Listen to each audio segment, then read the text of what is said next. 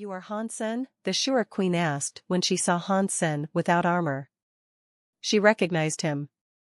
She remembered Hansen because he was important in the alliance. Plus, Hansen had a blood relation to the Luo family. He was a distant relative of the Jade Shura. Hansen laughed, but he did not speak. Jade Minger stepped aside. She really hated them both. Hansen and Bauer had treated her like a maid, and she had to do everything they had told her to do, even if she didn't want to. The Shura queen nodded at Jade Minger, then ignored her. She turned back to Han Sr. You are not the master of the bone dagger. It should belong to the Shura. Shura queen remembered that it was a Shura woman who had used the bone dagger in the Shura palace. No one could stop her. She used falsified sky powers in their full form. The strangest thing was when that woman gave the Shura queen the falsified Sky Sutra. It allowed the Jade Shura to finish her skill, and in doing so, she became much stronger. Jade Shura had originally thought it was God that had given them the rest of the skill, but now, she did not think so. Does it matter if I am or not? You just need to know that I can destroy the Shura, Hansen said. Why should I believe you? The Shura queen asked quietly. You came here, didn't you? That means you already believe me. Hansen smiled, and he then went on to say, the Battle of Franco, the assault on Heilmans, the strike on 4690, they can flip the situation of the Shura on its head. Can you actually sort out these problems? It's you. The Shura queen couldn't believe it, and she stared at Han Senator. The things Hansen had spoken about were incidents that could lead to the potential collapse of Shura society. They hadn't happened, but if the alliance took action in the right way, the Shura would lose. They had survived so far because of the help they had received. Why are you doing this? You are just a human. The Shura queen could not believe all of this was coming from Han Senator. It did not make sense. Hansen laughed and looked at the Shura queen and said, in your eyes, this universe is everything. But to me, the Shura and the humans are just toys. I like the alliance more, but I don't want to see the Shura get destroyed either. The Shura queen looked at Han Senator. She could not accept this explanation. How about this? The Shura are still useful to me, and we need you to keep going, Hansen said. What do you want me to do? I won't sell the Shura out, the Shura queen said with certainty. I need you to send some Shura out to do work for me, but that will come after. Right now, I need you to take me to the Shura king gravesite. Hansen planned to use the Shura as spies in the future, allowing them to go to the demon so he could learn more about them. This job was perfect for the Shura. If Hansen had the whole Shura empire under his thumb, he wouldn't be afraid of the Shura doing anything to the demon. Impossible. Even if you kill me, the Shura queen said immediately. Hansen did not say anything. He turned on a video and showed the feed coming from a Shura base. It was planet Cardola. This is a beautiful planet. Hansen looked at planet Cardola. From space, the planet appeared orange and green. It was exceptionally beautiful. The Shura queen did not speak. An important military planet like that should not have been spied on so closely. She thought Hansen was threatening her, showing her that he could do anything. The Shura queen believed Hansen was too naive, and the threat did not work on her. I suggest you take one last look at it. You might not see it again, Hansen said to the Shura queen. If you want to threaten me, you are wrong to think you can, the Shura queen said impassively. She didn't think it would be a big deal if Hansen sent someone to that planet. It was too well defended.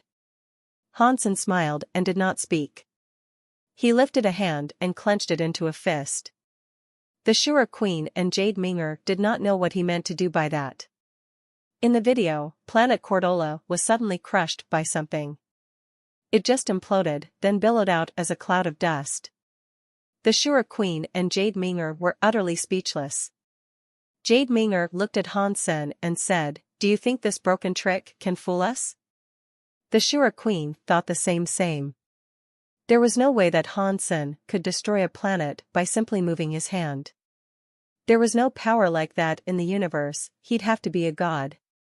Hansen did not explain. He told the Shura Queen, "You can use the phone."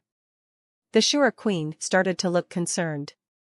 She picked up the phone and dialed a number. Not long after, the phone fell to the ground.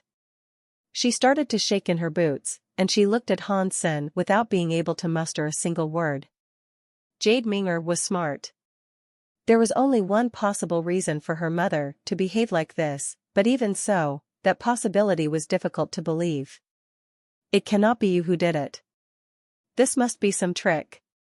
The Shura Queen was no longer calm and composed. She racked her brain, trying to think of some power that could have destroyed Planet Cordola. Planet Cordola's weapon arsenal could fend off an entire army, though. It was impossible for anyone to blow it up in such a manner. Aside from God, the Shura Queen could not fathom any other possibilities. If you need me to, I can destroy more Shura planets. Perhaps after seeing a few more go, you will believe me, Hansen said quietly. When the Shura Queen and Jade Minger heard that, it felt like their ears were going to stop. Why must you go to the Shura King grave? The Shura Queen asked. She had no choice but to believe him. I am trying to confirm something. Don't worry, I am not interested in your Shura Kings. I won't disrespect their bodies, Hansen said. Let Jade Minger go, and I will go with you, the Shura Queen said, gritting her teeth. She had tried hard to hide her vulnerability, but now, what was the point? It doesn't matter where she is in this universe. I have some work for her to do, anyway. Hansen had no plans of letting her go. The Shura King gravesite was above and beyond Hansen's expectations. The grave itself was a planet. It was a planet that could alter its orbit, too. The Shura had moved the planet to a system in the barrens of space. There were many other planets just like it, and if the Shura Queen had not taken Hansen there herself, he would never have guessed it to be the Shura King gravesite when he initially laid eyes on it. On the planet, a giant mountain opened up. It was the entrance to the graves. You needed an item to open it, and it was something that belonged only to the rulers of the Shura. Hansen walked into the gravesite without hesitation. On either side of him, there were statues depicting beasts. When he entered, the Gravewatcher beasts came alive. They opened their mouths, exhaling falsified sky powers. The strength they wielded was God-class by Alliance standards. There were so many Gravewatcher beasts there, and they all used their falsified sky powers together. It was like fighting 1,000 God-class elites all at once. But before the scary power reached Hansen, it was warded off. The powers couldn't come closer than 3 meters from Hansen. It was like there was an invisible shield protecting him. The Shura Queen and Jade Minger were in shock. That unbelievable power could not even touch Hansen. It was hard to imagine. None of the tricks and traps of the gravesite worked on Hansen. He didn't even ask them about the gravesite, he just kept on walking, without anything being able to stop him.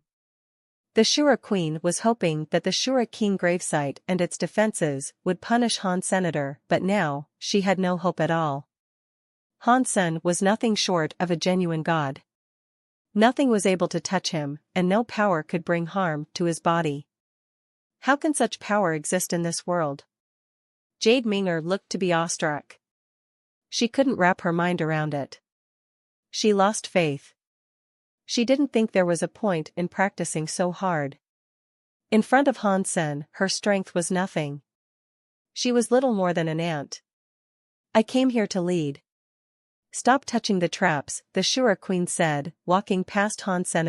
If Hansen kept walking forward the way he was, all the traps and defenses would be triggered and broken. That would mean anyone could go in. With the Shura Queen leading, they soon reached the deeper recesses of the royal Shura gravesite. There were many coffins, and each one of them belonged to a separate Shura King.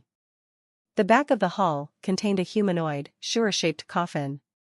The Shura coffin was standing atop an altar. In front of it, there was a pool that had long since dried up. There were some bottles next to it. Hansen recognized them as being the same as the bottle of mysterious Geno fluid. When my life ends, I will come here to die, the Shura queen said. Han Sen observed the whole hall, and he noted how there was not a single tablet or slab of text. There was not a single written word anywhere. It was just a place that was home to a number of coffins. Is it really rare for a Shura king to sleep? Han Sen opened his Dongxian aura and gave the place a scan. This seemed to be the only gravesite on the planet. Yes, it is only here, the Shura queen answered. Han Sen looked at the graves. There are 24 of them, but there have been more than 24 kings, right? The Shura queen shook her head and said, I don't know. I only know what's written on the decree. This is the first time I have learned about the number of coffins here. Han Sen used his mind to open the 24 coffins. Each coffin contained the body of Shura. Han Sen. You said you would not destroy the bones of our ancestors. Jade Minger shouted angrily. Han Sen smiled darkly. These are not the bodies of Shura kings. What? Jade Minger was frozen. The Shura have had more than 24 kings. If this was true, there should be more than 24 of them here. The coffins would all be filled up. There wouldn't be one left empty for your mom, at least. Han Sen looked at the humanoid-shaped coffin atop the altar. Han Sen walked up to the altar and opened the coffin. He couldn't use his mind to scan that coffin, so he was curious what material it had been made of. The coffin was dark green, but it seemed very old. There were no decorations or carvings on it. The Shura coffin looked very simple, almost primal. Bauer curiously looked at the Shura coffin, and she used her fat hands to touch it. Han Sen pressed on the Shura coffin, and he tried to open it. He realized that it wouldn't budge. That surprised him. In the alliance, not many powers ought to have stopped him. Sen gathered up power to try again. But again, there was no change, and Han Sen's power was insufficient to move it. There's more to the Shura alphas than meets the eye. Han Sen was getting excited, and he was one step closer to getting what he wanted. Jade Shura, how do I open this? Han Sen looked at the Shura queen as he asked. This is our alpha's coffin. No one touches it, and none would dare open it. If you cannot open it, then how are we supposed to? The Shura queen said. No. I know you know how to open it. Han Sen looked at the Shura queen coldly. This is not a grave. If I have guessed correctly, then the Shura kings do not die here. The story of Shura kings coming here and waiting to die is a lie. They entered your coffin, but the way to open it would be something known only by the kings themselves. In these circumstances, that would be you. The Shura queen looked pale. She knew she couldn't hide things from Han Sen. The Shura queen shyly said, You are right. The Shura kings, if possible at the end of their lives, walk into this coffin. This is what the Alpha taught us. It is the hope and desire of every Shura king. What hope? Han Sen asked. A hope for continued life, the Shura queen said.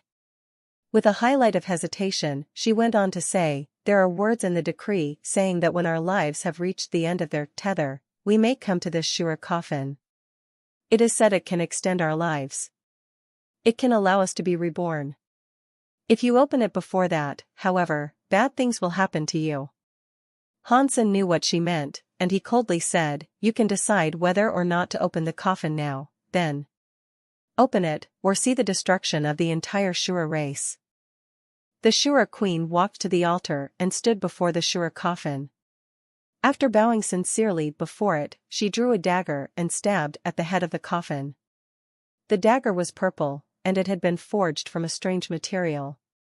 It sort of looked like her horns, but it was darker, and it looked heavier. The Shura coffin did not have a seam, but the dagger was able to slip inside without any resistance. The handle was still stuck on the outside, however. It looked like a horn atop the coffin. There was a catch-a noise, and then the entire coffin began to shake.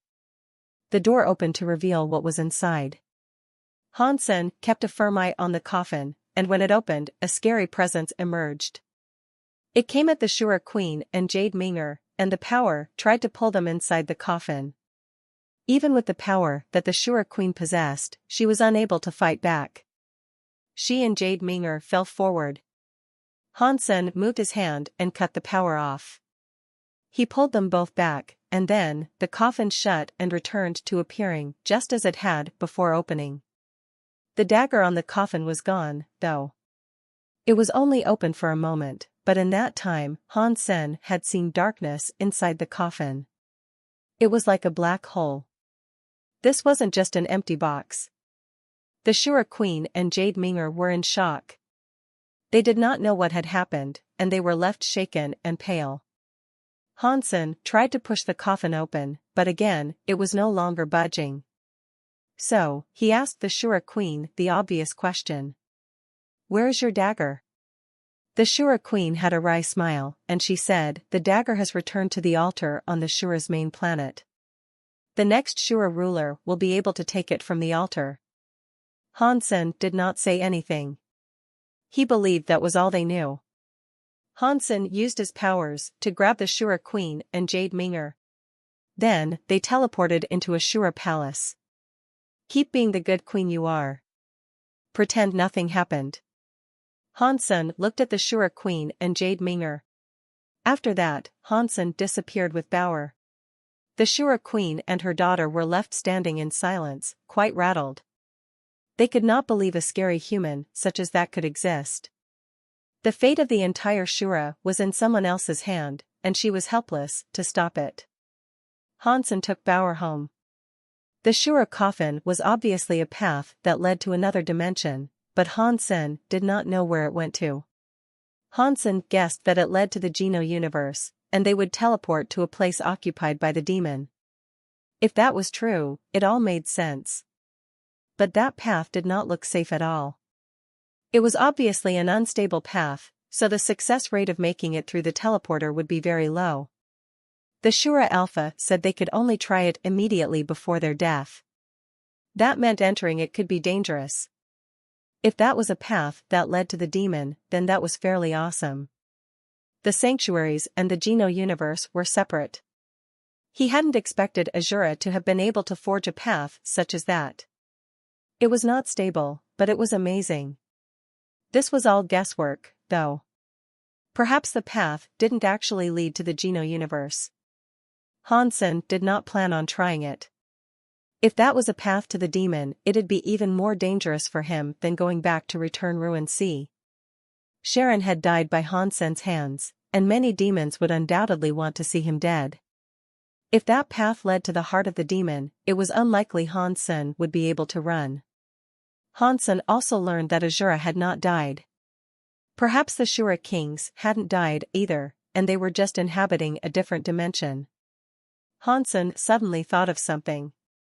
He had seen a person that looked like God's retribution. He thought that it was just someone similar, not the actual man he knew. But now that he had seen this path existing in the Shura coffin, he didn't think so anymore. If the Shura coffin could lead to the Geno universe, then Blood Legion might have something similar, as well. Blood Legion must be a factor here. The 9-life cat can enter the sanctuaries, and after I refined the 9-life cat pendant, I could do the same thing, too. The 9-life cat is related to Blood Legion, so if the Shura have a way to leave, then Blood Legion should know, Hansen thought to himself. Blood Legion has a whole host of members, but I have never encountered too many. I learned the first generation of the Bloodpulse Sutra, and Little Flower and Little Linger have an impressive amount of strength. Blood Legion had been doing this for many generations, so they have to be much stronger. But when Hansen thought deeper about Blood Legion, he realized that they were probably like the Shura. They might have a way to leave the sanctuaries, but there was no way for them to come back. This was all guesswork on Hansen's part, of course. But in regards to the absent Geno fluid in the Shura king's gravesite, Hansen had no answer. Traditionally, the Geno fluid was prepared for a Shura king to consume. Perhaps they used it before opening the coffin. But then the humans came to steal it, and it dried up for good. How can I contact a Blood Legion member to ask this? Hansen was annoyed, as he couldn't find any Blood Legion members. I don't know if Mr. Lee is still in the Human King coffin. He called himself the Blood Legion leader, so perhaps I can ask him, Hansen thought. But then, thinking of this, Hansen was shocked. The Human King coffin is a coffin. Can that teleport you outside the sanctuaries, too? Just thinking about all this was useless. He needed to go to the Human King shelter to take a proper look. It was strange that the coffin was in the sanctuaries, not the Alliance. There shouldn't have been a way for it to teleport all the way to the Geno universe. But when Nine Life Cat first appeared, he made a point of lying down atop that holy coffin. Hansen thought it was possible. Don't let me find you again, you *shoal 9 Life Cat, Hansen thought angrily. After going back home, Hansen used the teleporter to return to the lower-level sanctuaries. Then, he went to the Human King shelter and found the holy coffin. Hansen had been unable to open it before. Now, he was still unable to open it. It made him frown. If a human god went to the Geno universe, why aren't there any human races in the Geno universe? Hansen did not understand. Hansen left the human shelter, shelving all his guesses. He continued to absorb the blood that stained the blood feather knife, hoping to reach Marquis soon. Power was what he needed if he continued to seek the answers to his questions. If Hansen was able to beat up the demon leader, he might be able to learn all that he wished to. But he didn't have that power. He'd been forced to resort to Super God Spirit just to defeat Sharon. Hansen had a relaxing time. He went drinking with Zhang Danfeng and played some video games. He occasionally played with his Warframe on Skynet with 304 students. It had been a long time since Hansen had had the chance to experience some peace. 2 months later, Hansen finally managed to clear all the blood off of the blood feather knife. But even so, he still needed a little bit more if he was to reach the status of a Marquis. But after the blood was cleaned from the blade, the knife itself shone with a holy light. It was as if it had been reborn, and it was very lively as a result. The holy light glistened from every line and detail of the feather. Hansen clutched the blood feather knife, and when he did, a holy form of power entered his body. He felt as if he had been blessed, and he felt his stats increase. But when Hansen let go of the knife, that holy power disappeared. Although this knife is not deified, it is certainly half deified. Hansen fingered the blood feather knife, rather ecstatic about its potential. With that knife, he'd have a higher chance of escaping Return Ruin C when the time came. Hansen wasn't going back to Return Ruin C yet, though. He went to the training room and brought out the upside-down scale. With it, he was going to attempt to become a Marquis. Hansen used his Blood Pulse Sutra. He dropped a tidbit of his crystal blood onto the scale. His blood blended into it in an attempt to refine it. Hansen held the scale in his hand. The Blood Pulse Sutra's blood mist enveloped his entire body, and it created what looked like a large orb of blood. The story of genes, the Dongxian Sutra, and Jadeskin had special abilities of their own, but the Blood Pulse Sutra only showed its power with the spilling of blood. The power was strong, but it didn't really help Hansen in the field. It was just to ensure Hansen's children could carry on with his strength. But that inheritance wasn't as easy as it sounded. If Little Flower and Linger did not practice the Blood Pulse Sutra themselves, they'd never achieve the potential offered by Hansen's blood. If Little Flower and Linger did practice the Blood Pulse Sutra, however, there were big risks involved in that, too. If Hansen's bloodline carried on that way, his descendants might eventually carry blue blood, and they'd be proper Blood Legion members. That would also prevent them from making use of special powers, and force them to rely solely on the power bestowed upon them by the blue blood itself. Hansen was still wondering whether or not he should teach them the Blood Pulse Sutra. 4 days later, though, the orb of blood re-entered Hansen's body. When the blood mist was completely absorbed, the scale disappeared. Hansen's body, however, glowed with a red light. Hansen inspected his information, and what he saw delighted him. Hansen, Super God Spirit Body. Geno Battle Body, Mutant Blood, Marquise, Spell, Earl, Dongxian, Earl, Jadeskin, Earl. Level, Marquise Lifespan, 1000. Hansen was happy that his mutant blood had reached the level of a Marquise, but mutant blood only improved Hansen's fitness. Nothing else was increased. That made him rather depressed. Does the power of the Blood Pulse Sutra really only affect the children? Hansen thought to himself. Leveling up to Marquise meant Hansen could absorb the xenogeneic genes of a Marquise-class creature. So, Hansen brought out a few such mutant xenogeneic genes. He lifted the Shangyuan Dragon, Demon Stone Cow, and Demon Dragon mutant xenogeneic genes in the palm of his hand. But an announcement played, telling him he did not have enough genes of his own to absorb them. It looks like I'll need to find some more Marquise genes. Hansen felt depressed. He did have a few Marquise xenogeneic genes, but they were still on Little Jade Island, over in Sky Palace. He hadn't brought them with him to the ancient god space. Since he couldn't return to Sky Palace yet, he would have to hunt. Hansen was going to return the 3 mutant xenogeneic genes to his Destiny's Tower. But as he did, his heart suddenly jumped.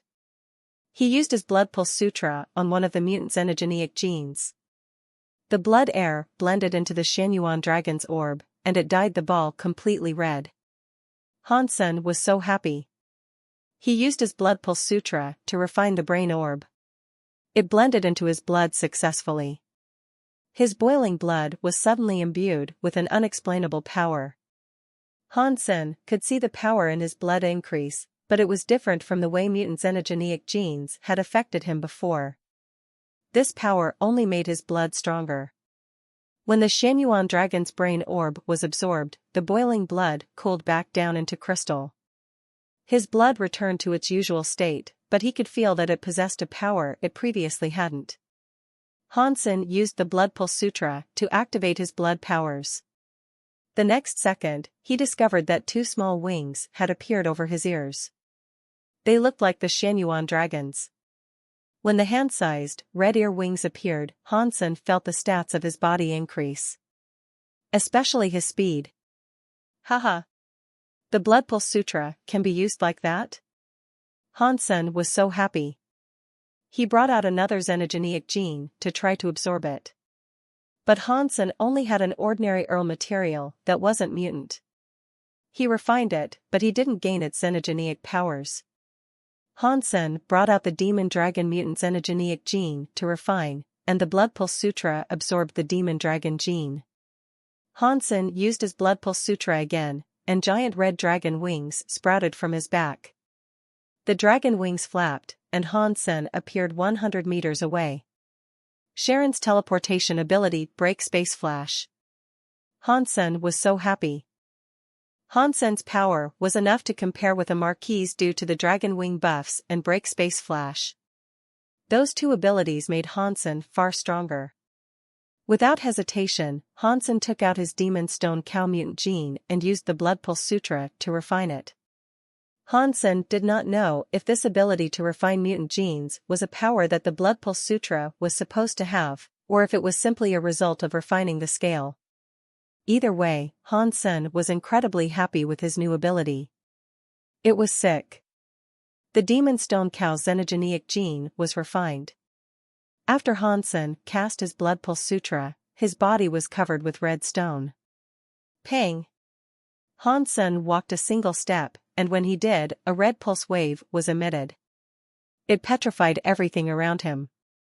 Fortunately, Hansen was able to cancel it quickly. If he hadn't, everything in the training room would have been turned to stone. With these 3 powers, I am sure to be able to escape Return Ruin Sea, Hansen thought, feeling cocky. Using these new powers, Hansen was little more than a red stone. Both of his ears had little dragon wings, and his back possessed a set of broader dragon wings. He looked like a humanoid dragon statue. It was no longer possible to determine his identity. Hansen's heart jumped, and he thought, yes. I don't have to fight the dragon in Return Ruin Sea at all. They are looking for Hansen, so they won't be able to find me as long as I keep myself hidden. With this realization, Hansen felt relieved. He decided to rest at home for another 2 days, before going back to the return ruined sea. Remember me. Little Flower and Linger need you, Ji Yanran said before Hansen left, holding him tight. Hansen was touched by the sentiment. It had been a long time since he'd been in the Geno universe, and she was smart enough to figure out that he had run into some trouble before he left. But she didn't want to worry him too much, and so she hadn't told him. Don't worry. No one in this world can kill your husband. Hansen squeezed Ji Yanran tight and kissed her on the forehead. He wanted to survive even more now. Back in the return ruined sea, Hansen found himself on the seabed where the battle had last been waged. Hansen hid himself in a cave, and he gave the vicinity a scan with his Dongxian aura. There were no life forces around, so he summoned his demon stone cow beast soul. With it, he turned into a strong stone cow. Kicking his hooves, he swam up from the bottom of the sea. He looked around and found some xenogenic sea creatures, but none of them were interested in him. They only gave him strange looks before swimming away. Hansen didn't swim up to the surface, however. He went back down to the bottom of the sea, only hoping to gaze above the water when he had well and truly left that area. But not long after, Hansen saw a giant battleship on patrol. Hansen knew that the people inside the battleship had seen him, but he was in stone cow mode. So, he kept moving. He noticed many of the other creatures avoiding the battleship, too. A few dragon and a Ghana lady moved around inside the battleship. The Ghana lady was Xiao's. She had not yet left Return Ruined Sea. But the dragon in the ship weren't Dragon 15 and Long Ying. The leader of the collective was a dragon lady. There is a stone xenogeniac in the Return Ruined Sea, Xiao said when she saw a stone cow show up on the radar. The dragon lady laughed. Sister Xiao's, there are many water xenogeniacs in the sea, but there are many other xenogeniacs to be found, too. There are stone ones, and even fire ones. They live on the islands, primarily, but some are fond of living in the water. I see.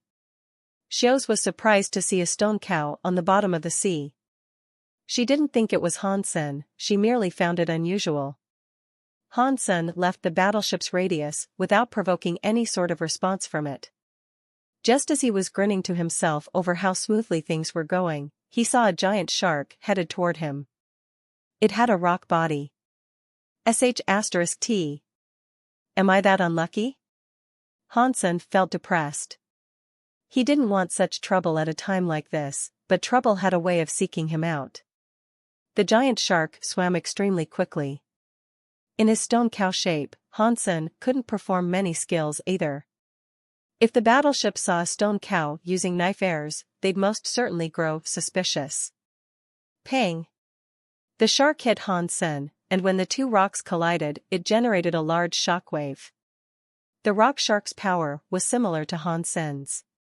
Hansen's body was knocked back 10 meters, cleaving a ravine along the seabed. The shark swung its tail around and came back after Hansen. It wanted to bite into Hansen's neck. Hansen knew he would have to fight. The shark was a marquise, so fighting with simple power-on-power likely meant he could win. If he did fight back, however, he might end up drawing more attention. Hansen roared, lowered his head, and rocketed forward. His horns rammed into the stone shark's belly, peeling and shattering the rocky skin of the creature. It drew blood. The shark's shell was rock, but on the inside, it was still all flesh. It was nothing like the stone cow that was pure rock. Hansen kept trying to hit the shark, wanting to kill it and move on. But before he killed the shark, a few people came out onto the deck of the battleship. They were dragons, but Hansen did not see Dragon 15 or Long Ying amongst them. They were unfamiliar to him aside from Xiao's, who he recognized. Hansen was shocked. Xiao's is here? She's smart. Has she noticed anything?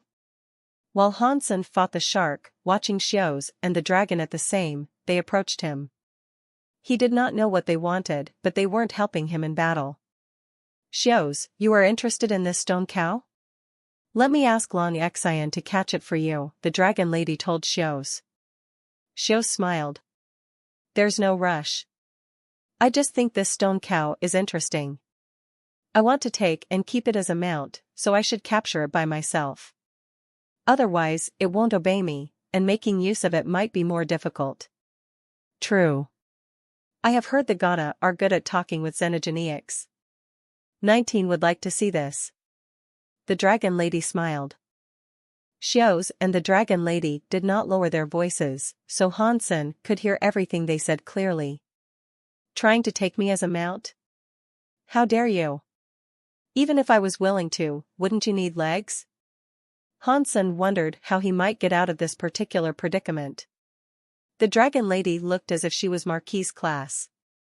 The rest of the crew looked to be no less than dukes. With a battleship at their disposal, making an escape did not seem like a viable option. The main problem, however, was that if Hansen exposed himself, the entire return ruined sea would be going after him. The exit would be heavily guarded from that point on, and running would become impossible. No, I can't expose myself, Hansen kept thinking, as he tried to finish off the rocky shark. Xenogeneic Marquise hunted. Rock shark, xenogeneic gene found. Obtained rock shark beast soul. Hansen ripped apart the rock shark's body and bit into a bone that was the xenogeneic gene. He acted like nothing had happened and started to casually swim off. Xios wasn't going to let Hansen get away, though. She moved her snake tail and blocked Hansen's passage with a holy light. Hansen mooed at Xios to show that he was a cow. Xios smiled, then waved her hand. A holy light halo then flew towards him. Hansen tried to chomp on the light with his teeth.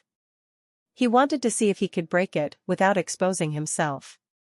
The ring hit his head and then grew larger. It slipped over Hansen's head and tightened around his neck. The halo tightened around the stone cow's neck, feeling as if it was going to choke him. Hansen shook his head and tried to get rid of it, but that light was so tough. Even with the stone cow's powerful body, he could not break it. It must have been a special geno art belonging to the Ghana. As Hansen wondered whether or not he should use his own powers to break it, he heard a strange noise come from Xios. Hansen had never heard this before. It was not a specific language, but he knew what it meant. It was a comforting tone, compelling him to obey her. It also had an undercurrent of threat. It was complicated, but somehow, Hansen was able to hear and understand it. The geno arts of the Ghana are creepy. It is a shame that Purgatory Heaven is in planet eclipse. Otherwise, I could ask the Guna sisters, Hansen thought. Since I cannot run now, let's pretend that I have been captured. With Xios' status, perhaps she can take me out of Return Ruined Sea. Maybe then I can expose myself. Xios kept making those sounds, and the halo continued to tighten. He felt as if his neck would snap. Hansen could get rid of the halo, but instead, he just widened his cow eyes and looked tamed. He moved to Xios and did not look angry. He tried to seem as harmless as possible. Will you follow me?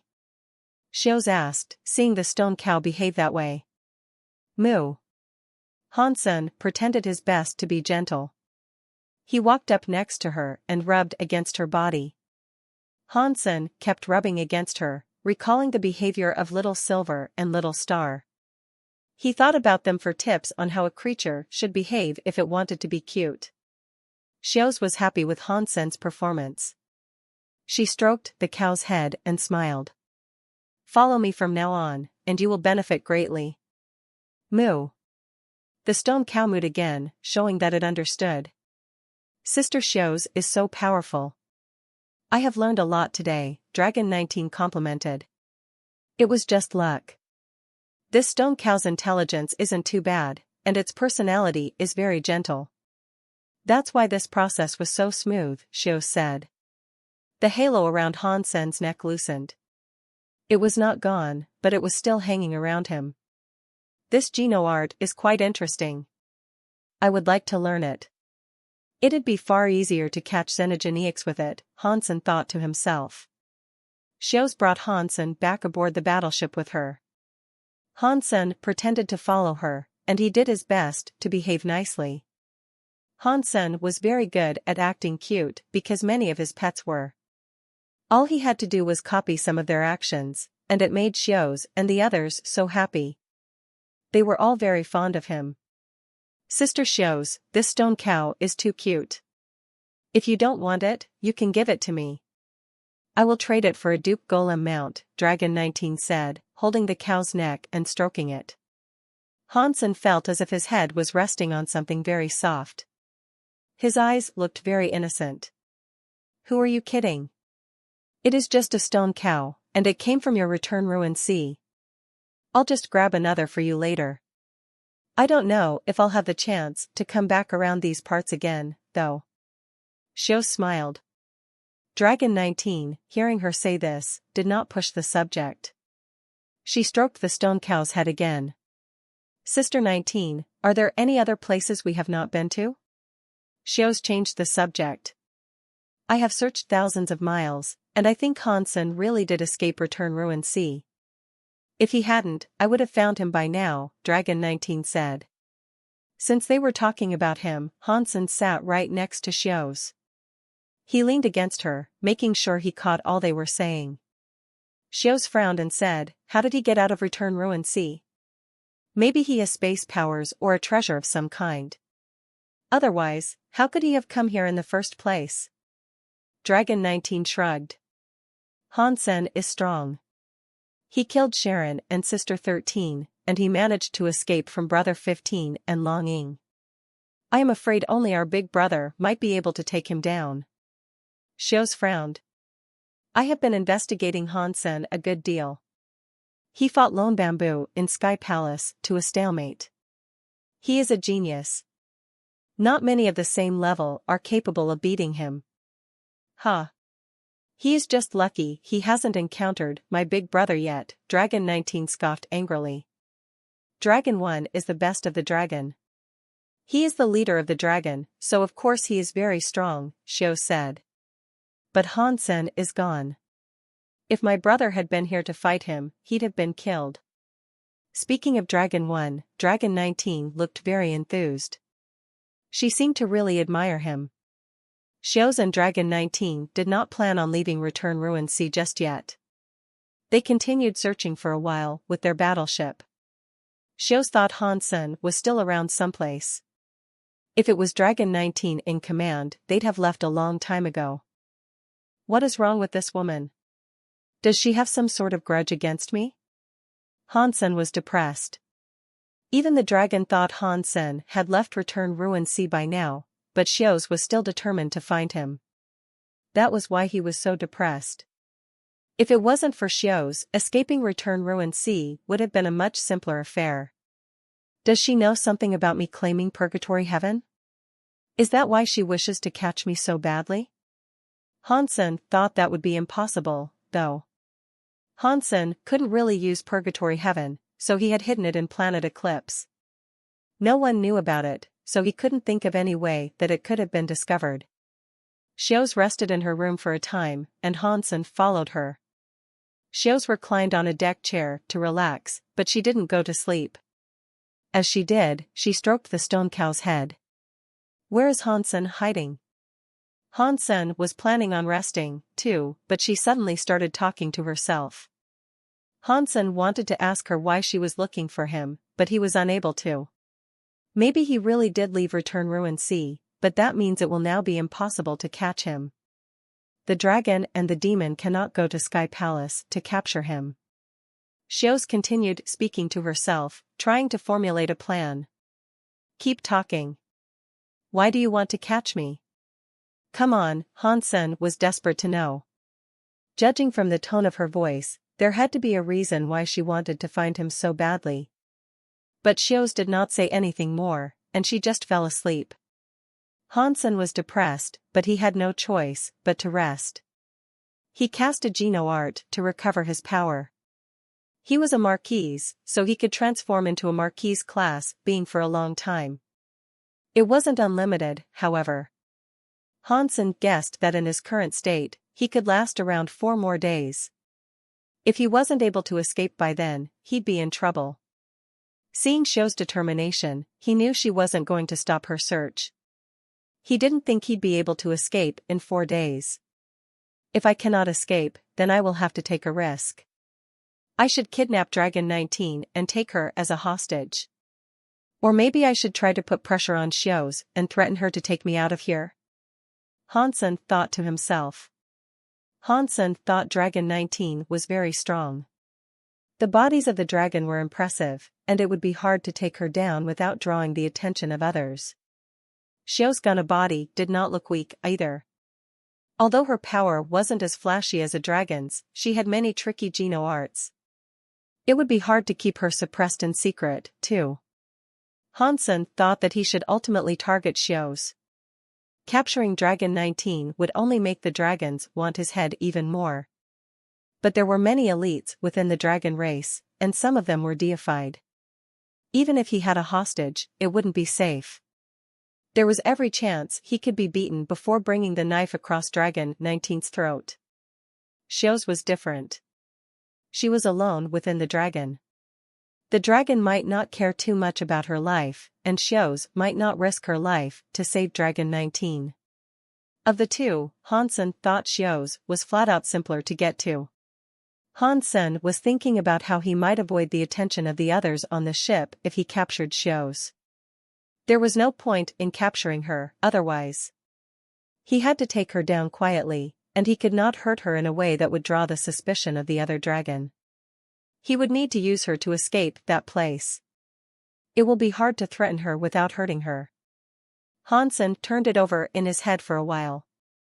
Eventually, however, he thought of a way.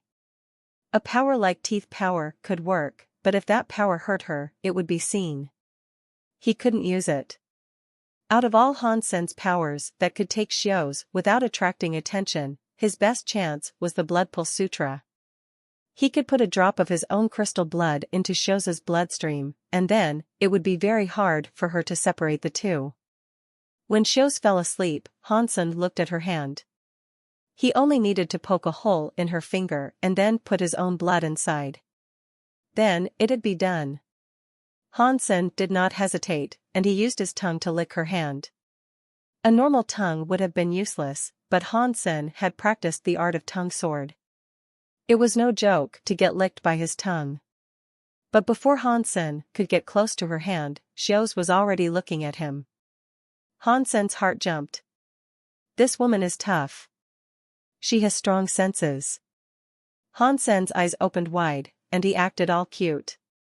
He kept on licking her hand, just like little Silver did. When Xiu saw Stone Cow being so cute, she smiled. She reached her hand out to stroke his head. Hansen was glad that he hadn't generated tongue sword just yet. He was just trying out licking her right now. If he hadn't tested it, he would have exposed himself. Hansen kept rubbing Xiu's hand with his tongue. Xiu's did not pull away, and Hansen was able to continue licking her fingers.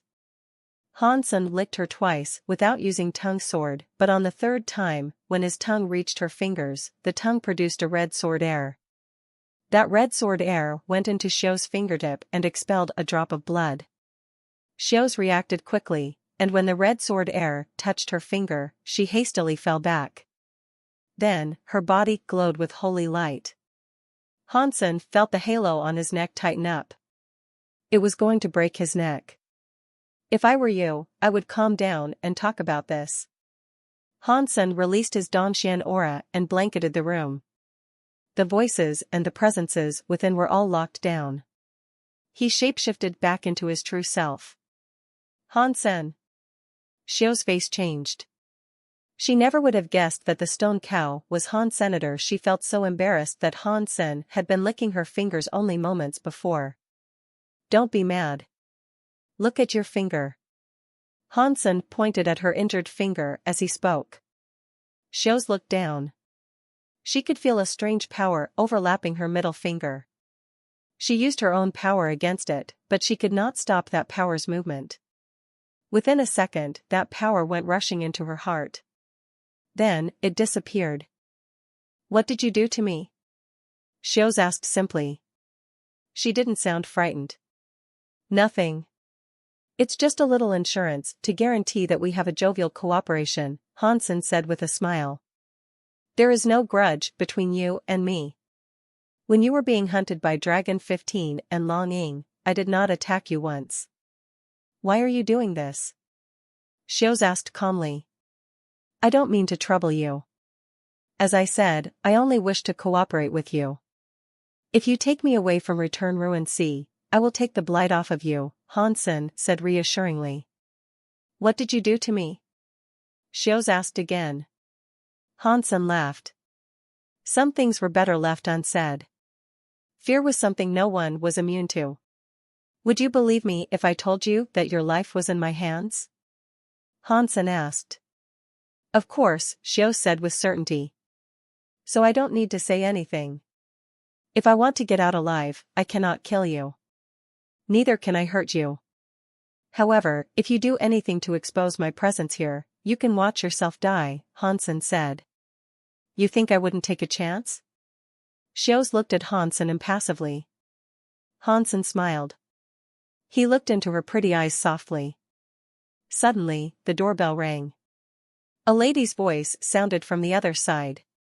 Lady Xiao, are you resting? Brother 15 is here, and he wishes to see you. Coming. Xiao looked at Hansen, then headed for the door. Instead of stopping her, Hansen shapeshifted back into the stone cow. When Xiao saw that Hansen wasn't stopping her, her face looked glum. It was only for a moment, though. Her expression cleared, and she opened the door to find Dragon 19 standing on the other side. Where is 15? Xiao asked with a smile. Brother 15 is in the control room. Something has happened, so please go there, Dragon 19 said, looking awkward. Okay, Xiao answered. She closed the door slowly behind her, looking at Hans and the stone cow as she did.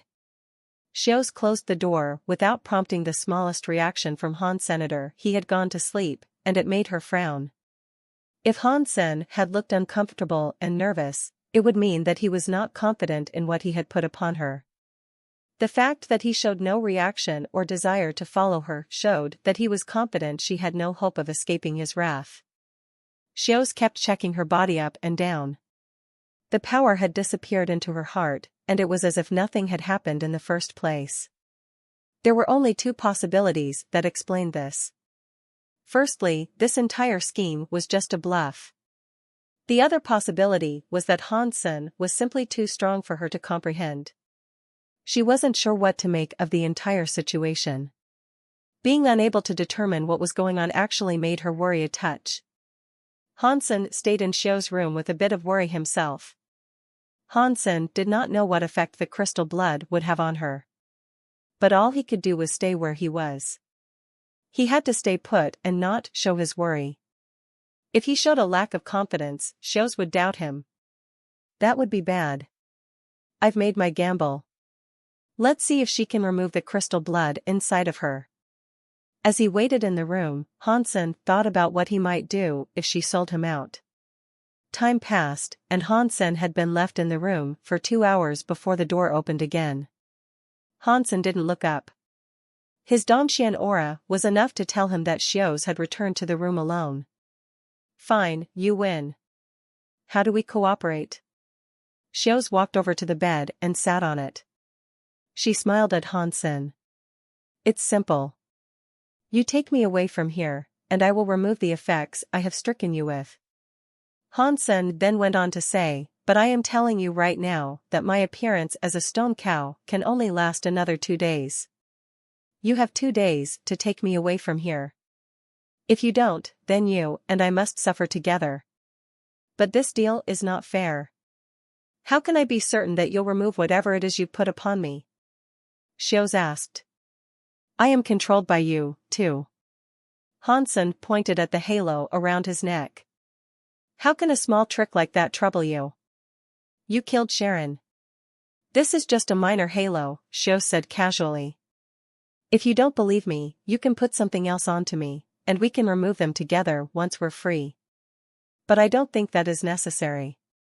It is as you said, there is no grudge between us. If you save me, I will have no reason to upset you or the rest of the Ghana, Hansen said. Sure. Let me put an effect on you. We can remove them together once we're out of here, Shio said. Okay, but you have to remove this halo. Only one effect on each of us at a time, Hansen said. Shio's waved her hand, and the halo around his neck broke. She slithered her snake body closer to Hansen. Hansen didn't move. Whatever she put on him, it would be removed whenever he enabled his super god spirit mode. Shio's, seeing Hansen stand where he was without moving, sighed and thought to herself, he is so confident. He must have cast something really powerful on me. With a bit of hesitation, Shio smiled at Han Senator. She put a hand on Hansen's face, his human face, and tilted it upward. Her hands were touching Hansen's jaw as she angled his head for a clear display of his neck. You have good skin. Even I am jealous. Shio's voice was magnetic. Her lips were coming in close to his neck. Her red lips opened, and just as they were about to come into contact with his neck, two white teeth were revealed, like the fangs of a snake. They shone as she bit into the flesh of his neck. Hansen did not avoid it. He just stood there like nothing was happening. Shio's raised her head and pulled back. His neck had teeth marks on it, with two deeper spots where the fangs had been. Okay, now we can discuss business. Shio's licked the blood off her lips with her tongue. She smiled at Hansen. You can really only remain a stone cow for another 2 days? Shio's asked, looking at Hansen. Yes. Hansen nodded. Then this is pretty bad. I said I wanted a sea-wing beast for a mount, and so Dragon 15 invited me to an island where they live. I cannot leave before I do this. Otherwise, he might grow suspicious, Shio said. How long will this take? Hansen asked. From my estimates, I'd say 3 days, Shio said. Fine. 3 days.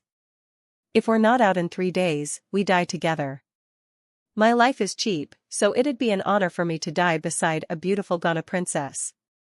Hansen laughed. Shio's looked at Hansen, but she was speechless. The limit of only being able to shapeshift for another 2 days was a lie.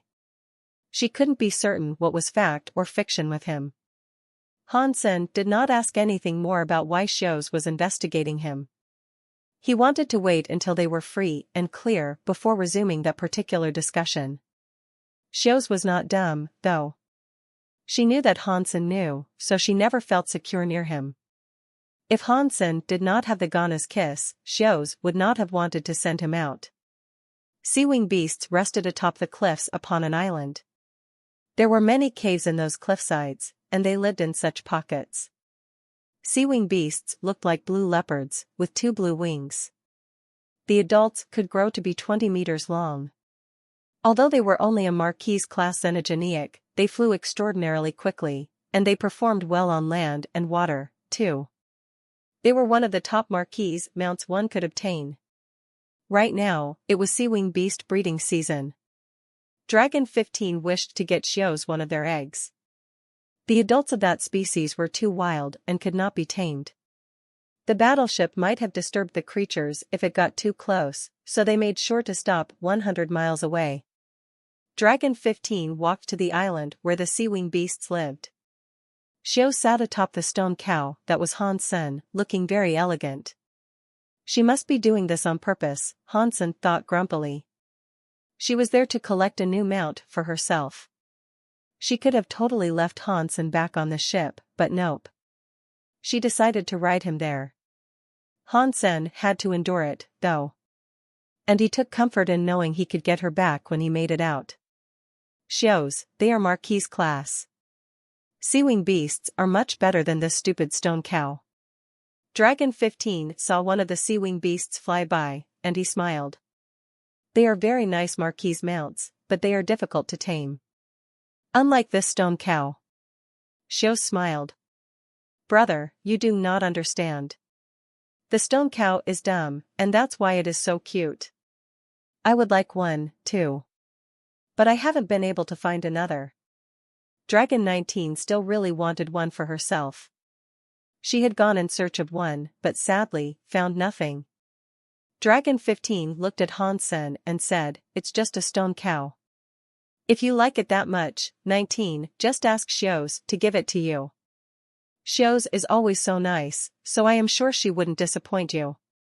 After that, Dragon 15 looked at Xios seriously and said, "Xios, I only have one sister, and my sister really likes that dumb creature. I will trade you a fire beast for it." Hansen felt terrible. That Dragon 15 was way too smart.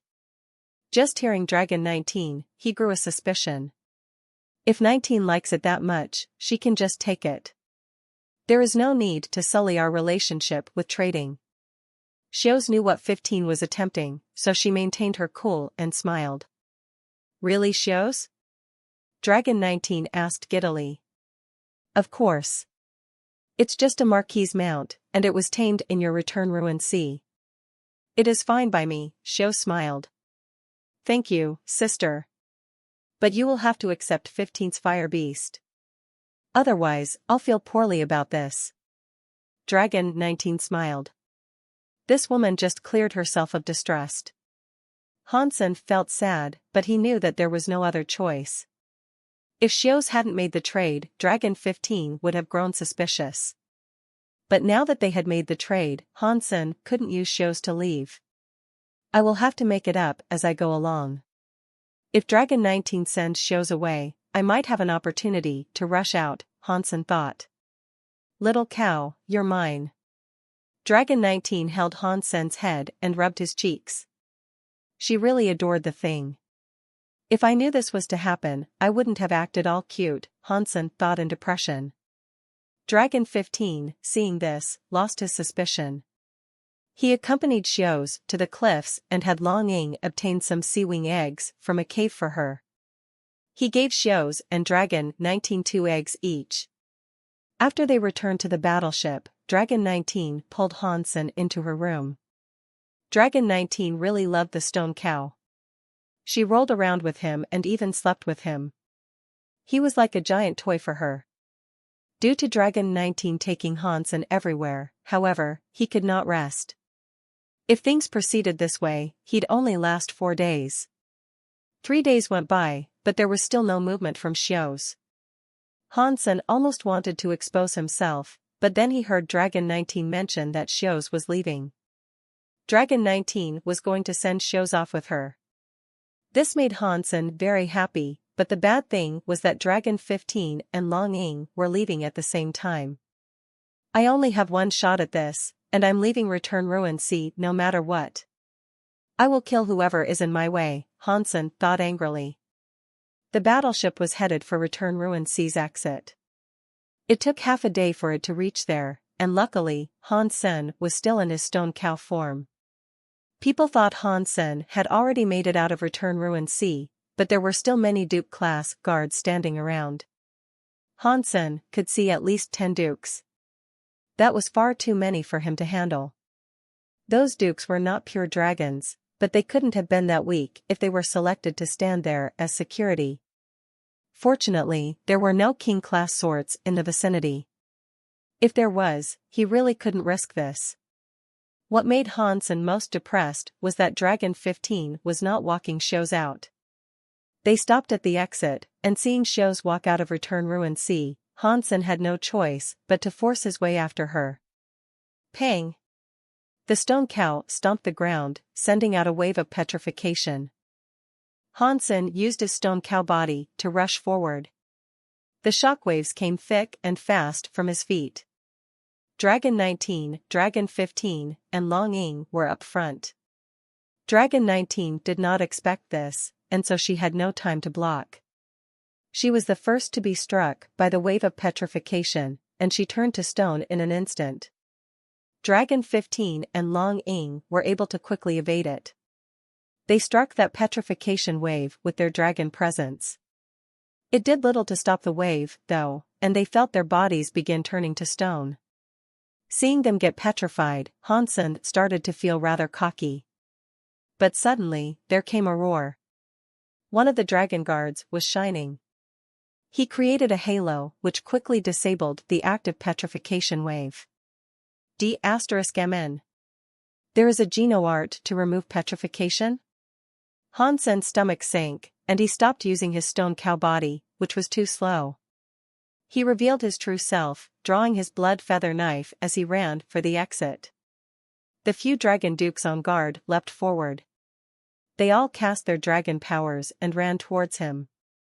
That is Hansen. Kill him. Dragon 15 yelled in fury. He became a xenogeniac and jumped towards Hansen. Long Ying was even faster than he was, though, and her spear was fast approaching Hansen from behind. Hansen looked unconcerned. Two small blood-red wings appeared on his ears, and giant dragon wings sprouted from his back. His body turned dark red. He looked more like a dragon than Dragon 15 did. And on top of that, he had become far stronger. Whoever gets in my way will die. Hansen clutched his blood feather knife and raced towards the Duke dragons. He did not care about Long Ying and Dragon 15's powers. As the dragon presences and the lance converged on Hansen, he simply flapped his wings and disappeared. The scary dragon presences ended up hitting Long Ying's lance, which created an explosion and a shockwave that sent her and the Duke stumbling back. Hansen was in front of the Duke guards now. His knife immediately slashed towards one of the Dukes with a knife air that looked like a purple fang. The Duke was still reeling from the shockwave, so he used his lance to try to block the strike. Dong! The blood feather knife broke through the Duke's lance and plunged into his chest. It broke the bones and ravaged the exposed organs. Hansen moved quickly towards the gateway out of Return Ruined Sea. Dragon 15 and the others chased after him, as all the Dukes collected their power and sent it toward him. It was a wild storm on his heels. Hansen kept flashing, using break space flash to teleport 100 meters at a time. He dodged the attacks while swinging his blood feather knife. Many knife silks were weaved in his wake. Arg! The Duke in the lead came into contact with the first knife silk. He moved too quickly, and the momentum tore his body in half across the silk. Hansen was still feeling cocky. The half-deified blood feather knife's knife silks were far stronger than his usual work. They could cut the body of a Duke with ease. And while that Duke might have been clumsy enough to allow that to happen, it was still an impressive surprise. But before Hansen could revel in his happiness, many more dragons and xenogeniacs appeared through the gateway. He hadn't expected there to be so many dragons immediately outside Return Ruined Sea. Seeing this, he knew he would have to kill if he wanted to get out. He used his powers like crazy, diving into the crowd of xenogeniacs with his blood feather knife. Hansen! This is the day you die. Dragon 15 turned into a xenogeniac and continued the chase. He held his lance like a drill, spinning through the air as he came. The sky is in my hands. You are just a doll.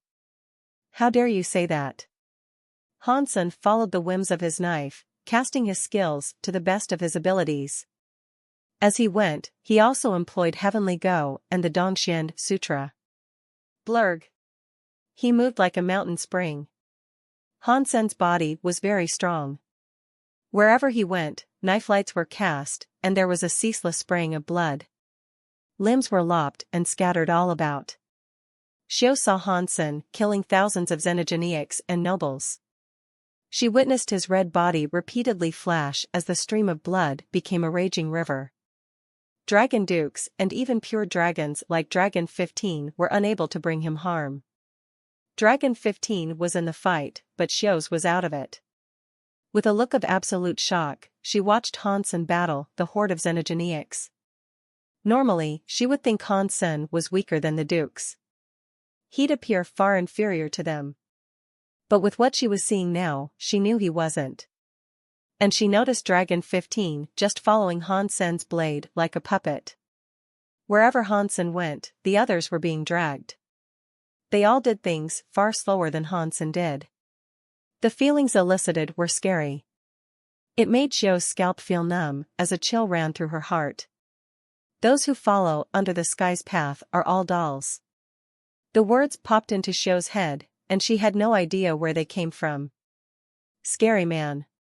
No wonder he was able to kill Sharon. His knife skills are way beyond his level, Xiu said to herself. The mountains and the rivers were dyed with blood, all because of the knife not being in its scabbard. Hansen fought for 1,000 miles, and wherever he went, dragons came for him. And on, they kept on coming. Hansen was soaked in blood, and severed heads bounced around his feet. The invisible knife skills he employed had taken many lives that were airborne even. But even so, the xenogeneics continued coming for him. Hansen. If I don't kill you today, I won't be a dragon. Dragon 15 was so mad, his dragon body came flying forward.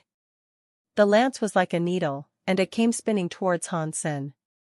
Hansen swung his blood feather knife, and the knife skill and the lance collided. The knife air was broken. Longing was like a flying dragon. Her lance was like a raging beast. Hansen flapped his wings and evaded her strike. If he didn't have break space flash, he was sure to have been hurt. The power Sharon wielded was too incredible, and Hansen wouldn't have been able to kill him without super god spirit. He would have been the one to die. Countless bones snapped and streams of blood ran everywhere. Hansen killed across tens of thousands of miles, but there were still many xenogeneics coming for him. He wouldn't be able to kill them all. The dragon were a famous high race of that universe, and they deserved their reputation. Hansen, a grand mistake you have made, making an enemy of the dragon. A new, scary dragon flew down to the battleground. Big brother! Dragon 15 screamed excitedly. Hansen was shocked. The leader of the dragon, Dragon 1, had come. An invisible pressure came down from the sky, and it made Hansen frown. The xenogeneics and the nobles rolled back from him like a receding tide. All they did then was surround him. Hansen raised his head and saw 10 beasts that looked like birds. But they didn't look exactly like birds, and they were pulling a carriage. That scary presence stemmed from those monsters. Hansen felt sick. Those 10 monsters were stronger than the dragon dukes, and they could very well have been king class. That meant the person in the carriage they pulled had to be even scarier. Hansen did not understand the dragon society much, but he had heard of Dragon 1 through Dragon 19 and Xiu's. They said he was the absolute leader of the dragon, but Hansen believed him to be young and a duke. However, Hansen had forgotten one crucial thing. Being young as a dragon and being young as a human were two very different things. Humans under the age of 30 were considered young, but when the sanctuaries were found, their lifespan was increased. The definition of young was therefore pushed back. Dragons had a longer lifespan, though. Their young ones could be a few hundred years old, so that was far beyond Hansen's expectations. The curtains were drawn, revealing a dragon sitting inside wearing a crown. He was clad in black armor. Hansen couldn't get a feel for his presence, but from his mere appearance, Hansen could tell that he was a king. A male and a female dragon also sat inside the carriage. They didn't look to be king class, but Hansen sensed they were still extremely dangerous. Dragon 15 and Dragon 19 ran to the black-crowned Dragon King and bowed.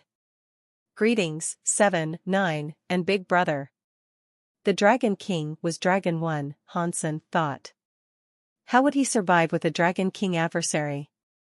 You are Hansen, Knife Queen student? Dragon 1 asked the question, but remained seated in the carriage. Yeah, Hansen said. Dragon 1 did not ask anything more. He spoke to the other dragon man. 9, go and take him. Others will think we are weak if taking a marquise costs too much. Yes, Big Brother. That young dragon exited the carriage and walked to Hansen. Xiu saw the young dragon walk to Hansen, and her expression became dire. The 9 sons of the dragon are different from ordinary dragons. All of them have a scary power, and Dragon 1 himself is here today. There is no way Hansen can escape from this, but I do not know what he did to me. What if I will later be unable to break the spell he put on me? Xios was worried. Hansen saw Dragon 9 approach with a lance. He couldn't sense any amazing power from the man, but Hansen believed that he was dangerous nonetheless. Hansen thought he was the same level as Sharon. What's wrong with these dragons? Hansen thought to himself. He was not worried about Dragon 9, but he was worried about Dragon 1. Nothing would be resolved by beating Dragon 9. With Dragon 1 there, though, he could not escape. Should I go back to the sanctuary again? Hansen really did not want to do that. Dragon 9. The young dragon stopped in front of Hansen, wearing red armor and carrying a lance. It was similar to the garb Hansen wore. It was all red. Looking from afar, it would look like two dragons were about to engage in battle. Hansen merely said his name. Dragon 9 did not speak again. He waved his red lance towards Senator. His lance skills were similar to those of Dragon 13 and Dragon 15. That being said, those same skills were far more wretched when yielded by Dragon 9. It made Hansen feel that no matter how well he dodged or how far he went, he could not escape the attack. Hansen's eyes froze, and he swung his blood feather knife at the dragon. The knife silks came against the lancelight, but they were broken. The lance that was sharper than a needle continued its flight towards Hansen. Dong! Blood feather knife's blade struck the lance, but the lancelight was not broken. It spun like a drill, creating a flurry of sparks against the knife. Hansen almost couldn't hold it, as he was pushed back. Hansen swung his blade 3 times to break the lancelight.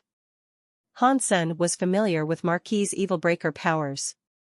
Dragon 9's Evil Breaker power was far stronger than Dragon 13's, though, and it was like a cold light. Hansen's power was no worse than Dragon 9's, but Dragon 9's lance was too focused. It was like a small needle being thrust into a patch of soil. There was only one small speck of earth that would be hit, and the attack couldn't be blocked. Hansen used an under-the-sky knife air. It was focused, but it was still worse than Dragon 9's lance.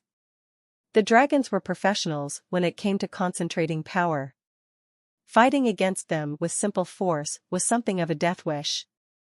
Hansen used his Dongxian aura to check Dragon 9's lance. The sequence structure of the lance was like a beehive, and he almost couldn't make out the pattern of the honeycomb. Hansen just barely blocked that lance. But already, a second lance had come. Before it ended, however, a third was on its way. The lancelights kept on coming, not cutting Hansen a moment of slack. Hansen moved his feet to evade Dragon 9's lance. Unless he was able to concentrate power in a similar way, he would be beaten by continuing down this road. After Hansen dodged every lancelight, the light suddenly exploded. That concentrated power was scarier than a Marquis's power should have been when it exploded. It was too late for Hansen to fight. Hansen flapped his wings and teleported. When he appeared again, he was 100 meters away. He had managed to avoid the explosion. Dragon 9 kept on attacking. If the lancelight missed Hansen, it would explode. So, Hansen had to keep on dodging and putting himself in a disadvantageous state. The dragon nobles and xenogeneics that were watching were so happy. They chanted Dragon 9's name so loudly that it was a little frightening. Dong! Hansen's blood feather knife hit the lance, and the lance moved like a spinning dragon. He held blood feather knife and kept getting pushed back, with his legs cleaving 2 deep trenches across the earth. A few knife strikes broke the lancelight. Hansen swung his blood feather knife, and many knife silks were weaved through the air.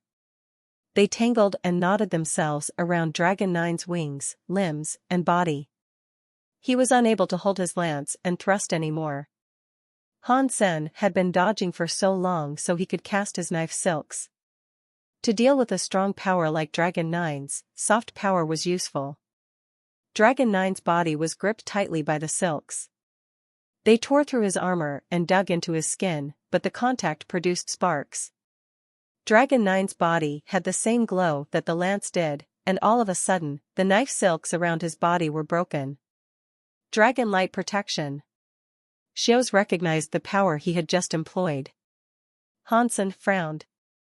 The power on Dragon 9 was concentrated like his lance was.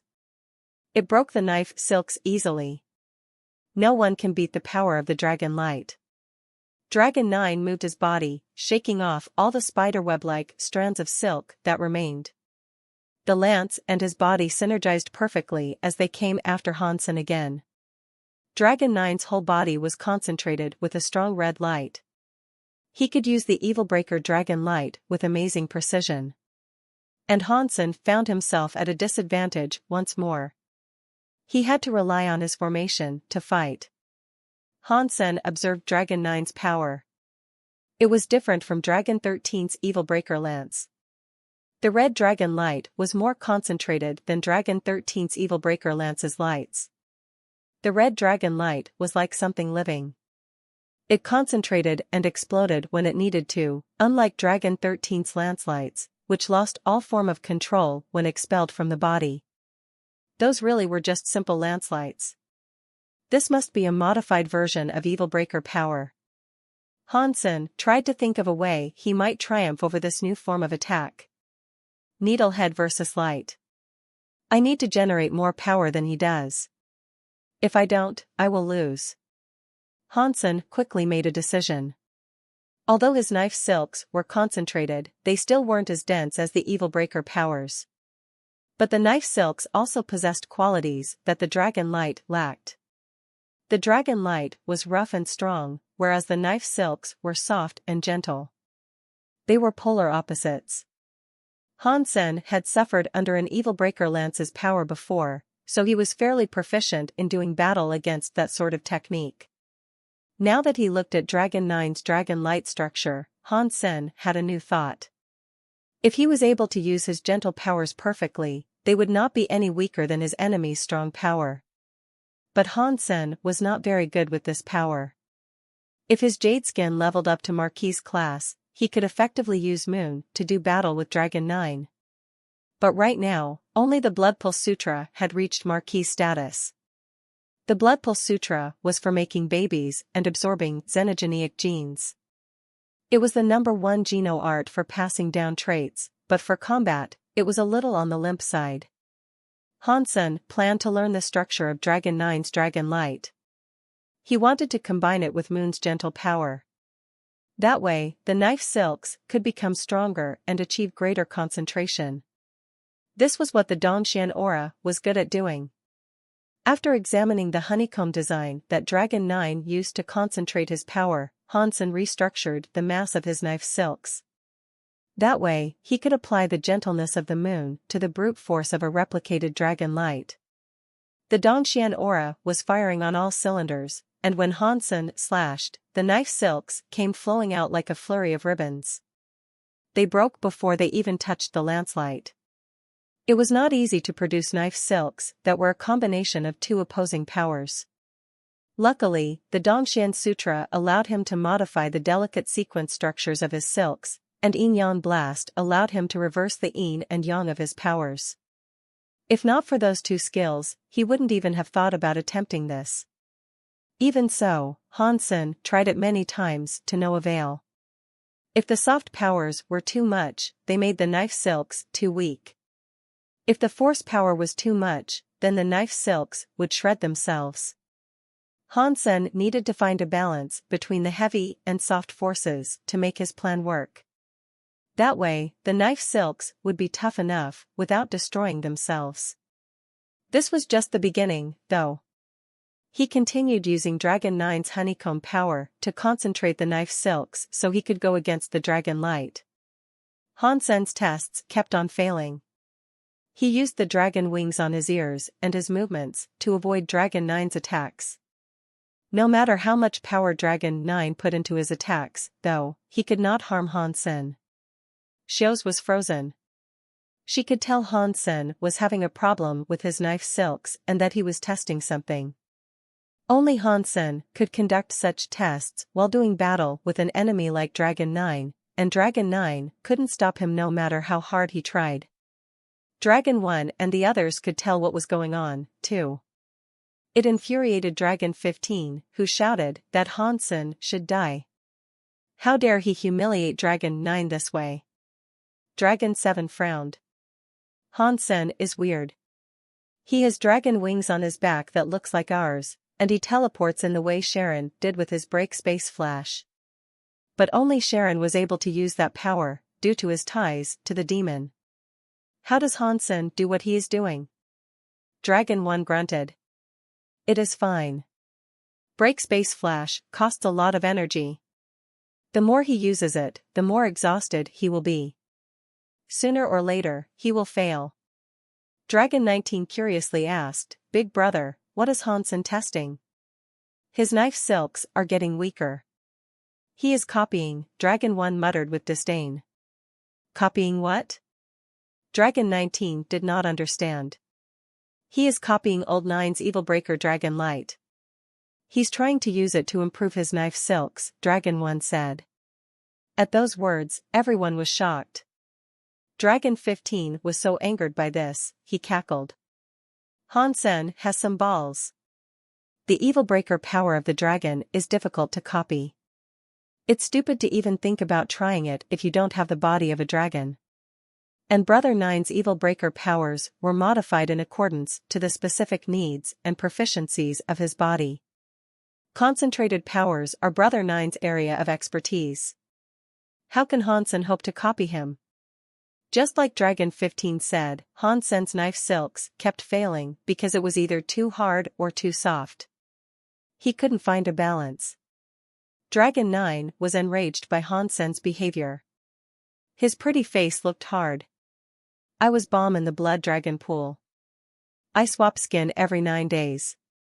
That is how I have received my blood dragon body 1,000 times, and that is what enables me to possess the evil breaker powers and create the blood dragon light I wield. You cannot simply copy this. Hansen did not care. He kept on swinging knife airs at his foe. Most of them failed, but many were able to come close to the basic shape that he needed. It was like a plucked string vibrating to produce tones that could break the sky. Dragon 9's evil breaker blood dragon light was unable to touch Hansen, and it made him furrow his brows in frustration. The blood dragon light flowed brighter, and the light in his wings became solid. It was like a fog of blood obscuring the sky. Red scales appeared all across Dragon 9's body, and his hands produced red dragon talons. A red mist rose from his horns, and his entire body grew to twice its original size. He was 4 meters tall now. The scary presence he once carried only grew scarier. It was like an ocean wave, endlessly building in size. Hansen looked at Dragon 9.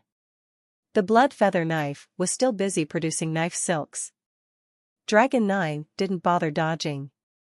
He allowed the silk to fall upon him, as the light would break them before they could even land atop his scales.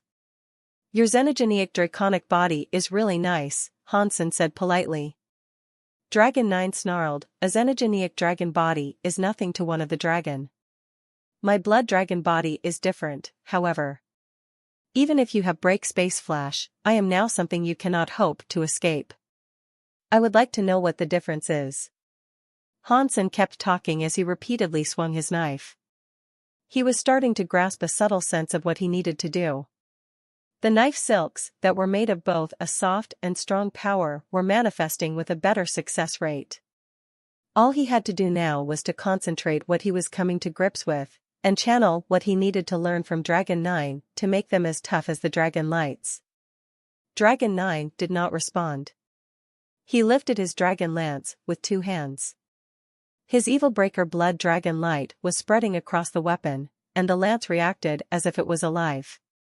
It became a scary blood dragon, and it roared in Dragon 9's hands. Its glow intensified. Hansen kept swinging. The knife silks cut across Dragon 9's body repeatedly, but the attacks did nothing. Old 9 is really mad. He cast blood dragon's anger. Dragon 7 said with a smile. Dragon 15 said if this is all he needs to kill Hansen, he should just do it. What's the point in talking? Hansen looked glum. He knew Dragon 9's lance was strong, and so he started moving his blood feather knife faster. Hansen, accept my blood dragon's anger. The power in Dragon 9's body reached the max. His red dragon wings flapped, and the lance he held looked like a ravenous monster. The dragon was a manifestation of light, and it held the power to destroy the world. It appeared in front of Hansen, and it was going to consume him. Hansen flapped his red dragon wings and teleported 100 meters away. This was the furthest away he could teleport with break space flash. But when Hansen moved, something went awry. The blood dragon's body exploded, and the dragon light went off like a firework. The concentrated lance light was perfectly pure, and it expanded to a radius of 1 mile. And it was not like an arrow that, once fired, became nothing. The dragon light exploded like a hail of needles. No matter which way Hansen moved, he'd be unable to dodge it. The dragon light wasn't random or uncontrolled. If one touched Hansen, the other streams of light would turn to riddle him with numerous strikes. Hansen's body would be turned into a pincushion, and the dragon light would explode from inside him. Not even a Duke Elite could escape a power as wretched as that. Break space flash's max distance was 100 meters. Hansen couldn't use it to get far enough away to escape the blood dragon's anger's area of effect. If I cannot dodge, then there is no point trying. Hansen gripped his blood feather knife and kept swinging at the dragon light. He did not use Under the Sky. Now, he was using Teeth Knife. Fong. The purple knife air became a toxic fong headed towards the dragon light. The purple knife air struck the dragon light and made a catch sound. Teeth Knife's purple mist was broken through and dispersed. A second later, the dragon light had destroyed it, and the light kept moving towards Hansen. Hansen retreated and continued using his blood feather knife. He was still determined to use Tusk, and so 2 purple teeth marks appeared on the dragon light next. It made a scary, cracking noise once again. The teeth power was shattered, but it shattered more slowly this time. It made the blood dragon's anger far slower, and it gave Hansen enough time to get out of the blood dragon's anger's area of effect. But the blood dragon's anger was like something alive. The dragon light became a red dragon that sought to consume Hansen. When Hansen evaded it, it exploded. Let me see how many times you can teleport. Dragon 9 coldly looked at the blood dragon's anger covering Hansen. Hansen used teeth powers, but this time they were more solid than before. A squeaking noise was made when the two collided, and then the teeth powers shattered.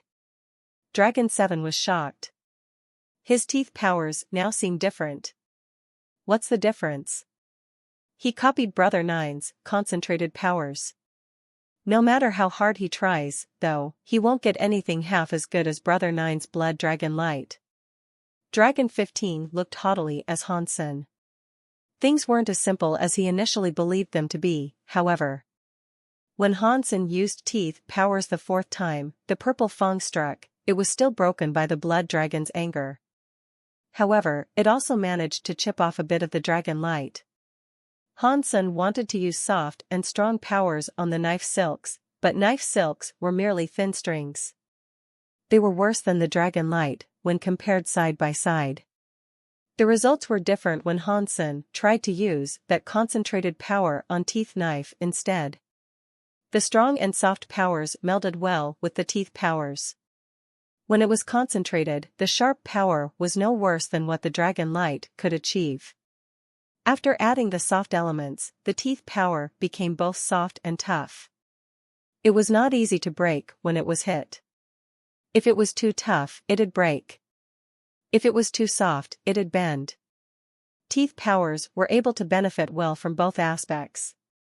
While they were concentrated, his tearing power became stronger. Catcha!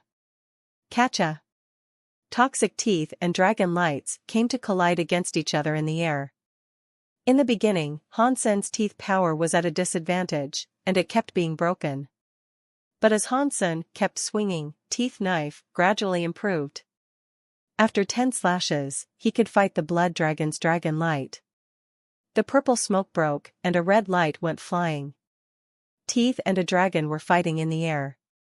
No one could tell who had an advantage between the two. How is that possible? Xios was shocked. She had heard of Dragon 9 before, as his blood dragon light was famous. The concentrated powers Dragon 9 wielded were likely the greatest out of all the dragons in existence. When Dragon 1 was a marquise, not even he was as mighty as Dragon 9. This was because Dragon 9 had a blood dragon body. Even other dragons of a higher rank could not accomplish what he had. Hansen could concentrate his powers now, the same as Dragon 9 did. He had learned it over the course of their short fight. It was unbelievable. Xios wasn't the only one thinking this. The realization made Dragon 1 frown. Dragon 7 and Dragon 15 were simply dazed, and Dragon 19 stared in confusion. Pang! The tusk and the blood dragon light came against each other. The purple mist and the blood light broke at the same time. Dragon 9 looked ill. He roared. His dragon lance was thrust forward at Hansen, with a red light across it taking the shape of a dragon. It was far scarier than the last blood dragon light. Hansen did not take a moment's pause as he pushed back with his blood feather knife. He used tooth for a tooth to fight. The demonic tusk and the blood dragon fought each other in the skies. Purples and reds collided together repeatedly, summoning all sorts of explosions. The xenogeniacs that were spectating too close to the battle started to spill blood. They were affected by the shockwaves of that fight. Some of the weaker ones simply exploded, sending showers of blood everywhere. The mist started to disappear. The giant blood dragon light shattered, but Hansen's knife air had not. The purple-looking tusk was free to assault Dragon 9, and so it went. Dragon 9 managed to use his lance to break the tusk into pieces, but doing so weakened his will. His concentration skills had lost to Hansen. Dragon 9 had not really lost the fight yet, but Hansen had stolen his concentration talent. If it was pure concentration power that mattered, Hansen was still weaker. Dragon 9's power was strong, whereas Hansen's power was soft. When two similar powers came against each other, Dragon 9's power was the one to break. When Hansen's power was mostly shattered, there were still shards that were solid. That was the benefit of having soft powers. Things broke when you put too much force on them. The reason why Hansen had an advantage was because he was a little bit soft. Now, they were both back to square one. The modified teeth powers had the same damage output as Dragon 9's Dragon Light. Dragon 9 could no longer use his Dragon Light to block Hansen's knife power. He couldn't just keep on attacking. Teeth power was unleashed from Hansen's hand, and it repeatedly came against Dragon 9's lance.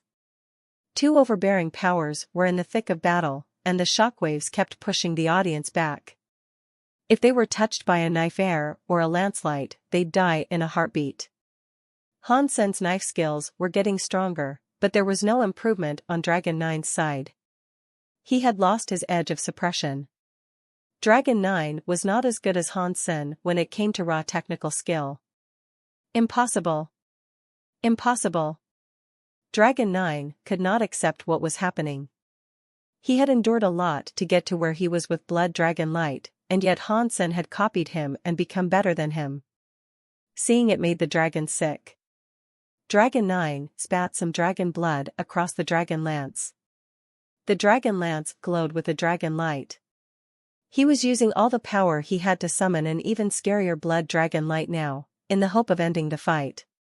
When he raised his lance, before he sent out the Blood Dragon Light, he stopped in the air with his hands trembling. He could not move. Invisible knife silks were knotted around his arms, legs, and body. His arms were being restrained by the silks, prohibiting him from moving forward. Roar! Dragon 9 was angry, and the Blood Dragon protection glowed more brightly. He wanted to break the silks and strike with his lance. Blood was started to spew everywhere, but the silk was not broken. The strands dug through his armor, sawed through the scales, and cut deep into his flesh. He was bleeding from every part of his body now. Brother 9. Dragon 15 and Dragon 19 screamed. They were utterly horrified. Hansen drew his knife back, and the silks tightened. He was strangling Dragon 9, and amidst the pain, he forced him to drop his blood dragon lance. His grip on the dragon lance loosened, and it fell to the ground. The dragon light exploded, tearing out a crater which it then fell into. The knife silks Hansen had now were different than they had been. After he concentrated his teeth powers, he learned more about the honeycomb structure concentration. He concentrated the knife silks that were both strong and soft. Knife silks were not as sharp as Dragon 9's dragon light, but their toughness was the same. Dragon 9 could not use dragon light to break the knife silks. Roar! Dragon 9 screamed again. Dragon light began to erupt like a volcano. The knife silks broke in the dragon light, but they were quickly replaced by fresh strings. They kept him bound, prohibiting all movement. Catcha! Hansen moved the blood feather knife and tightened the silk some more. Dragon 9's body looked as if it was tied up by an invisible wire. His form was twisted, and his neck and waist were constricted. His dragon scales broke, and he bled profusely. The claret spread across the ground. Countless dragon xenogeniacs and nobles were left speechless. They could not believe Dragon 9 was losing to his own greatest power. This was Dragon 9. Dragon 9 was different from the average dragon. He was the pride of the dragon. He had potential. He had talent. He made the dragon proud. Now, Hansen was hanging Dragon 9 like a common thief. No matter how much he roared, his scales and flesh were getting peeled and cut. The dragon blood was flowing like a river now, and he was going to die soon.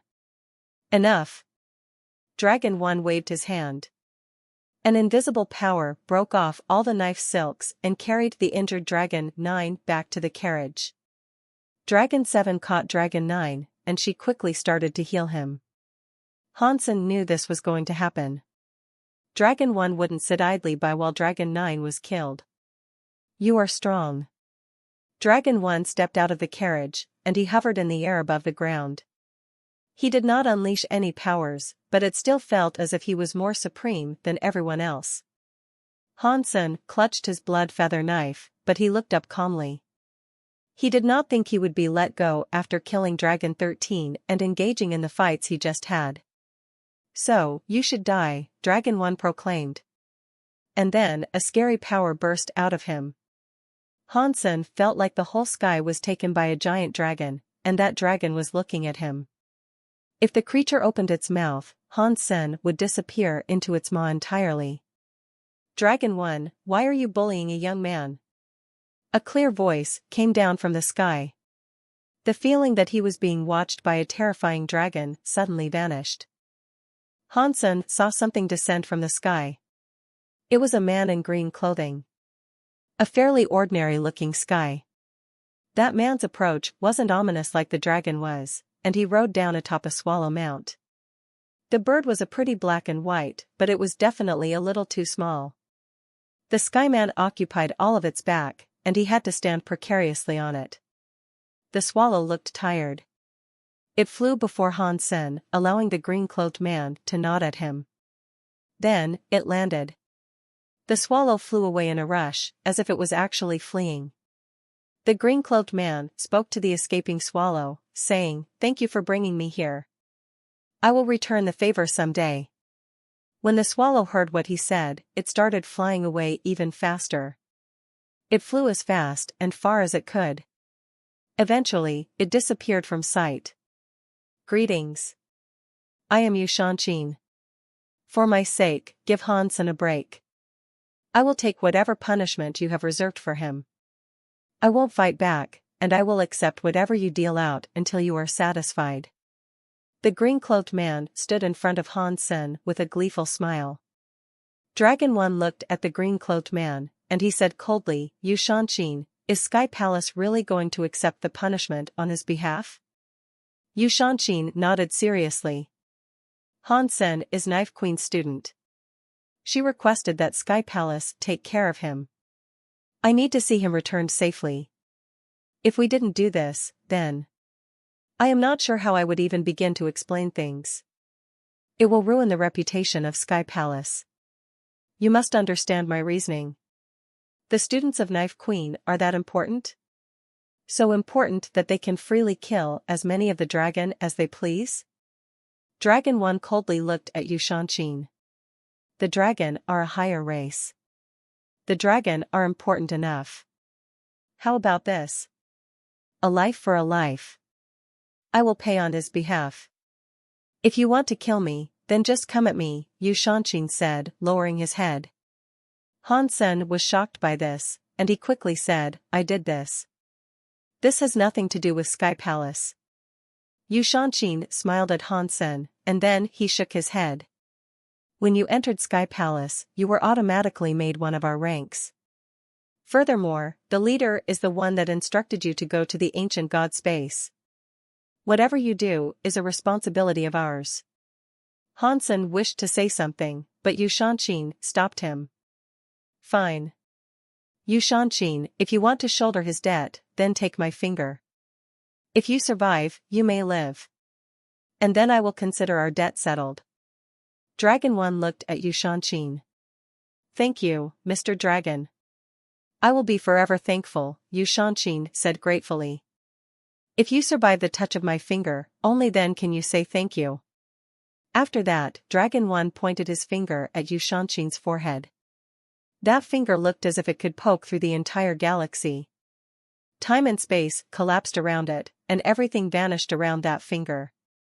Han Sen, who was standing behind Yu Shanqin, felt as if his body was going to be perforated. It felt as if Dragon 1's finger could turn everything to dust. But Yu Shanqin remained unmoved. He did not raise his hand, and he let Dragon 1 point that finger at his forehead. Han Sen was shocked. Is that guy really going to die for me? I can't accept a favor like this. The next second, Han Sen saw the finger that could destroy the world get pointed at Yu Shanqin. No power came out from it, though. It looked as if Dragon 1's finger only poked the man, and that was that. Thank you for letting me live, Yu Shanqin showed true appreciation as he bowed. Dragon 1 looked at Yu Shanqin without expression. It is no wonder you are the one who broke through Sky Palace. Godslayer you, who carried the blood coffin to outer sky, I promise you that the dragon's grudge with Han Sen has been erased. After that, Dragon 1 went back to his carriage. The 10 beasts resumed pulling it, and it eventually disappeared. Thank you for saving my life, Han Sen said quickly. He owed this man a great deal. Yu Shanqin waved his hand and said, You represented Sky Palace in your trip to the ancient god space. What transpired there was not your fault. Sky Palace will not allow anything ill to befall you. You deserved the bailout, so there is no need to thank me. After that, Yu Shanqin waved his hand again and a black and white swallow flew down from the mountains. It did so upside down. It reached his hands and could not fly away. Since you brought me here, you might as well take me back, Yu Shanqin said, stepping atop the swallow. He stood on one foot, and the swallow took him away. Hey, I'm still here. Han Sen's eyes were open wide. He realized he was still surrounded by the dragon, and that Yu Shanqin was now gone. Sorry, please excuse me. Han Sen gulped, then squeezed his way through the dragon xenogeneics and nobles. They looked at Han Sen with anger, as if they wanted to eat him, but now no one dared to touch him. Han Sen made his way through the scary xenogeneics and nobles, and it was lucky that he had a strong will. Ordinary marquises would have felt their legs shaking as they walked past. You are powerful. You got Yu Shanqin to save you. After Han Sen walked through, Xiao's appeared by his side. She sat down on a stone and spoke to him. Is Master Yu famous? Han Sen asked. You are a member of Sky Palace. Do you not know Godslayer Yu Shanshin? Xiao's looked at Hansen with surprise. Godslayer? He looked like a nice chap. Why would he have such a title? Hansen asked. Xiao's looked at him strangely, and she said Godslayer Yu was his true name. Yu Shanshin is actually what he named himself. There are many elites in this universe, but there is only one who was brave enough to dare storming Sky Palace. He is a member of Sky Palace? That makes no sense. You just said that he stormed it, Hansen said with a chuckle. Xiao's realized that Hansen really did not know anything about the man, and so she explained, Yu Shanshin's teacher was set up by his schoolmates and executed for the crime of treason. It was a pointless death. Yu Shanshin brought his teacher's coffin back to Sky Palace, but someone stopped him. He was maddened by this, and so he stormed in. He beat the 10 elders, and he got so far into Sky Palace that he was able to meet with the leader. He wanted to make things right. Anyone who was involved in his teacher's death was killed. He killed many in Sky Palace, all alone. Even the coffin itself was dyed red. After doing all that, Godslayer Yu became quite famous. I am not sure why he changed his name to Yu Shanshin, though. Luckily, Yu only killed Dragon 13. She was not one of the prestigious 9. Her death was inconsequential, so the grudge won't be all that deep. Now that Yu Shanshin has interceded on your behalf, the dragon shouldn't bother you anymore. Do you think you can remove the spell on me now? Xiao's had actually come up to Hansen to get the spell removed. We're still in territory belonging to the dragon. Let's wait until I'm out of it first. Hansen resumed walking. The dragon won't change their minds. Now that they've forgiven you and made a promise to Yu Shanshin, they won't turn back on their word. Dragon territory is now the safest place for you. They wouldn't dare let you die here. It's hard to say what might happen after you leave. If something happens to you out there, whoever kills you might not even have any ties to the dragon. Xiao's rolled her eyes. So, you're saying I should stay in the lands of the dragon? Hansen lifted his lips. There is no need. Yu Shanshin helped you, and he represents Sky Palace. Before anyone thinks of attacking you, they'll have to weigh the consequences.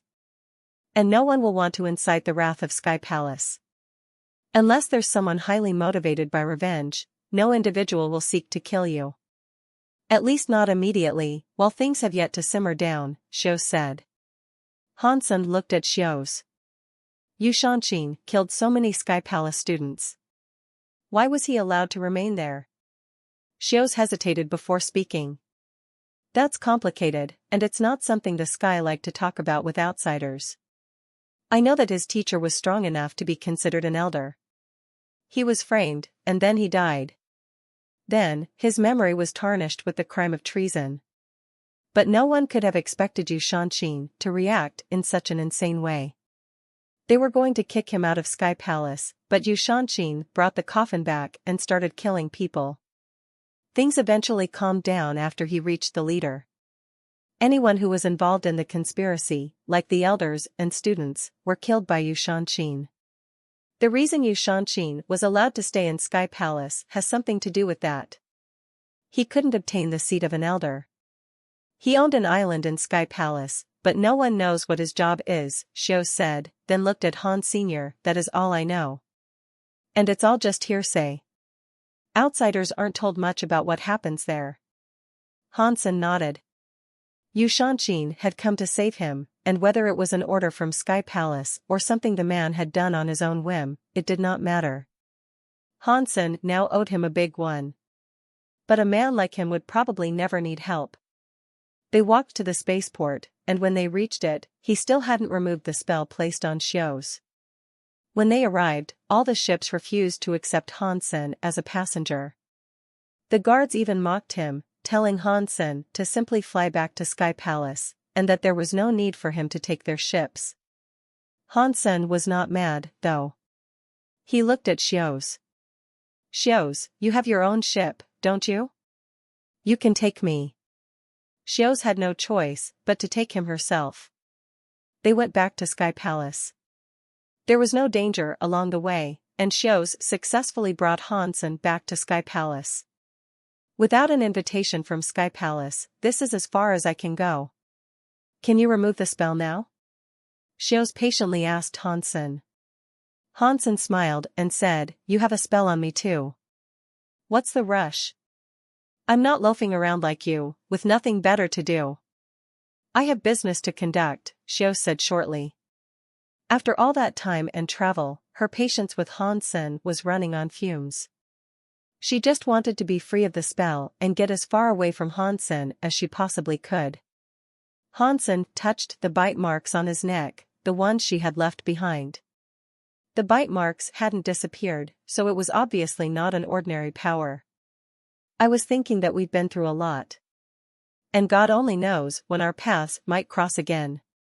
Let's keep a souvenir to remind each other of our time together. The next time I see these marks, I will think of you. You should cherish the souvenir I have given you, too. After that, Hansen flew back to Sky Palace. Hansen, you asterisk shoal. Xios was mad, but Hansen was already in Sky Palace. She could not go inside without permission. Xios had no choice but to return to the Ghana. She wanted to run some tests and find out what Hansen had done to her body. If I can break the spell on me, I will make you die. Then, you can really see the power of a Ghana's kiss, Xios thought furiously. But Hansen was so scary. Xios did not dare trigger the Ghana's kiss, in case they both ended up hurting each other. Hansen's super god body could remove all spells, so he wasn't afraid of the Ghana's kiss. In fact, he wanted to take a look at how powerful it was. Back in Sky Palace, Hansen was welcomed back by the students. Everyone had heard that he had killed Sharon and Dragon 13 and of his adventure in Return Ruin Sea. To the demon and the dragon, this was a grand insult. But to Sky Palace, it was a thing to take pride in. Hansen handed over the silver beginning of Ancient God and the xenogeneic genes from the Ancient God space. He received permission to visit the Holy House and collect xenogeneic genes.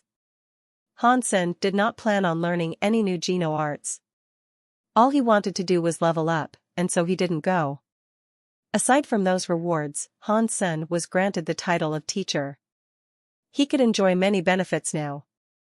Some places that weren't open to students were now freely accessible to him. For example, Hansen had previously been forced to hunt in Shanyuan Cave. But with the title of teacher, he could go to Rare Beast Island. There were many xenogeneics there, and it was a far better place than Shanyuan Cave. There were many more benefits, too, but teachers had responsibilities of their own. Every year, he would have to teach Geno arts to students for 10 days.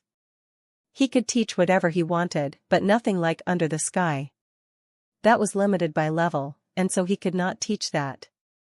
Not many outsiders could earn the title of teacher, but the people of Sky Palace had no problem with Hansen's promotion. They were actually excited to hear what he would tell them. After all, Hansen had killed Sharon, who was as strong as Lone Bamboo. The students were interested in his Geno arts. And the stories of Hansen's battles were so outstanding. All the students believed he deserved the title. Every year, teachers had to teach for 10 days. But some busy teachers had no time, and so they were allowed to stack up their teaching requirements for up to 10 years. Because of this, Hansen was not in a rush. Thousand Feather Crane and the Yun sisters met up with Han Senator. They went to practice in the White Jade Building. Hansen planned to check out the buildings behind it, hoping that the Jade heirs there would take his Jade Skin up to Marquis class. In combat, Jade Skin was much more useful than the Bloodpool Sutra. Hansen went to the second White Jade Jing with Thousand Feather Crane and the others. When they passed the first floor, they saw many students guarding the Jade Wall. On the Jade Wall were paintings of a Jade Beast. A few of the Sky students were standing guard before each of them. Thousand Feather Crane explained, when the White Jade Jing opens, those Jade Beast paintings will emerge as spirits. If you are able to suppress them, you can nab yourself a Jade Spirit Orb. It is useful for gathering a spirit skill. Yun Sushang smiled and said, the second white jade building has 7 floors. The higher the floor, the more powerful the jade spirit. And also, the jade spirit orbs give better results. World-class people usually hunt at either the 4th floor or below. Someone like you, as a marquise, can definitely hunt jade spirits 3 floors higher. When I was in the ancient god space and return ruin sea, there were special circumstances that allowed me to fight marquises. I don't usually have such power. Let's test my mettle on the 4th floor first. Until Hansen figured out what a jade spirit was, he didn't want to play fast, loose, and risky. The 3 of them reached the 4th floor.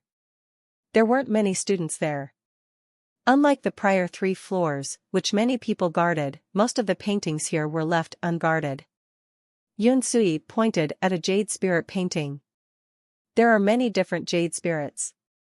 Each one has different abilities, and they can level up differently. Like this jade tiger, for instance. If you get its jade spirit orb, you can strengthen your own vitality. This jade spirit bird is good for bolstering one's speed.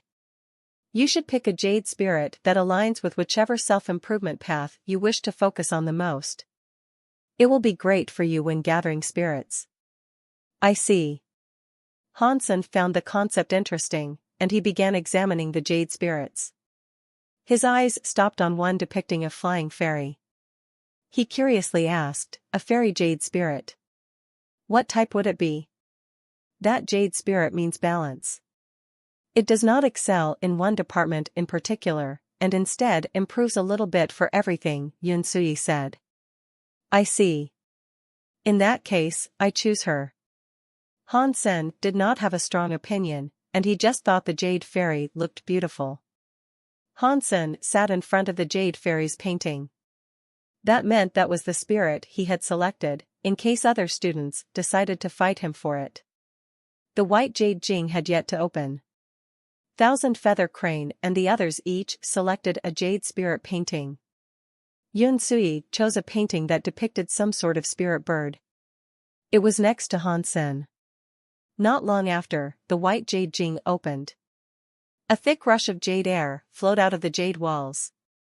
Compared to the first white jade building's jade air, this was far more intense. Absorbing it would make things more complicated, so it wasn't all that suited for simple practice. Within the jade air, the jade spirits became active. They came down off the walls as half-transparent jade beings. Strangely, only the jade spirits that had students guarding them came out. The paintings, without anyone protecting them, did not budge at all. Hansen looked at the jade spirit in front of him, and he noted how elegant it looked. It boasted very light clothing. The half-transparent body really did look like a fairy that had come to Earth. The jade fairy spirit started flying around for a while, before it came for Hansen. Hansen cast his jade skin and sat where he was without moving. Killing jade spirits was a different process than killing xenogeneics. Jade spirits were an essence of the jade air itself, and its power formed them. You could break them, but you could not outright kill them. Killing jade spirits involved allowing them to possess you. When they were doing this, you would try to reclaim control with your own force of power and strength of will. If you were able to overtake and refine the spirit, it would become a jade spirit orb. The jade fairy spirit went straight into Hansen's body. Its presence was like that of a thick fog going into him. Hansen suddenly felt a chill run through him. A cold power flushed through each of his cells, as if to freeze him. Hansen quickly cast jade skin to refine the ice air that was inside him. Hansen only cast one cycle of jade skin. He felt his veins shiver and his muscles scream, as this pure extract of happiness began to leak out of his cells. Then, the cold feelings were all gone. After that, Hansen's whole body shuddered. The jade fairy spirit came out of his body. It did not return to the painting. It became a half-transparent jade stone that was around the same size as a thumbnail. It floated directly in front of Hansen.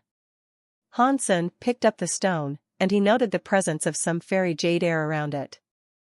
It must have been the jade spirit orb the jade fairy spirit had become. Hansen swallowed the jade spirit orb, and then he cast Jadeskin again.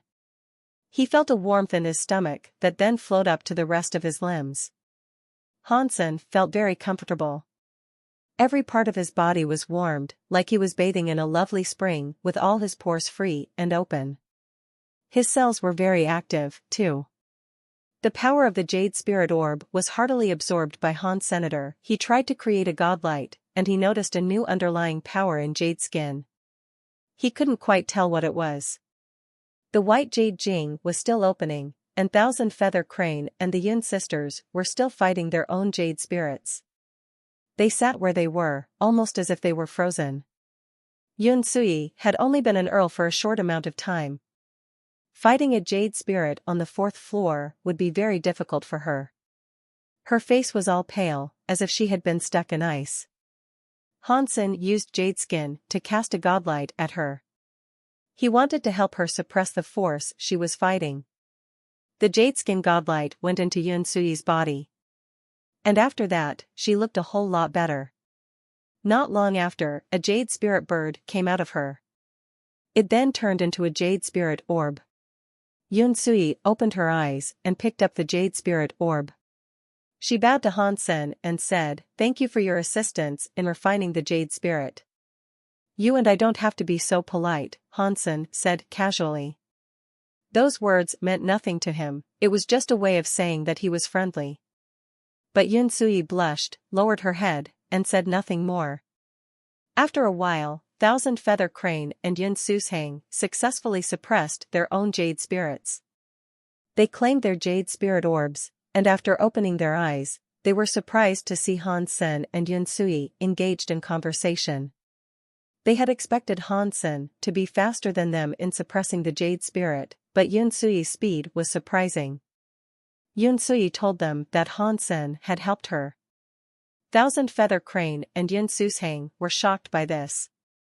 Ordinarily, if an outsider meddles with another person's process of suppression, the jade spirit might break and not provide a jade spirit orb.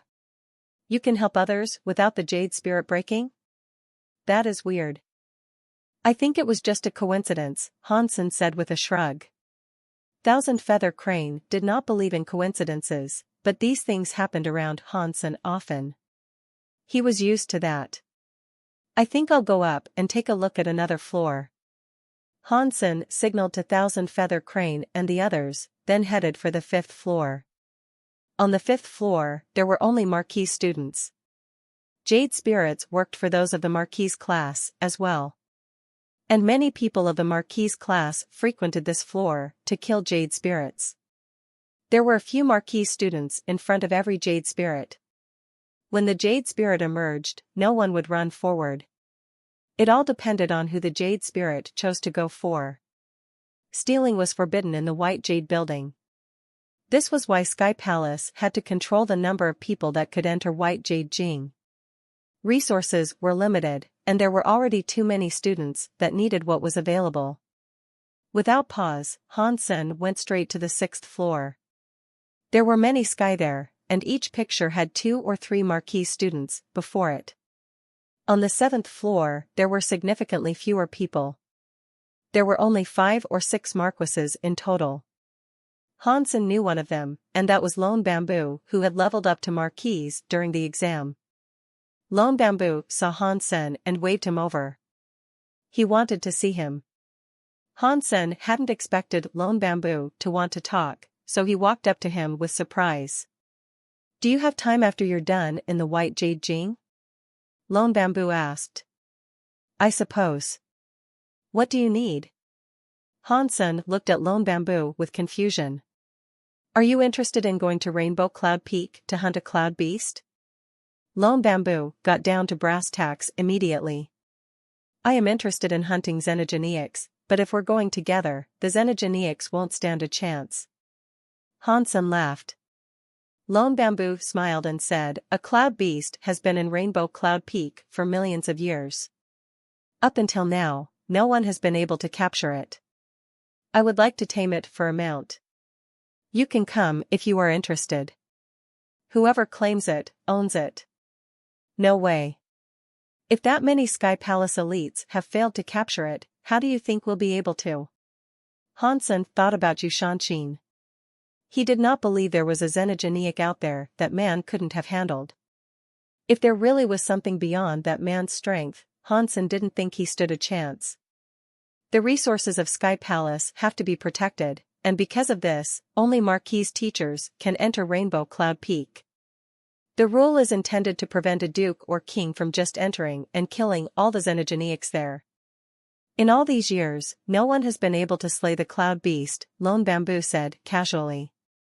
That means the Cloud Beast has been in luck. If we both go, it's going to end up calling us Daddy. Hansen laughed. I don't know if it will call me Daddy, but I'm sure it will kneel. Lone Bamboo said seriously. All right. Hansen nodded. He asked Lone Bamboo for some more information concerning the Cloud Beast, and after hearing it all, he thought the Cloud Beast sounded similar to the Cloud Beast Hansen had seen in the sanctuary. Hansen had many little Cloud Beasts before, and he had always wanted the beast soul of a super-class little Cloud Beast.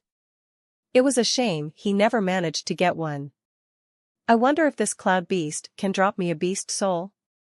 Even if it does, though, it's bound to look different than the beast souls I got in the sanctuaries, Hansen thought. Hansen looked around the 7th floor. Many of the paintings had no one in front of them. Hansen selected an image of a jade fairy and then sat down. Hansen waited until the jade air came out and the jade fairy spirit flew down from the wall. Just as it had on the 4th floor, it entered Hansen's body as if it was seeking to possess him. It was inside Hansen's body. Hansen felt a chill. This one was much stronger than the spirit on the 4th floor. If Hansen did not have his jade skin, he knew he wouldn't have been able to stand what he was now forced to endure. Hansen ran his jade skin like mad, and his cells felt as if they were undergoing individual explosions. When the cold air was suppressed by jade skin, the jade fairy spirit re-emerged from his body. It turned into a jade fairy spirit orb right in front of him. Hansen grabbed the orb but did not refine it. He walked to another jade fairy spirit painting, and when he was in front of it, another jade fairy spirit came out. It went into Hansen's body. Hansen refined another jade fairy spirit while the jade air was still active. All the while, the other students were still trying to refine their first. No one had done so yet. Jade skin is really helpful in the white jade Jing. My jade skin is just Earl class, and even so, I can refine these jade spirits so easily. If I level up to Marquis class, I can earn myself a whole plethora of them. Hansen felt cocky as he walked over to another jade spirit painting. Because there were no more jade fairy spirit paintings, however, Hansen had to select a white jade tiger to sit in front of. Roar. A tiger's roar rocked his soul, and it almost made him cough up blood. Hansen thought it would be easily refined like the jade fairy spirits, but he did not expect it to throw his blood into turmoil. Fortunately, Hansen had a strong will. He didn't freak out. He concentrated and put his blood back into his veins. Then, he used all the power he could to refine the white jade tiger. It was a spirit that was generated by jade air, and yet Hansen found it difficult to refine. It was not half as easy as the jade fairy spirits were. The white jade tiger kept roaring in front of him, and it made his head buzz. He almost expected his nose to start bleeding. When Hansen finally suppressed the white jade tiger, he opened his eyes and the jade air was gone. The students were gone, also. Only Lone Bamboo remained, waiting for him. The white jade tiger had become a jade tiger spirit orb. After Hansen put it away, he asked Lone Bamboo, "What time is it?"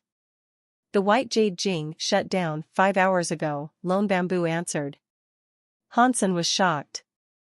It had taken him less than half an hour to suppress 2 jade fairy spirits, but he had spent 7 hours to do a sole white jade tiger.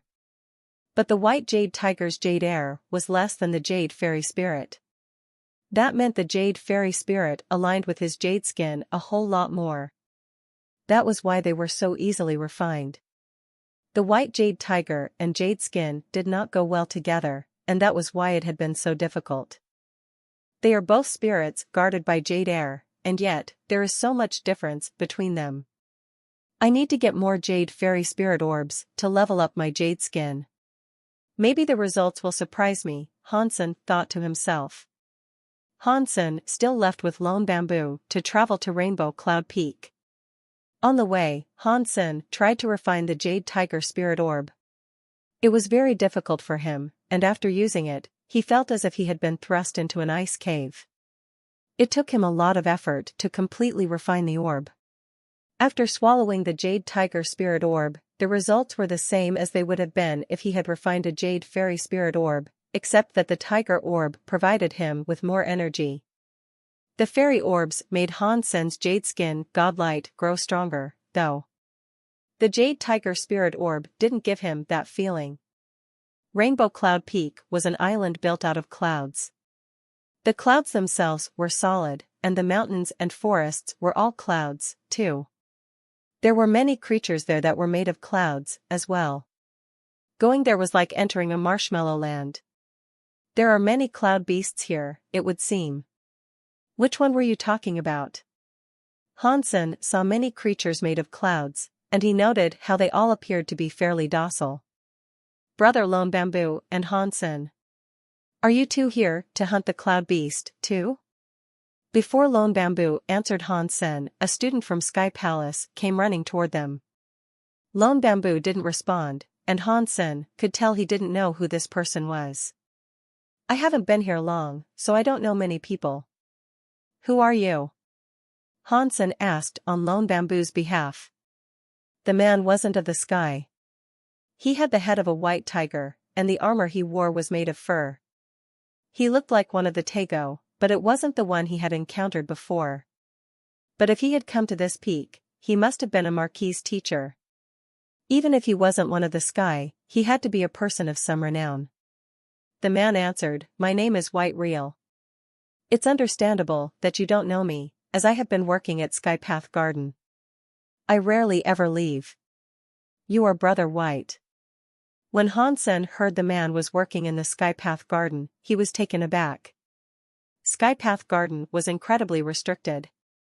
Even most students of the sky were refused entry. And this man was an outsider, to top it all off. Hansen knew that Skypath Garden offered the highest tier of technology research. Many Geno arts were modified there, and that was where they developed treasures. The work was mostly done by the students of Skypath Garden. White Real looked very strong and lean, but he actually worked in a field that required mental fortitude. Hansen was reminded that you should never judge a book by its cover. White Real looked at Han Sr., Brother Han, I admire you. Your modification of Under the Sky became an instant classic in Skypath Garden. It was put in a textbook. Geniuses like you are wasted if they are not brought to someplace like Skypath Garden. That is too much for me. And I was just lucky in my modifications. I don't think I could do it again, if I had to, Hansen responded. And he wasn't just being humble, either. If Under the Sky hadn't been a skill he was already good at, then he never could have done what he did so perfectly. No, no, no. You are smart. There is no need for you to be so humble. Actually, I have always had a question I have wanted to ask you, but we have never had the chance to meet before today. Today, in this encounter, God is giving me this chance. This is how I encourage myself, for I hope you can help me. After that, White Real bowed to Hansen. Hansen could see how sincere the man was being, and he knew that declining would leave him feeling guilty. You can ask me whatever you like, and we can discuss it. But I am truly quite average, and I fear I may not be able to help you, Hansen said. White Real was ecstatic to hear Hansen's acceptance, and he ultimately ignored what Hansen told him. He pulled out his phone and showed Hansen information on a Geno art. He then began excitedly explaining it in greater detail. The Geno art was complicated, and it was taking White Real a while to explain it. Hansen looked at Lone Bamboo. Lone Bamboo sat down and said, Time is no issue for me. So Hansen turned his attention back to White Reel and listened. He quickly grasped the problem that the researcher was having. White Reel was studying a geno art called Echo. It initially sounded useless. After Hansen learned the purpose behind the name Echo, however, he was surprised by what it did. Echo was not a geno art that used sonic powers for navigation, the way a bat might. It was a fighting geno art that used sonic powers to attack. The sonic powers continuously stacked up to deal blows of ever-increasing strength, increasing the duration and power of the attacks. The idea behind it sounded fine, but stacking sonic powers was difficult. After all, when you attacked an enemy, you wouldn't always be in an enclosed area like a warehouse. Geno arts like that required a catered environment, which made them difficult to use in real-world scenarios. White Reel had been mostly successful with it. In a particular environment that was fitting, he could increase the power output and the duration of the sonic power. He couldn't carry a warehouse around in his pocket to fight, though. If he needed to cage an opponent in a specific battleground before combat, the geno art wouldn't be reliable. White Reel had researched this for a long time, and he couldn't find a way to make Echo effective at all times. Hansen thought for a while, and he found himself confused, too. Echo had a rock-solid flaw, and it was something that would be tricky to modify. Fish could only swim in water, and birds could only fly in the air. Echo required a special environment to be cast effectively, and changing things too much would result in Echo not being Echo anymore. Brother White, I do not think I will be able to help you. If you want Echo to be used in real combat, it will have to be used in a sealed environment. Unless you have a big bell to trap your foe, I don't think there is another way to make use of this, Hansen guiltily admitted to him. When White Reel heard this, his eyes brightened. Wait, what you said makes perfect sense. I will just need a big bell to cage the enemy. By doing that, the environmental problem will be of no concern. With a bell to cage Echo, the sonic powers will bounce around inside it. It'd keep on attacking. White Reel kept on talking, confusing Hansen. Although Hansen had learned how to modify geno arts, his methods were very different than White Reel's. Is everyone of the White family modifying geno arts? Hansen wondered. He thought back to his old teacher, Baishan, too. He felt bad. White Reel left in excitement. Hansen did not think using a bell was a good idea. Who would be dumb enough to let themselves get trapped inside a bell, after all? Someone who was that stupid would not need to be killed with Echo. After White Reel departed, Hansen and Lone Bamboo continued walking up Rainbow Cloud Peak. This is the highest point of Rainbow Cloud Peak. That cloud beast is a rare sight. Lone Bamboo sat atop Rainbow Cloud Peak. Hansen sat next to Lone Bamboo on the plush cloud. He looked down the clouds below him. A white cloud beast that looked like a unicorn was running around in the clouds below them. There was also a phoenix-like rainbow cloud beast flying around in the air. Hansen could not tell which cloud beast Hansen wanted to nab. When you see it, you will know it, Lone Bamboo said. Can't you just go to its den? Hansen asked. This cloud beast doesn't have a home, as it wanders constantly. And it is too fast to run down. Even a duke might not be able to catch up to it. That is why we must wait. Lone Bamboo settled himself comfortably and placed his jade sword upon his lap. That jade sword is important to you. Hansen was curious why Lone Bamboo still used a jade sword that had been built only for practice. He could have used any sword he wished, even a king-class one. Lone Bamboo did not answer, and he looked over the sea of clouds before them. Hansen let the subject drop. But when he thought the conversation was over, Lone Bamboo spoke. Do you believe there is a real God presiding over this world? It depends on how you define what a real God is. Some people take deified elites for gods, Hansen said. Not like that. I am talking about a God that can grant people wishes, Lone Bamboo said. Hansen was shocked. Gods like that, from what Hansen had come to learn, were nothing but bad news. From the god encountered by the 7th team to the sky god on planet Eclipse, they were some real arseholes. Did Lone Bamboo make a wish with a god? Hansen looked at Lone Bamboo for a while before speaking. He said, maybe. But I don't like that kind of god. Why? Lone Bamboo asked with a shift of his eyes. I once had friends who made a wish to a god like the ones you're talking about. Each of their stories ended poorly. Hansen answered the question simply, but he did not elaborate on the specifics. Lone Bamboo looked at Hansen for a while, and then he turned back to the clouds. Very quietly, he said, my sister made a wish to a god such as that. When Hansen heard this, he couldn't believe his ears. In shock, he said, what? Your sister made a wish to a god? Who was that god? And what happened? Lone Bamboo looked at the clouds and calmly answered, something bad happened to me when I was young. Friends sold me out, and I was abandoned by my lover. I became a useless man. My sister prayed that I could pick myself up and be fine again.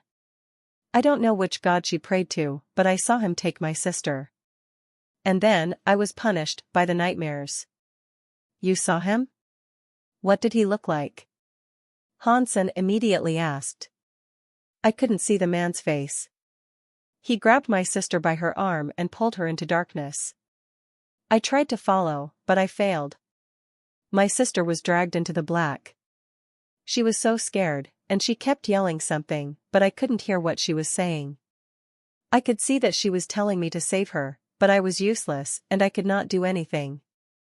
All I could do was watch what happened. Lone Bamboo paused. When he spoke again, his voice was as slow and calm as ever. The man smiled at me, but I could not see his face. That smile has been scorched into my mind, and it has never warped or faded with the passage of time. I keep seeing it in my nightmares, and that is my only firm memory of him. If I ever find him, I'll recognize him through that smile he left me with. I will never forget this. Hansen's chest ached as Lone Bamboo finished the story. He now understood why the man had been able to endure the nightmares. Perhaps his heart had already been irreparably damaged, and so he couldn't get any worse. Lone Bamboo continued. Whether he is a real god or not, I have to find my sister. I will kill this god, even if it costs me my own life. If it is possible, I would like to kill that god with you. I'd like to kill a lot of gods, actually, Hansen replied. He had stumbled across a common interest with Lone Bamboo. Hansen wanted to find a god, but he did not know if it was the same god that Lone Bamboo was searching for. Lone Bamboo did not answer. He just looked out over the sea of clouds, seemingly unfazed. But suddenly, light began to shine over the edge of the clouds. It was bright and red, rising across the sky. A red cloud was approaching them. It was so fast that it looked almost like a jet. It left a contrail of red smoke in its wake. Now Hansen understood why Lone Bamboo said he'd know the creature when he saw it. That cloud beast was a unique shade of bright red. It was shaped like an ordinary cloud, but its color made it unforgettable. In a second, the cloud beast was next to the peak. When the other cloud beasts saw it, they backed off. The creature began to circle the peak, leaving streams of red clouds behind it. It saw Lone Bamboo and Hansen in its path, but it did not make an effort to avoid them. It wanted to play. Whoever claims it keeps it. Lone Bamboo gripped his jade sword and stood up. He teleported toward the creature and swung his blade at the red cloud that was nearing the peak. No matter how many times Hansen saw it, Lone Bamboo's strike was eye-catching. As simple as it was profoundly beautiful. It was incredibly fast, as well. Even with Hansen's speed, there was no guarantee he could avoid a swing such as that. But that red cloud released red light like a rocket. The red mist was discharged behind the cloud beast like a propellant, and suddenly, the creature disappeared from Hansen's vision. And Lone Bamboo's attack had missed. So fast. Hansen was shocked. The red cloud couldn't teleport, but it moved fast enough that it seemed like it could. Lone Bamboo chased the red cloud up into the air, slashing faster and faster with his blade. But the red cloud was way too quick, and it managed to avoid each and every one of Lone Bamboo's sword airs. "I will help." Hansen drew his knife and swung it towards the red cloud. He summoned the wings on his ears, and his speed increased. The red cloud sped up even faster and evaded Hansen. He had suspected this would occur, though. He had managed to predict where the cloud would accelerate, so he adjusted his aim in front of the red cloud. It wouldn't matter how fast the red cloud was if an attack was moving through its flight path. But instead of continuing forward at the same speed, the red cloud immediately slowed down again. Hansen's attack went harmlessly past it. "Tricky little thing." Hansen frowned, but he kept on swinging. Lone Bamboo and Hansen continued their assault on the red cloud without making contact. The red cloud could not escape, though, as it was constantly forced to avoid the attacks of the two. Now, Hansen was calculating all of the red cloud's possible escape routes, and he kept waving his blood feather knife like mad. He created a net with his knife silks to ensnare the foe. But the red cloud did not stop moving, and its speed was teleportation-like. The knife silks were unable to even touch it. Seeing the red cloud accelerate yet again, Hansen finally realized something. This creature wasn't using a sudden burst of speed as it tried to escape, as a rabbit might. This creature always moved this fast. It suddenly made sense that the creature was never afraid. The red cloud was traveling around like a rocket, leaving behind a wake of red mist. It soon became apparent that the creature had used its contrails to write the word stupid. D*MN, this guy is smart. It can use the common language. Hansen's eyes opened wide as he stared at the clouds. It's just a marquise, but when the sky came here, it already lived on Rainbow Cloud Peak. After all these years, its intelligence and power must way exceed that of an ordinary cloud beast. But marquise is the highest level one can achieve here. There are no resources to support a higher tier than that. If there were, it would be even more powerful, Lone Bamboo said. Don't worry. When I catch him, we'll take him for a walk and level him up quick, Hansen said, while looking at the red cloud. The red cloud soared through the air with great speed. The red mist contrails started to spell out another word, **T. And then, the red clouds formed an emoji that seemed to look down on them in disdain. And then, the clouds started to twist. They formed a red hand, producing one lifted finger at Hansen. D*MN. This guy is a troll. Hansen summoned his dragon wings and took off after the red cloud.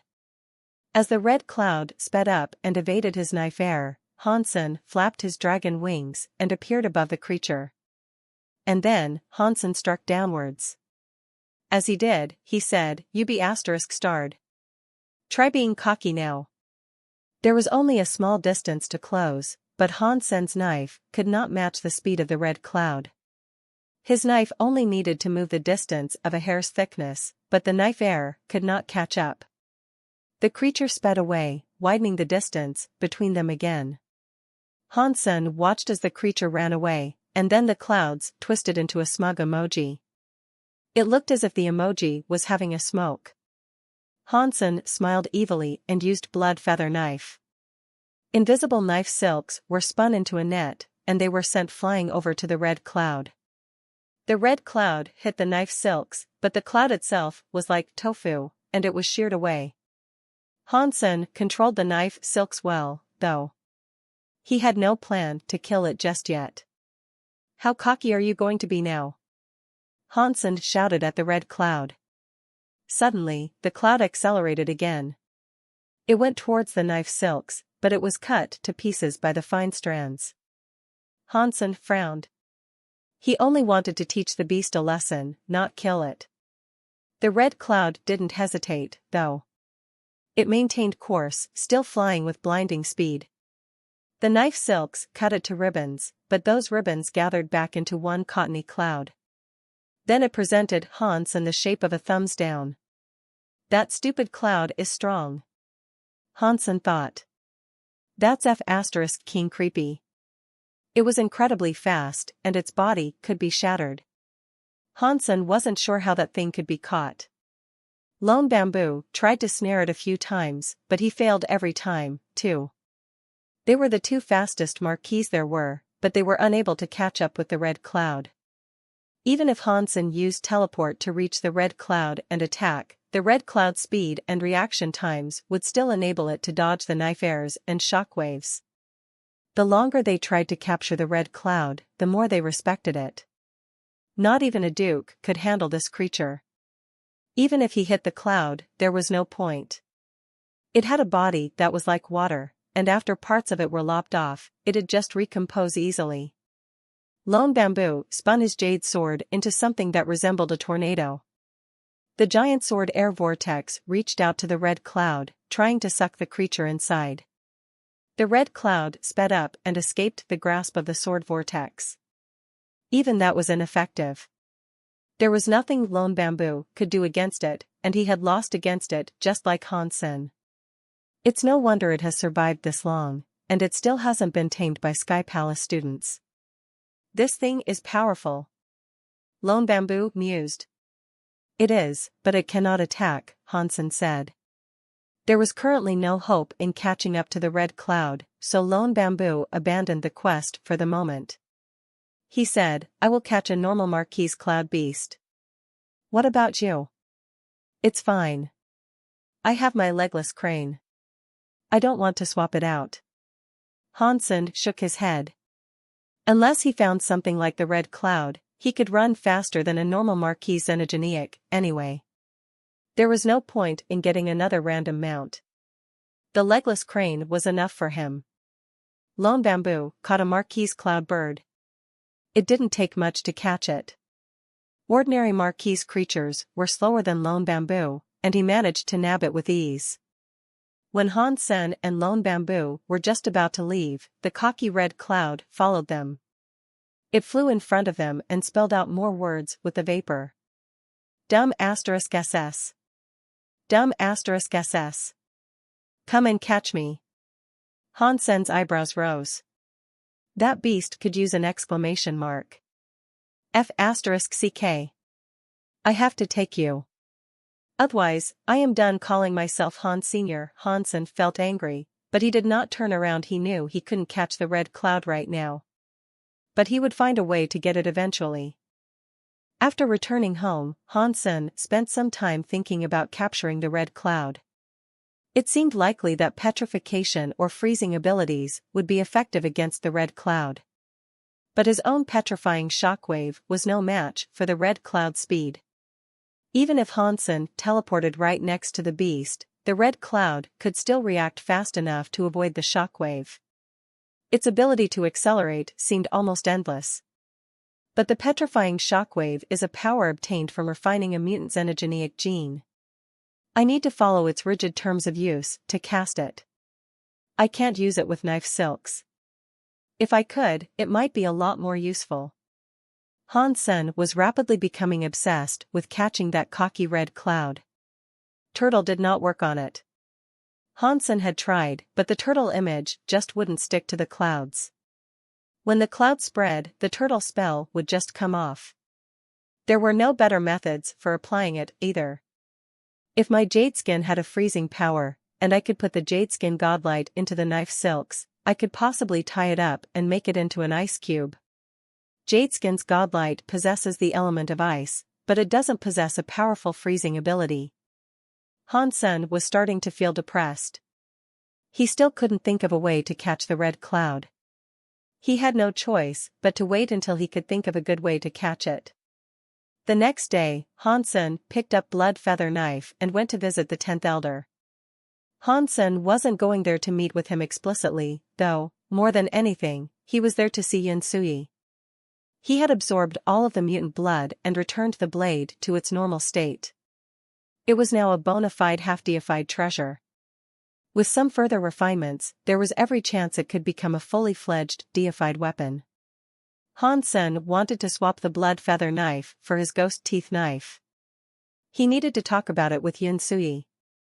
But Hansen thought that if Yun Sui had the knife, it would be best if he spoke to her father, Yun Changkong, as well. If Yun Changkong could not refine the deified weapon, he might have to ask for the leader's help. When Hansen went to see the Yun family, Yun Sui and Yun Sushang were both there. Thousand Feather Crane was out hunting xenogeneics, and he had not yet returned. Sister Yun, thank you for lending me your blood feather knife. I've come to return it. There is, however, something I need to tell you first. Hansen presented the knife to Yun Sui. I absorbed the xenogeneic blood. I am sorry I could not tell you about this any sooner. Yun Sui and Yun Sushang were both shocked. The blood feather knife was famous because it was the blood that had always prohibited it from becoming deified. If Hansen really had removed the mark, then it had a chance of becoming deified again. Yun Sui accepted the knife and inspected it. The blood really was gone. The knife was as clean as a glossy feather. How did you do that? Yun Sui asked Hansen with visible shock. The feather had tried every method they could think of to remove the blood on the knife, but each attempt had ended in failure. If they knew removing the blood was possible, they'd have never given the knife away. Hansen seemed to only possess the powers of an earl or a marquise, so she had no clue how he might have done this. Mutant blood meshes well with my Geno art, so I was able to absorb it, Hansen explained. Brother Han, this is a great service. If the feather knew about this, they'd be furious. Yun Sushang, overhearing them talk, sighed. It was all down to luck, Hansen said with a grin. Yun Sui took the ghost teeth knife from her waist and returned it to Han Senator. Her fingers lingered on the blade, though, and it seemed like she'd miss it. I have not used it for long, so I can't believe I am already giving it back. But now you have the blood feather knife, which is greater than the ghost teeth knife, Hansen said, as he took ghost teeth knife back. The blood feather knife was strong, but Hansen was more comfortable with the ghost teeth knife. It complemented his abilities. It's different. Yun Sui shook her head, but did not say anything more. She didn't sound happy about the prospect of the blood feather knife's potential. Just as Hansen expected, Yun Changkong took the blood feather knife to the Sky Palace leader. The leader, in turn, passed it on to the folks at Sky Path Garden. He allowed them to work on it, in the hopes of making it deified again. This news spread all across Sky Palace. According to the research results, there was an 80% chance it could become deified again. Sky Palace was fervently excited. Even the nobles of Sky Palace seemed giddy. Millennia might pass without a new deified weapon turning up. But Angia, and certain others in Sky Palace, weren't as joyful. They did not look good. It's Hansen again. Angia growled. All the races guarded their deified weapons jealously. This one should have belonged to the feather, but it now belonged to Sky Palace. The feather and Holy Heaven heard what had happened, too. They all looked upset, and it was difficult to determine if they were shocked or just mad. Hansen found the opportunity to return to the sanctuaries again. There, he hugged his cute wife and daughter. Dad, I want a hug too.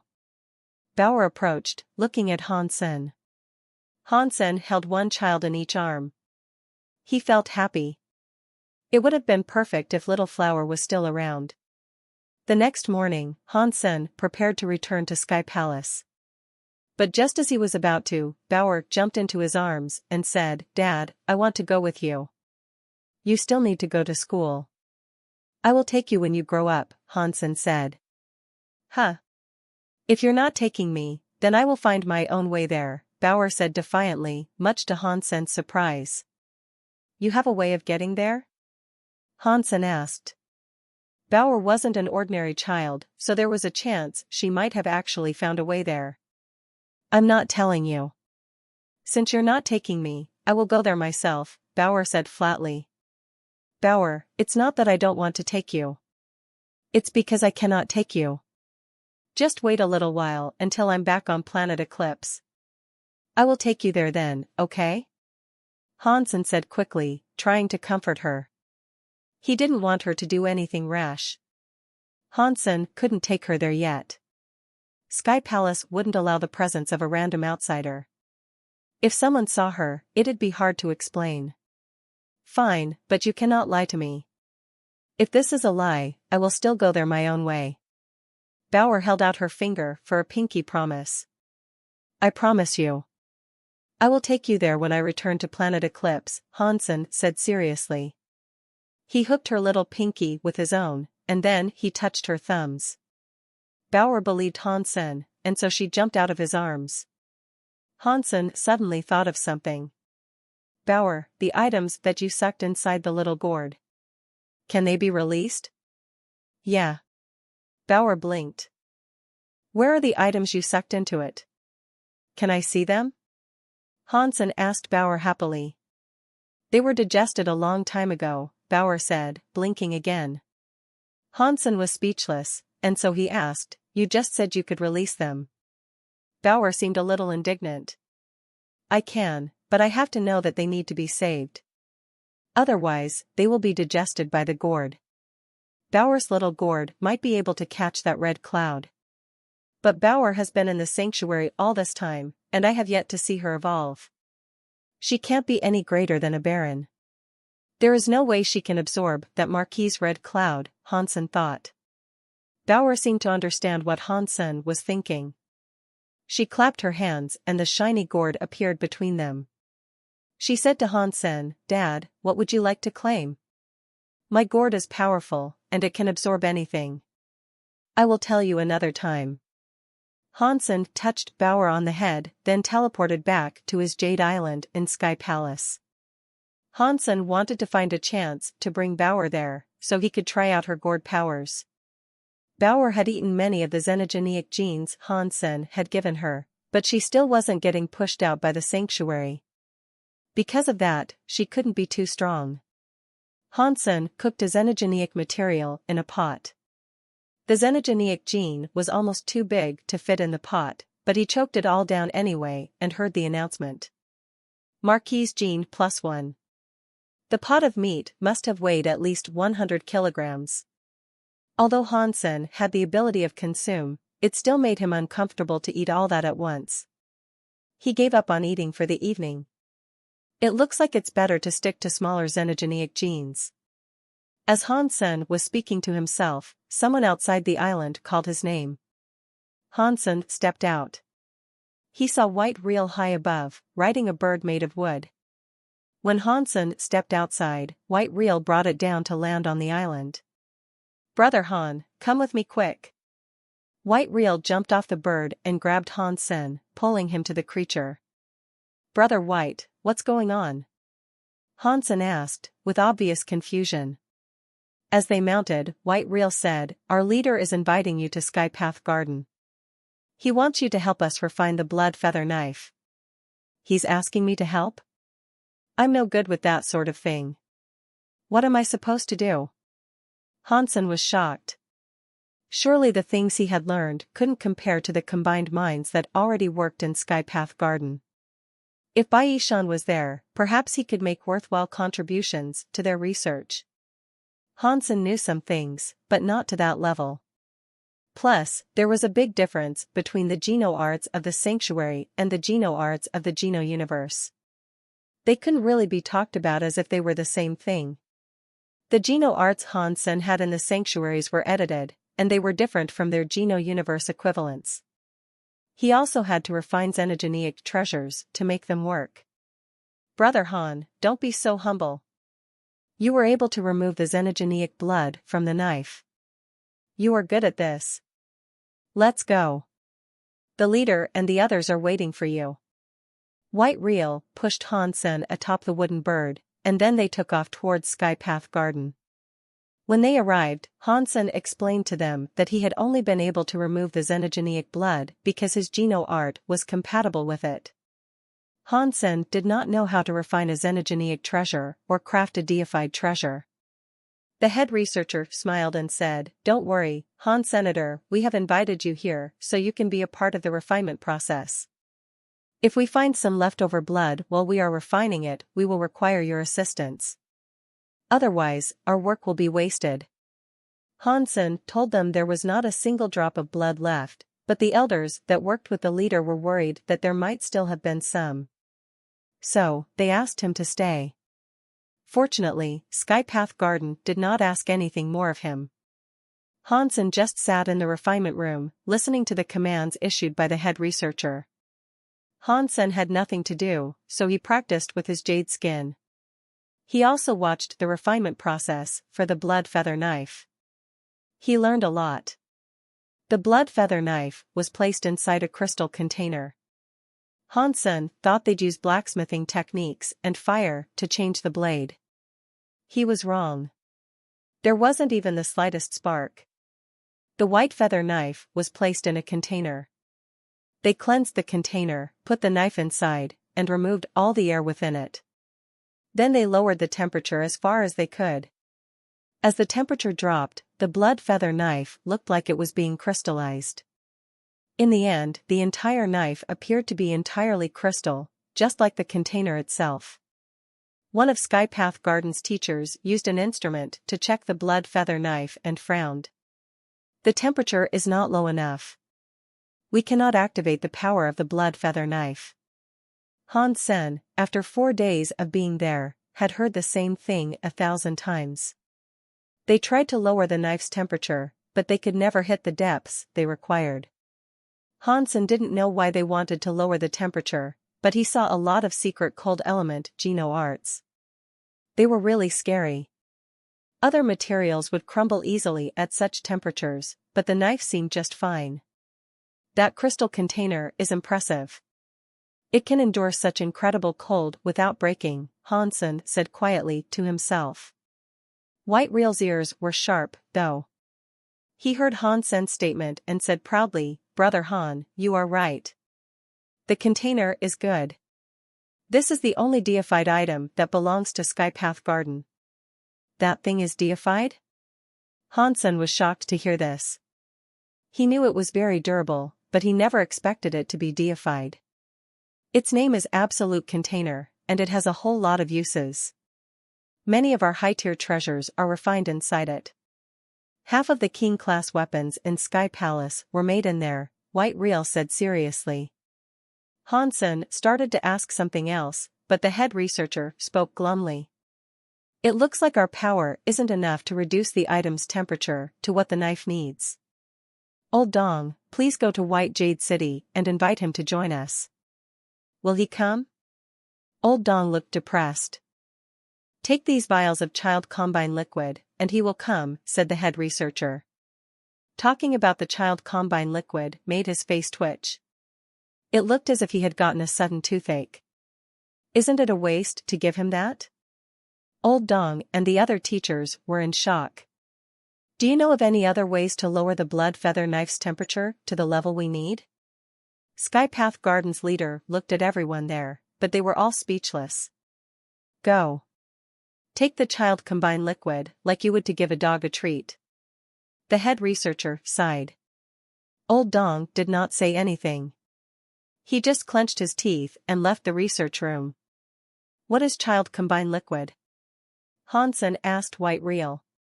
He was not interested in who the leader was inviting.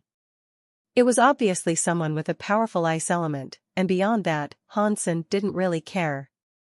But that child combine liquid sounded powerful, and it snagged Hansen's curiosity. White Real quietly told Hansen, child combine liquid is the formulation of one of our primary fields of research. It takes many high-level xenogeneic ingredients to produce, and it requires a synthesizing process that is extremely complicated. It aids high-class xenogeneics in evolving. If a king class kept on consuming the child combine liquid, there is a high chance he could become deified. It's that strong? Hansen was shocked. It was shocking that a king class could so simply be made deified. It would require a lot of luck, but it's theoretically possible. On the other hand, raising a duke to king class? That's easy. Our test record for accomplishing this is a mere 10 vials of child combine liquid, White Real boasted. It's no wonder that Sky Palace is so strong. You can make kings like that? How many do you have? Hansen asked with shock. 1. White Real lifted one finger. Hansen froze, so White Real continued. It is hard to find ingredients for child combine liquid, mind you. We have only made around 20 of them, and we use some for testing. And that king used 10 bottles. There are only 7 or 8 left. We have exhausted our supply of ingredients. Hansen thought to himself, if you can't mass-produce something, what is the point of creating it? White Real seemed to guess what Hansen was thinking. We can't make child combine liquid in large volumes, but with a few alterations, we can create a xenogeneic liquid that works on normal xenogeneics. If you drink a lot, a marquise can become a duke. An earl could become a marquise easily. Many of us are using it. Because the person had yet to arrive, the refinement process had stopped. They waited all morning for old Dong to return, and when he did, he brought someone with him. It was Yu Shanqin. Mr. Yu. Hansen exclaimed, bowing quickly. Why are you here? Yu Shanqin was holding a dog. That dog did not look energized, though. Its tail drooped and its fur was scraggly. Hansen had seen many dogs like that. It looked like any malnourished dog you might find wandering dirty streets, but there was no way an elite like Yu Shanqin would carry a being in such a poor state. Perhaps it was a high-class xenogeneic that just looked like a dog. Perhaps the creature was king-class or half-deified. The leader has asked me to help refine the blood feather knife, Hansen said. I see. How much did the leader pay you? Yu Shanqin asked with a smile. That's what a student should do, Hansen answered quickly. The leader hadn't given him any money, and he had been dragged there by White Real. Yu Shanqin patted Hansen on the shoulder and smiled. You and I are the same. We are good people. Before Hansen could say anything more, Yu Shanqin looked at the head researcher and said, Leader, are you going to pay me for my efforts here? Do not worry, I won't change what we agreed upon, the old man grunted. Then give it to me now. I don't work unless I see payment first. Yu Shanqin put out his hand. He seemed surprisingly stingy. Give it to him, the old researcher barked, grinding his teeth. He was talking to old Dong again. Old Dong looked hurt. He opened up a box, and in it, there were 7 containers. Each one held 200 milliliters of juice. Old Dong carefully picked up one and held it out to Yu Shanqin, but the man hastily grabbed another 4 before taking the one old Dong had. 5 of them. I have not taken any more nor any less, Yu Shanqin told old Dong and the leader. Both of them were looking ill. Hansen looked at the child combined liquid in Yu Shanqin's hands. It was a transparent liquid, and it didn't look all that special. Old Wang, this is some good stuff, Yu Shanqin said to the dog. He opened one of the bottles and poured out the contents for the dog to consume. The dog immediately got up and started lapping up all the child combine liquid. It licked its lips, as if it was saying, My lips aren't moist enough. You should give me another. Yu Shanqin opened up another vial and poured it out for the dog, called Old Wang. Old Wang lapped up the child combined liquid again. Can you stop wasting it? Old Dong burst out, unable to contain his anger. Leader, what is wrong with him? These vials are mine. What have I done wrong now? Yu Shanqin looked at the leader with confusion. The leader simply waved his hand at Old Dong, signaling him to stop talking. He then said to Yu Shanqin, You've been paid, and now you should work. No one will say anything after you are done working, even if you pour the stuff in the garbage. Yu Shanqin smiled. He opened 2 more vials, one in each hand. Then, he gave them both to Old Wang at once. Old Wang drank it all up. Yu Shanqin wasn't going to respect the leader just yet, he was going to use up all the child combined liquid first. It looks like Old Wang is full. This last one is pointless to have. Take it. Yu Shanqing threw the last vial of child combine liquid to Hansen. Hansen caught it. He was surprised to see Yu Shanqing give away something so precious. Hansen wished to say something, but Yu Shanqing stretched his limbs and then said, "Okay, time to work." He walked over to the absolute container and touched it. The other researchers all started to look nervous as they returned to work. When Yu Shanqing pressed his hand against the crystal container, it created a hole to allow his hand inside. The container then tightened again around his arm. The container was again sealed against contaminants. Yu Shanqing touched the blood feather knife, and there was a catcha-catcha noise. It sounded like ice was being broken. Ice crystals kept spreading across the blood feather knife, and it looked as if everything within the vacuumed container was going to freeze. The ice crystals grew, branching out like blood vessels. It was scary to watch. Yu Shanqing must be half deified. If he wasn't, there's no way he could freeze the vacuum. Hansen was surprised. Everyone watched as the ice power spread through the container, freezing even the empty space within it. In the end, it was all frozen. It looked like a perfect crystal ball. The absolute container was shining, and something seemed to be moving within the ice. Something was fighting against the cold powers. The researchers were fortunate that the absolute container was deified. Despite their strength, the cold powers weren't leaking out of the container. Yu Shanqing pulled his hand out of the container. He looked as ordinary as ever, and his hand showed no sign of the incredible cold that he had just released. "My work is done here. Let's go, Old Wang," Yu Shanqing said, then pulled the dog Old Wang away. When he passed by Hansen, Yu Shanqing said quietly, "Why are you still standing here? Don't interrupt their research." Hansen cocked his head, then followed Yu Shanqing to leave. The researchers inside Skypath Garden got back to work. Some of them saw Hansen leave with Yu Shanqing, but no one thought to stop him. "Mr. Yu, do you have a grudge with the head researcher?" Hansen asked, curiously. "Call me Yu Shanqing."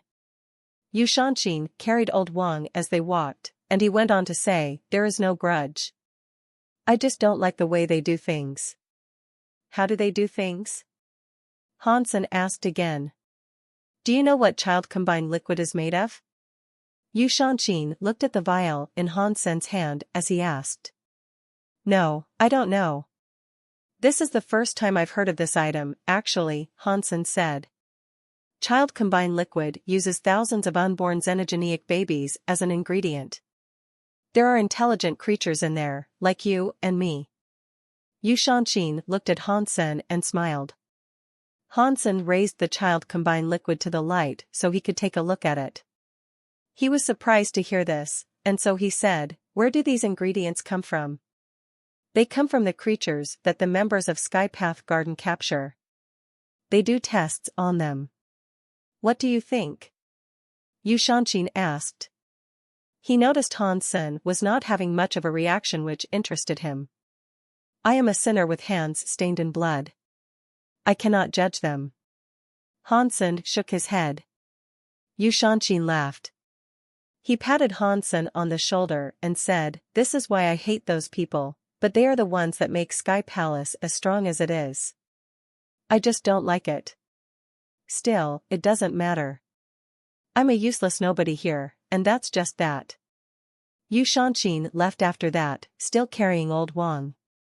He disappeared amongst the islands somewhere. Why did he tell me that? Hansen looked at the child combine liquid and sighed. He was not very noble himself, as he had killed so many.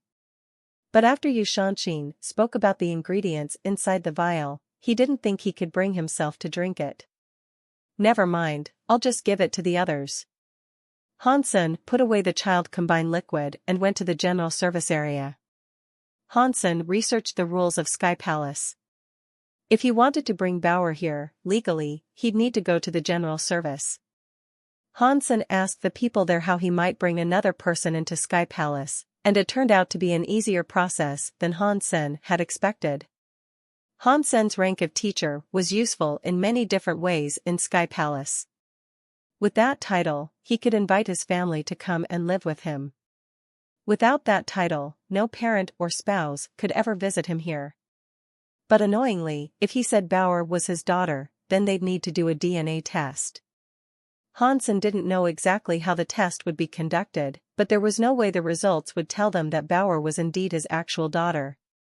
But according to the laws of Sky Palace, aside from parents and grandparents, only wives and kids were allowed to reside with a teacher. It looks like I still can't bring Bauer into Sky Palace. Hansen felt depressed. The only other way was for Hansen to make additional contributions to Sky Palace and gain the approval of at least half of the elders. Hansen could also ask for the leader's approval, but attempting that seemed unrealistic. His discoveries had made him curious about Bauer's DNA, though. He had Bubble take on his appearance and go to sleep on Jade Island. Then, he went back to the Alliance and visited Bauer. He took one of her hairs and went for a DNA test, wanting to see if her genes looked like any creature in particular. The DNA tests in the Alliance were rather advanced, but Bauer herself had come out of a gourd. None knew what her genes were like. Hansen almost bought the entire planet and made the testing place a temporary home. He walked in front of the gene tester and put Bauer's hair inside so he could conduct the test. Not long after, the test results were released. The results were printed upon a sheet of paper, and what he saw made his eyes widen. The DNA test printout read, "Father and daughter." D*MN, what a broken machine. And I just bought this thing. Who made this piece of sh*T? Ah, I see. It is Starry Group. I'll complain to Ningyu later. Hansen did not believe the results, so he did the same test on another DNA tester. The results almost made his eyes fall out. All the tests were the same, telling him that he and Bauer were father and daughter. This is impossible. Hansen swore he had never cheated with a gourd before. How could the results indicate that he and Bauer were genetically related? Hansen looked at the report carefully. Bauer's genes had a 99.99% match with his. Aside from them actually being father and daughter, there was no other explanation. How is this possible? Hansen looked at Bauer, who was looking innocent and unsure of what to say. You can get pregnant with just a rub? Hansen remembered that after he picked up the gourd, he used to fiddle with it while he thought. Aside from that, though, he couldn't think of any way they could have formed this connection. But now, Hansen had to admit that Bauer was his actual daughter. Hansen quickly destroyed all the test results. He took Bauer by the shoulders and smiled. Bauer, let's not tell Mom that we came here for testing. Hansen submitted an application at the General Services Building, requesting that his daughter be allowed to join him in Sky Palace. He received permission, and so he left Sky Palace and returned to Planet Eclipse to pick her up. Hansen was careful not to attract attention on the trip, and his return voyage was not impeded by troubles. He brought Bauer into the Geno universe halfway, and then went to Narrow Moon. He took Bauer to meet Isha, who quickly grew fond of her. She allowed Bauer to stay on Planet Blade, while Hansen went back to Planet Eclipse. Hansen knew that Isha intended to investigate Bauer.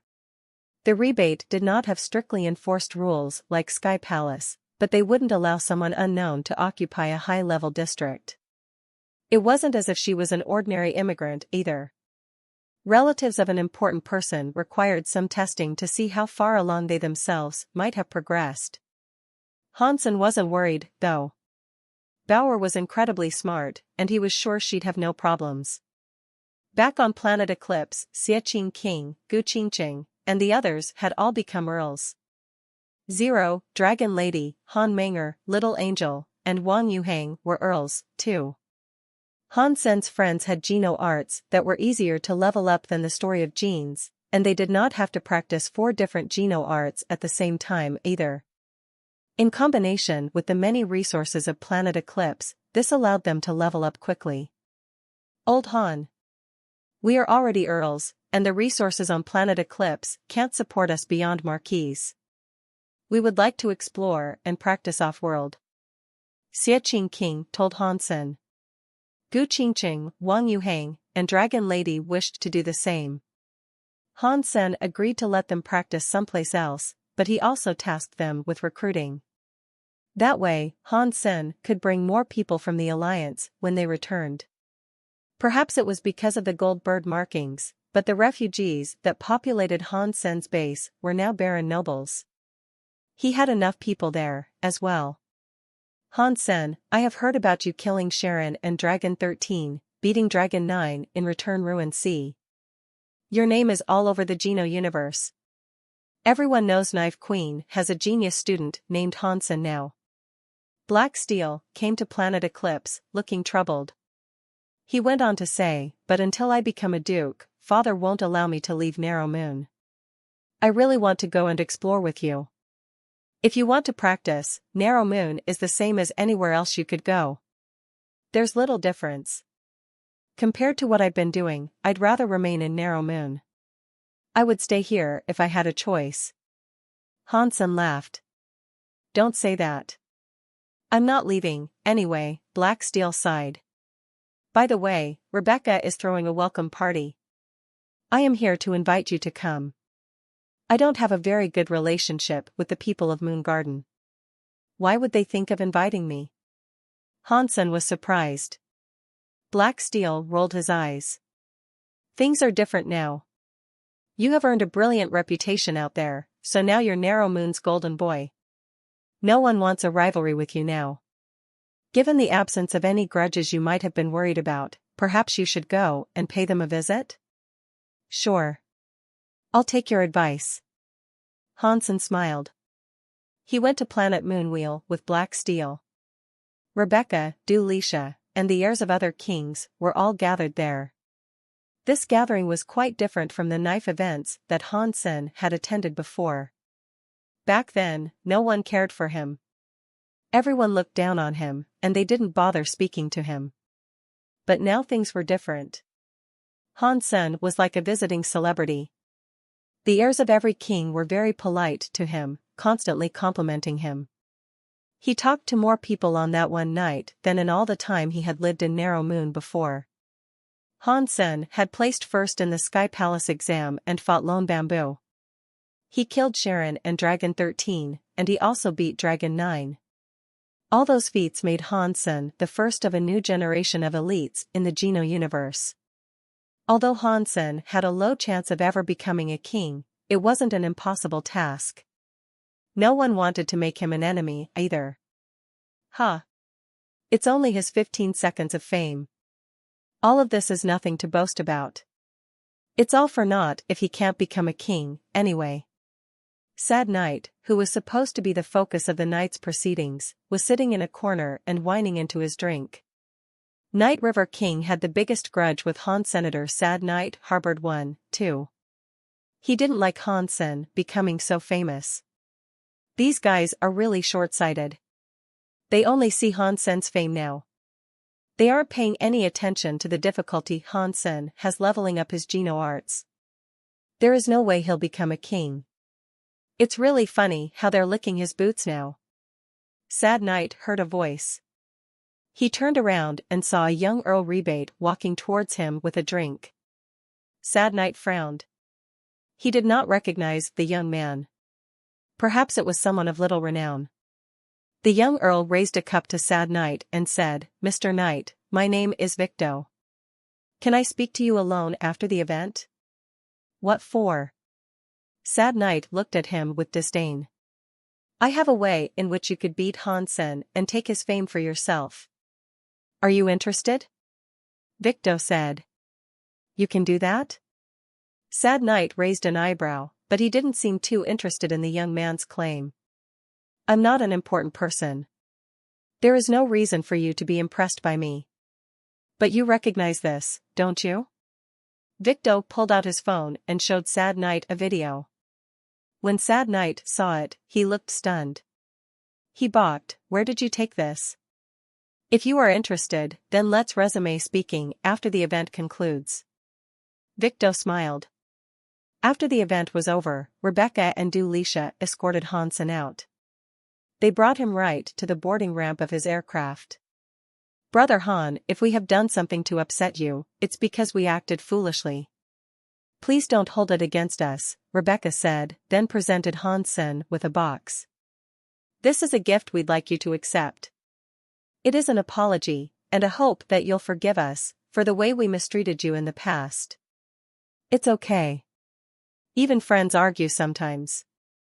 And I was new to Narrow Moon.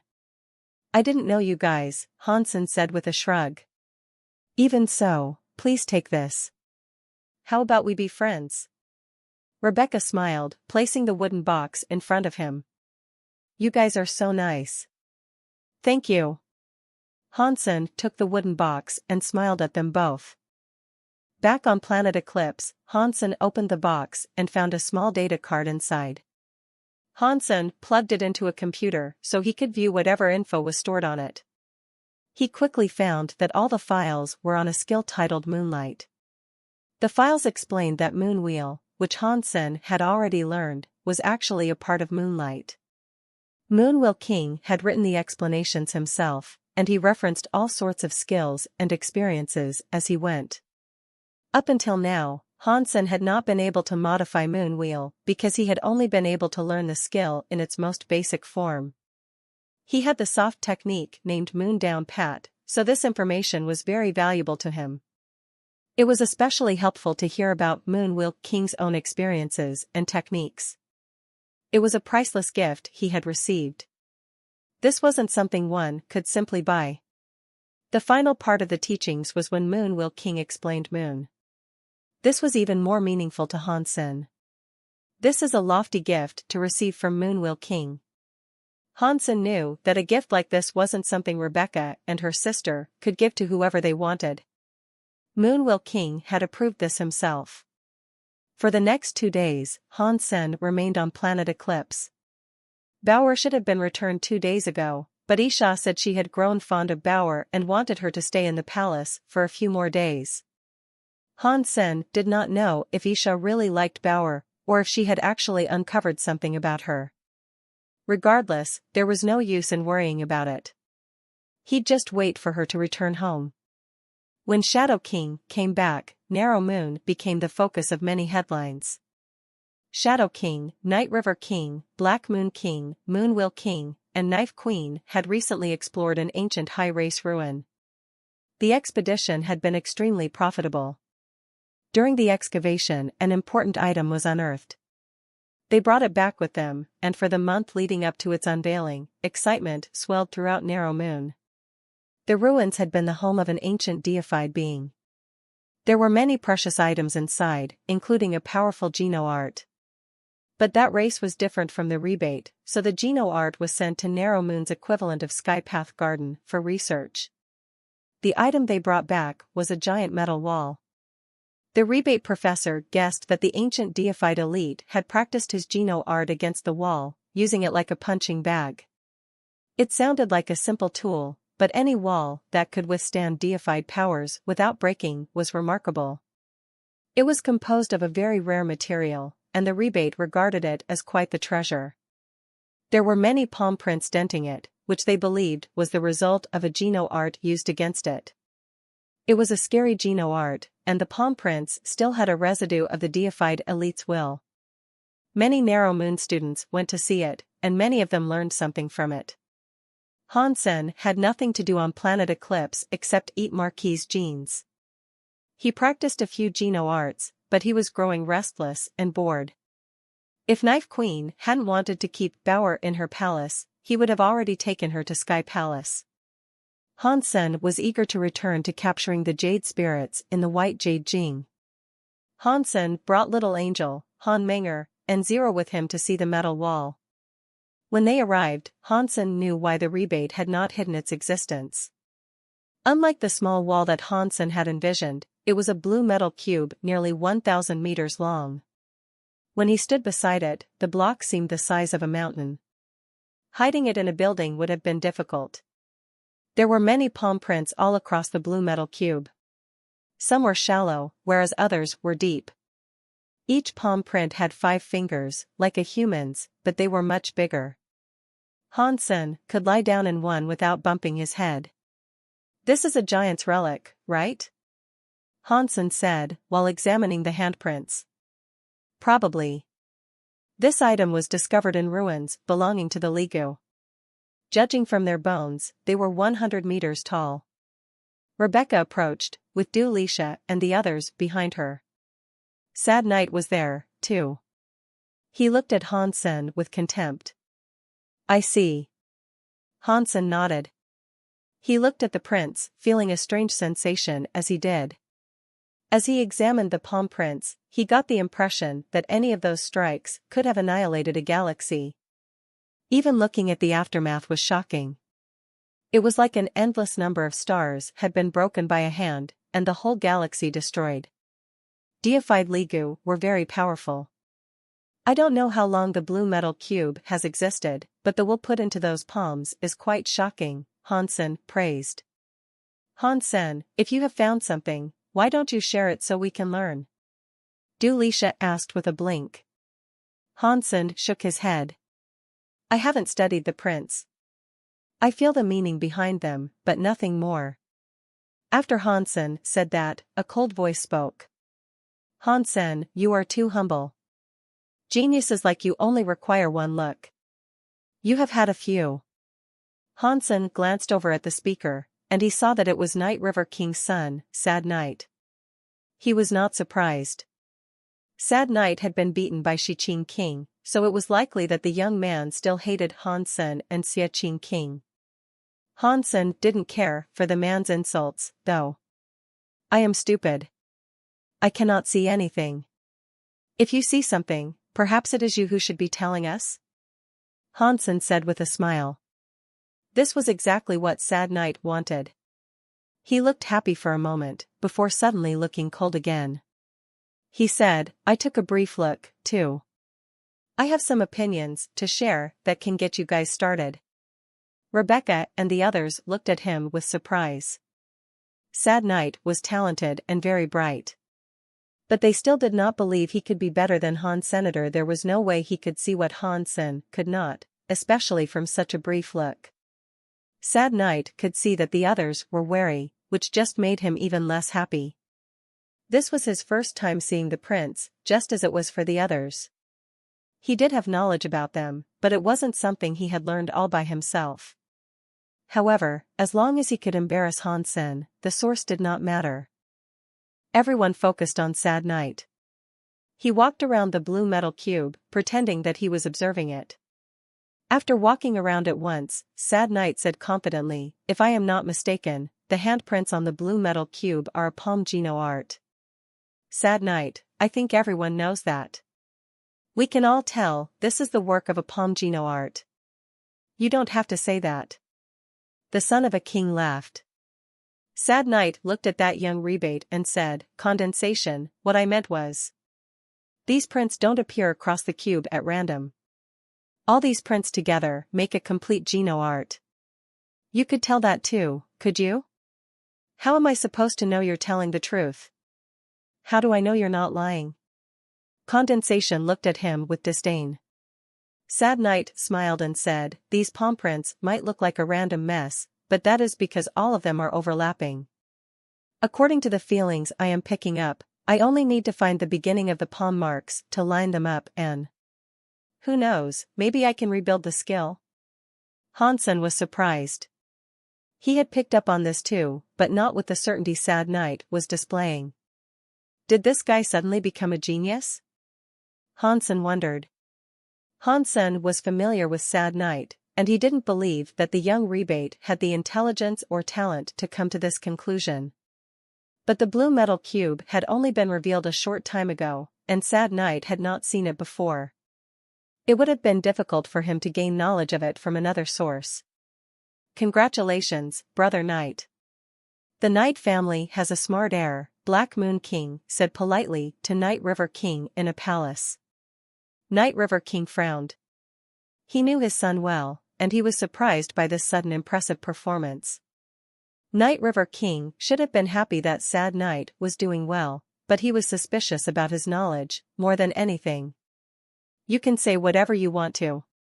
If you're as talented as you present yourself, find the starting palm and line them up. Recreate the skill for us. Condensation still didn't believe him. Sad Knight was waiting for someone to ask him this, and so he smiled and said, I have an idea, but I don't know if it is correct. If anyone sees the beginning of it, then I will let them demonstrate. After that, Sad Knight looked at everyone. His eyes stopped at Hansen, though, and so he coldly said, Hansen, you are so talented. I bet you understand, don't you? Why don't you show us where the beginning is? Hansen shook his head. I can't see anything. Please teach us. If no one else can explain, then I guess I will just have to embarrass myself. Sad Knight walked in front of the metal block and went to one side of it.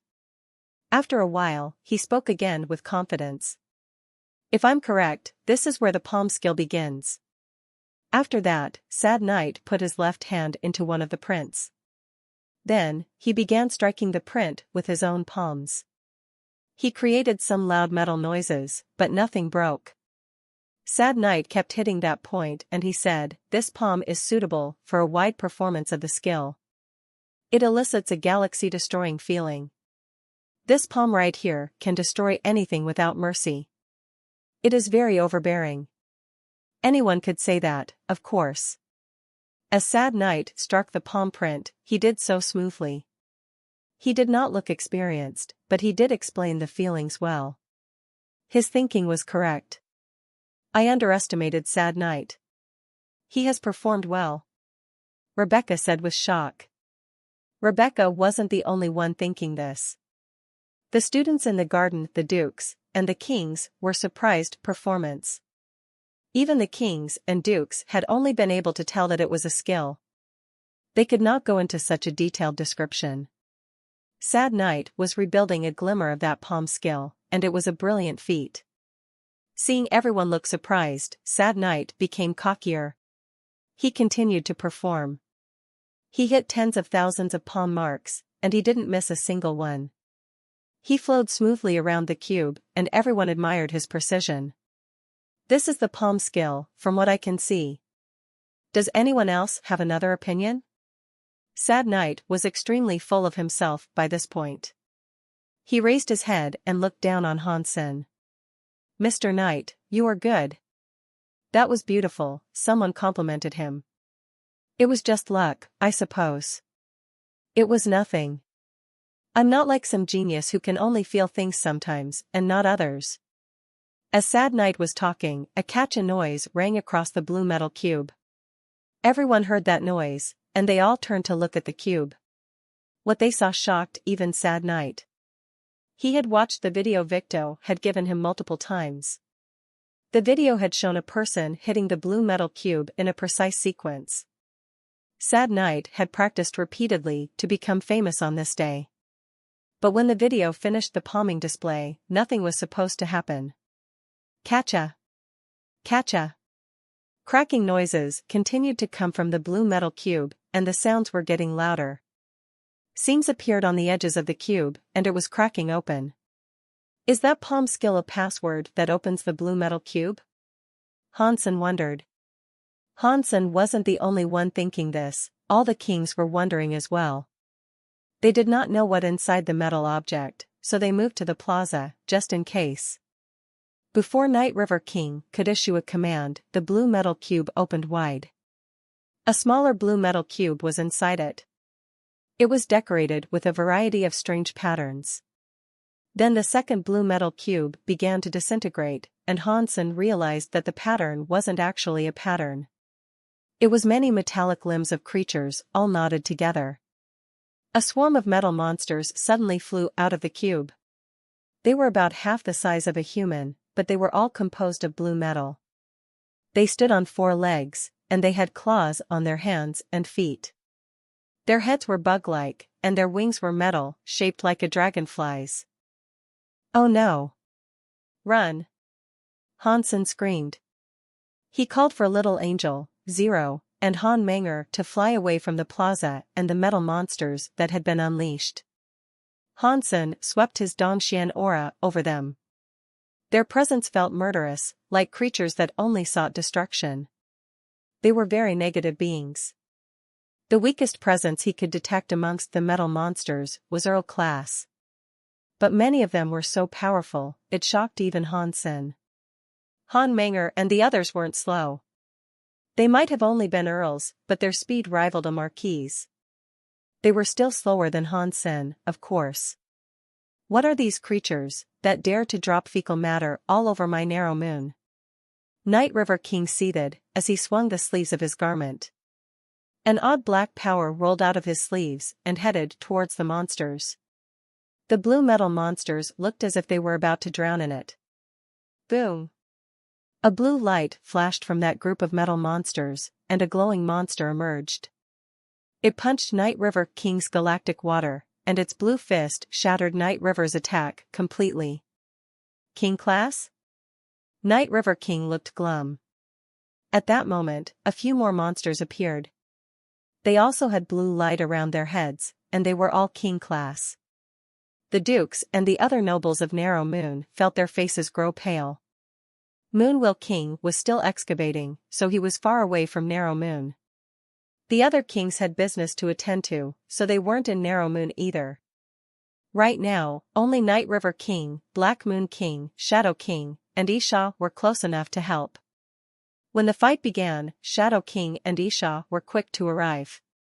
Isha swept her knife towards a roaring king-class blue metal monster. The blue metal monster squealed, and it swung its blue fist at Isha's incoming teeth power. Catcha! Catcha! The blue fist light was shattered by the teeth power. Knife air hit the blue metal monster, sending it flying away into space. A deep cleft was torn in the creature's chest, but no blood was drawn. It was shocking that a creature could take Isha's strike and not immediately die. She frowned and lifted her weapon to attack again. But before she could, a blue light flashed from within the metal group. One of the monsters appeared before her, completely glowing with that blue light. It had its fist raised to give her a big blue punch. Isha grunted and used tusk. Her skill was purer than Hansen's teeth knife. After that slash, the purple knife air was like a demon biting into the blue fist. Boom! The two powers collided with an explosion. The space of the region itself cracked, and things started to get sucked towards the fissure.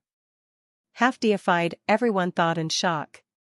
The blue light monster was fighting Isha perfectly well, with no sign of losing. Before they could think of anything else, more blue metal monsters poured out of the cube. This was turning into a dire fight. The metal monsters flew up into space, seeking out other planets. They were branching out to assault all of Narrow Moon. One metal monster had targeted Han. Senator Han Menger summoned an arrow and fired at it. The arrow went straight into the blue metal monster's eye and exploded. Pang! The arrow blew the blue metal monster's brain in half, but the creature was still swinging its fist. Zero and Little Angel carried a bone dagger and a feathery sword respectively. They moved to intercept the blue metal monster's fist. They effectively blocked it, then chopped its arms off to avoid a repeat. My friends are scary. They are only Earl class, and even so, they can fight Marquis monsters. Hansen grinned, pleased with his crew. But the monster was still intent on coming, despite its broken brain and severed arms. The blue light still swirled around its legs. Hansen swung his ghost teeth knife like mad, cutting the foe in half. The monster still writhed around on the ground for some time before it gave up the ghost. Xenogeniac Marquis hunted. Blue gold demon bug, xenogeniac gene found. The announcement played in Hansen's brain. At the same time, Hansen saw a blue crystal appear in the creature's head. It was around the size of an egg. Hansen grabbed the blue crystal, but there were many blue gold demon bugs coming. The battle was far and wide. If an enemy tried to assault Narrow Moon in the traditional fashion, they could use their defenses to repel such an invasion. Even king-class and half-deified sorts couldn't break in from the outside. But the blue gold demon bug had come out from inside Narrow Moon. The low-level nobles could not fight the blue gold demon bugs, and Isha and the others were busy fighting their own combatants. The attack was swiftly throwing the entire system of Narrow Moon into chaos. How could this happen? Sad Knight stared around himself as if he was watching the apocalypse. He could not believe what was transpiring. Over the course of a few minutes, many of the rebate were killed. Explosions rattled the place. Cries and screams erupted from every which way. Victo! That *shul Victo! Sad Knight gritted his teeth. He wanted to find Victo, who had given him the tape, but Victo was nowhere to be seen. When he looked back over his shoulder, he saw a blue gold demon bug coming for him. What do we do now? Zero asked as they retreated. Let's go to Planet Eclipse and try to fortify the base. There are many of these bugs, but they cannot destroy the entirety of Narrow Moon. We just need to protect our base and wait for Moonwell King to return. Hansen whistled, and Little Star came to him in an instant. A few people hopped onto Little Star's back, and it used Starsea travel to deliver Hansen back to Planet Eclipse. Some blue gold demon bugs tried to give chase, but Little Star's body zipped right through them. Little Star had the ability to phase through any form of matter. There were many blue gold demon bugs, but luckily, they weren't as threatening after they spread out across Narrow Moon. And none had yet come to Planet Eclipse. When Hansen reached the base, he called for everyone to gather arms and prepare for battle. He also activated the base's defense systems. Little Silver and the others followed Hansen, readying themselves for combat. BZZT. A blue gold demon bug broke through the atmosphere, reaching Planet Eclipse. It did not go for the base, though. It headed for a specific mountain that was known to be populated by xenogeneics. Hansen thought the blue gold demon bug had an overwhelming urge to kill, and it had gone for the xenogeneics first because they were closest. Hansen summoned Spell as a sniper rifle and used the scope to track the blue gold demon bug as it flew above the xenogeneics. It opened its mouth and let out a high-pitched screech. In the next second, the eyes of the xenogeneics all turned red. The mass of xenogeneics began to churn, stirring themselves into a frenzy. And when the blue gold demon bug screamed again, they all started stampeding towards the base. Oh no! The blue gold demon bugs can control xenogeneics? I hope they can only control the low intelligence variety. If they can take over the big ones, Narrow Moon is done for. Hansen took aim with his sniper rifle and pulled the trigger without hesitation. A bullet was fired, and it went speeding into the blue gold demon bug's left eye. The bullet perforated the bug's eyeball and became lodged in the socket. There was, however, a spell placed on the bullet. The bug became so slow that it started to fall to the ground. Turtle was very useful against foes that relied on speed and flight. Hansen donned his rabbit shoes and summoned dragon wings for his ears and back. His body glowed red as he shot off towards the blue gold demon bug. He lifted Ghost Teeth knife, and using tusk, he sliced the turtleized bug into pieces. Xenogeneic Marquise hunted. Blue gold demon bug, xenogeneic gene found. When the blue gold demon bug died, the xenogeneics that were under its influence returned to normal again. They felt Hansen's presence and quickly ran off. Hansen looked to the sky, but most of the creatures he knew were above him were too dark to see. Only the king class and half-deified bugs that were fighting Isha and the others were visible against the sky. They were fighting in space, shining bright against the stars. He couldn't see them, but he knew the blue gold demon bugs were probably descending on other planets. You guys stay on the planet. I'm going to go take a look. Hansen thought Planet Eclipse was safe for now. He left Little Star behind, flapping his dragon wings as he sped off into space. Hansen flew around the king-class blue gold demon bugs. He was far enough away that he only saw flashes in the distance, and he couldn't see the fight properly. The blue lights and the purple knife airs were like a magnetic storm in space. Hansen could tell Isha was the one that was guiding the fight, but if things continued as they were, they'd end up destroying the planet. Hansen flew by the planet closest to planet Eclipse, and he noted that there weren't many blue-gold demon bugs there. He continued past, headed for the planet with the blue metal cube. He figured that place would have the most blue-gold demon bugs, so it was his target. The more he killed, the less damage would be dealt to Narrow Moon. The bugs had the power to control low-intelligence xenogeneics. That was more dangerous than the bugs themselves. The planet that hosted the blue metal cube had many low-intelligence xenogeneics, and if the bugs gained control of them all, the situation would get completely out of hand. It appeared that Narrow Moon's elites shared Hansen's fear, because they were also focusing on that planet. When the blue-gold demon bugs appeared, the rebate had been thrown into utter chaos. But even so, not much damage was dealt. The Dukes quickly organized the fight and evacuated those who weren't strong enough to fight.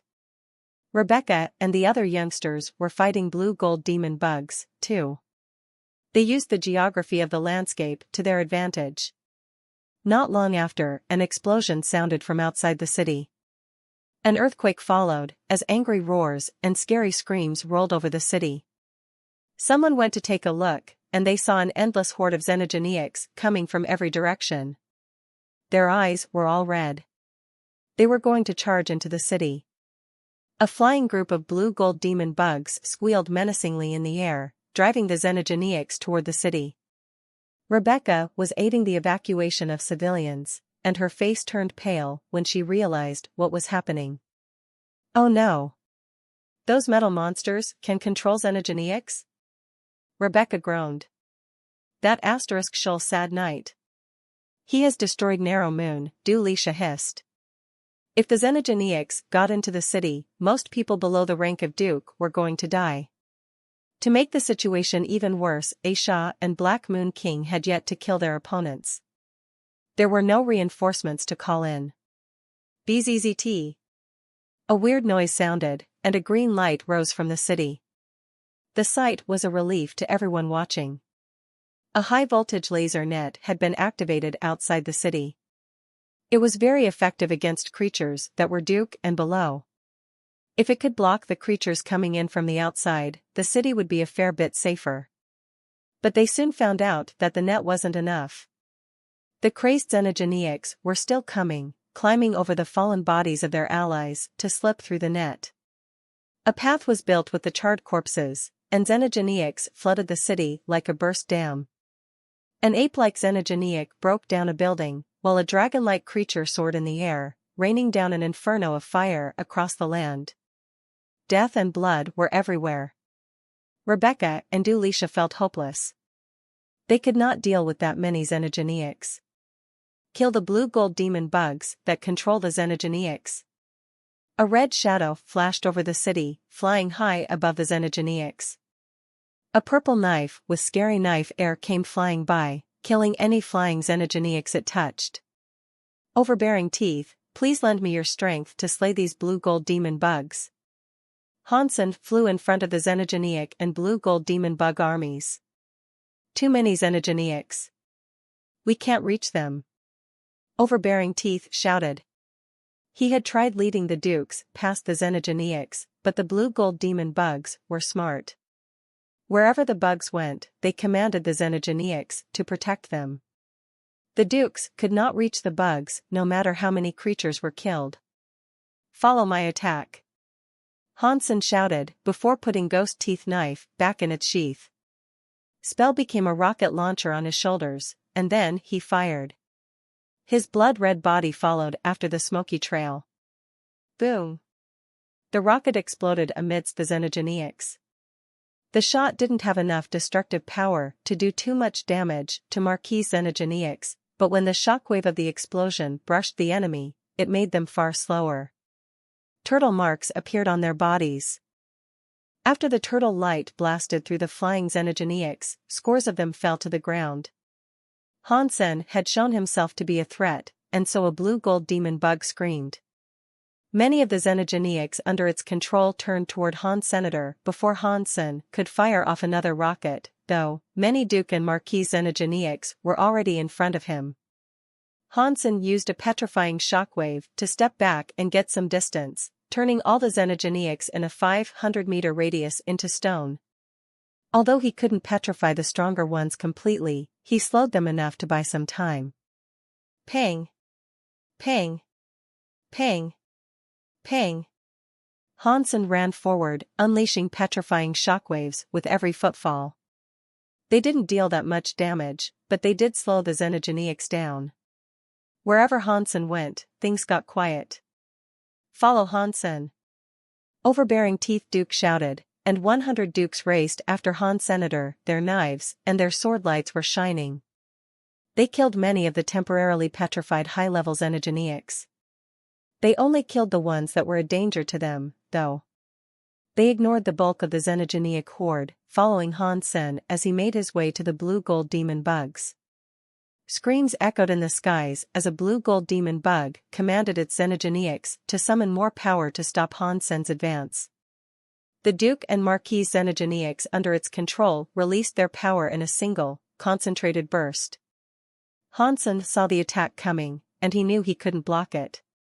Overbearing Teeth had seen what was happening, too, and he barked, "Careful!"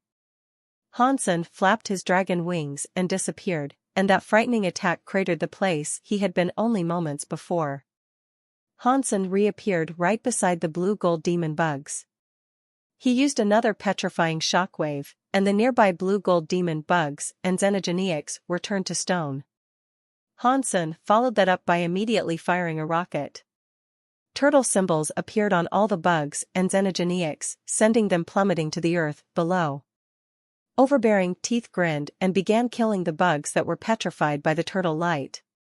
Metallic limbs and gore were strewn everywhere in his wake. The blue-gold demon bugs were weaker after suffering the petrification and turtle spell. They could not fight back against the dukes. The bugs had once been difficult to kill, but now they were slain with ease. Hansen teleported back and forth across the battlefield. Every time he appeared, a new shockwave would roll out to petrify all their opponents. He also made frequent use of his rocket launcher.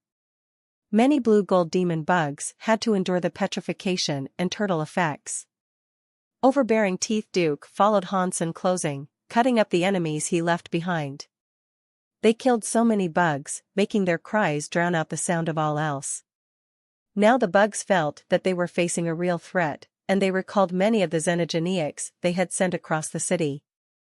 The new enemy troops intensified the pressure on Hansen and the others, but the rest of the city instantly became safer. Hansen's power was at a level where it would still be very difficult for him to kill the high-class bugs. Killing a duke would not be easy for him. But he was happy to leave the killing to others. He chose to play smart, focusing on speed, teleportation, petrification shockwave casting, and the rockets that dished out turtle spells. He flashed around the battlefield, letting Overbearing Teeth Duke and the others finish off the foes he brought down. Hansen was guiding a regiment of 100 dukes. They were like a weapon of his own, one that could brutally impale the hearts of all the enemies he came across. Many blue-gold demon bugs died by their hands, and there was little chance of the ones remaining having a chance of escape. Hansen flowed between the monsters like water. The petrifying shockwaves continued to spread, peppered with the explosions of the rockets he fired. They were the brightest things on the battlefield. Wherever Hansen went, the dukes killed everything in their path. Blood and bodies were everywhere, and the attacks of the bugs were slowing down. No wonder Hansen was able to kill Sharon and Dragon 13. "That guy is scary," said a shocked voice.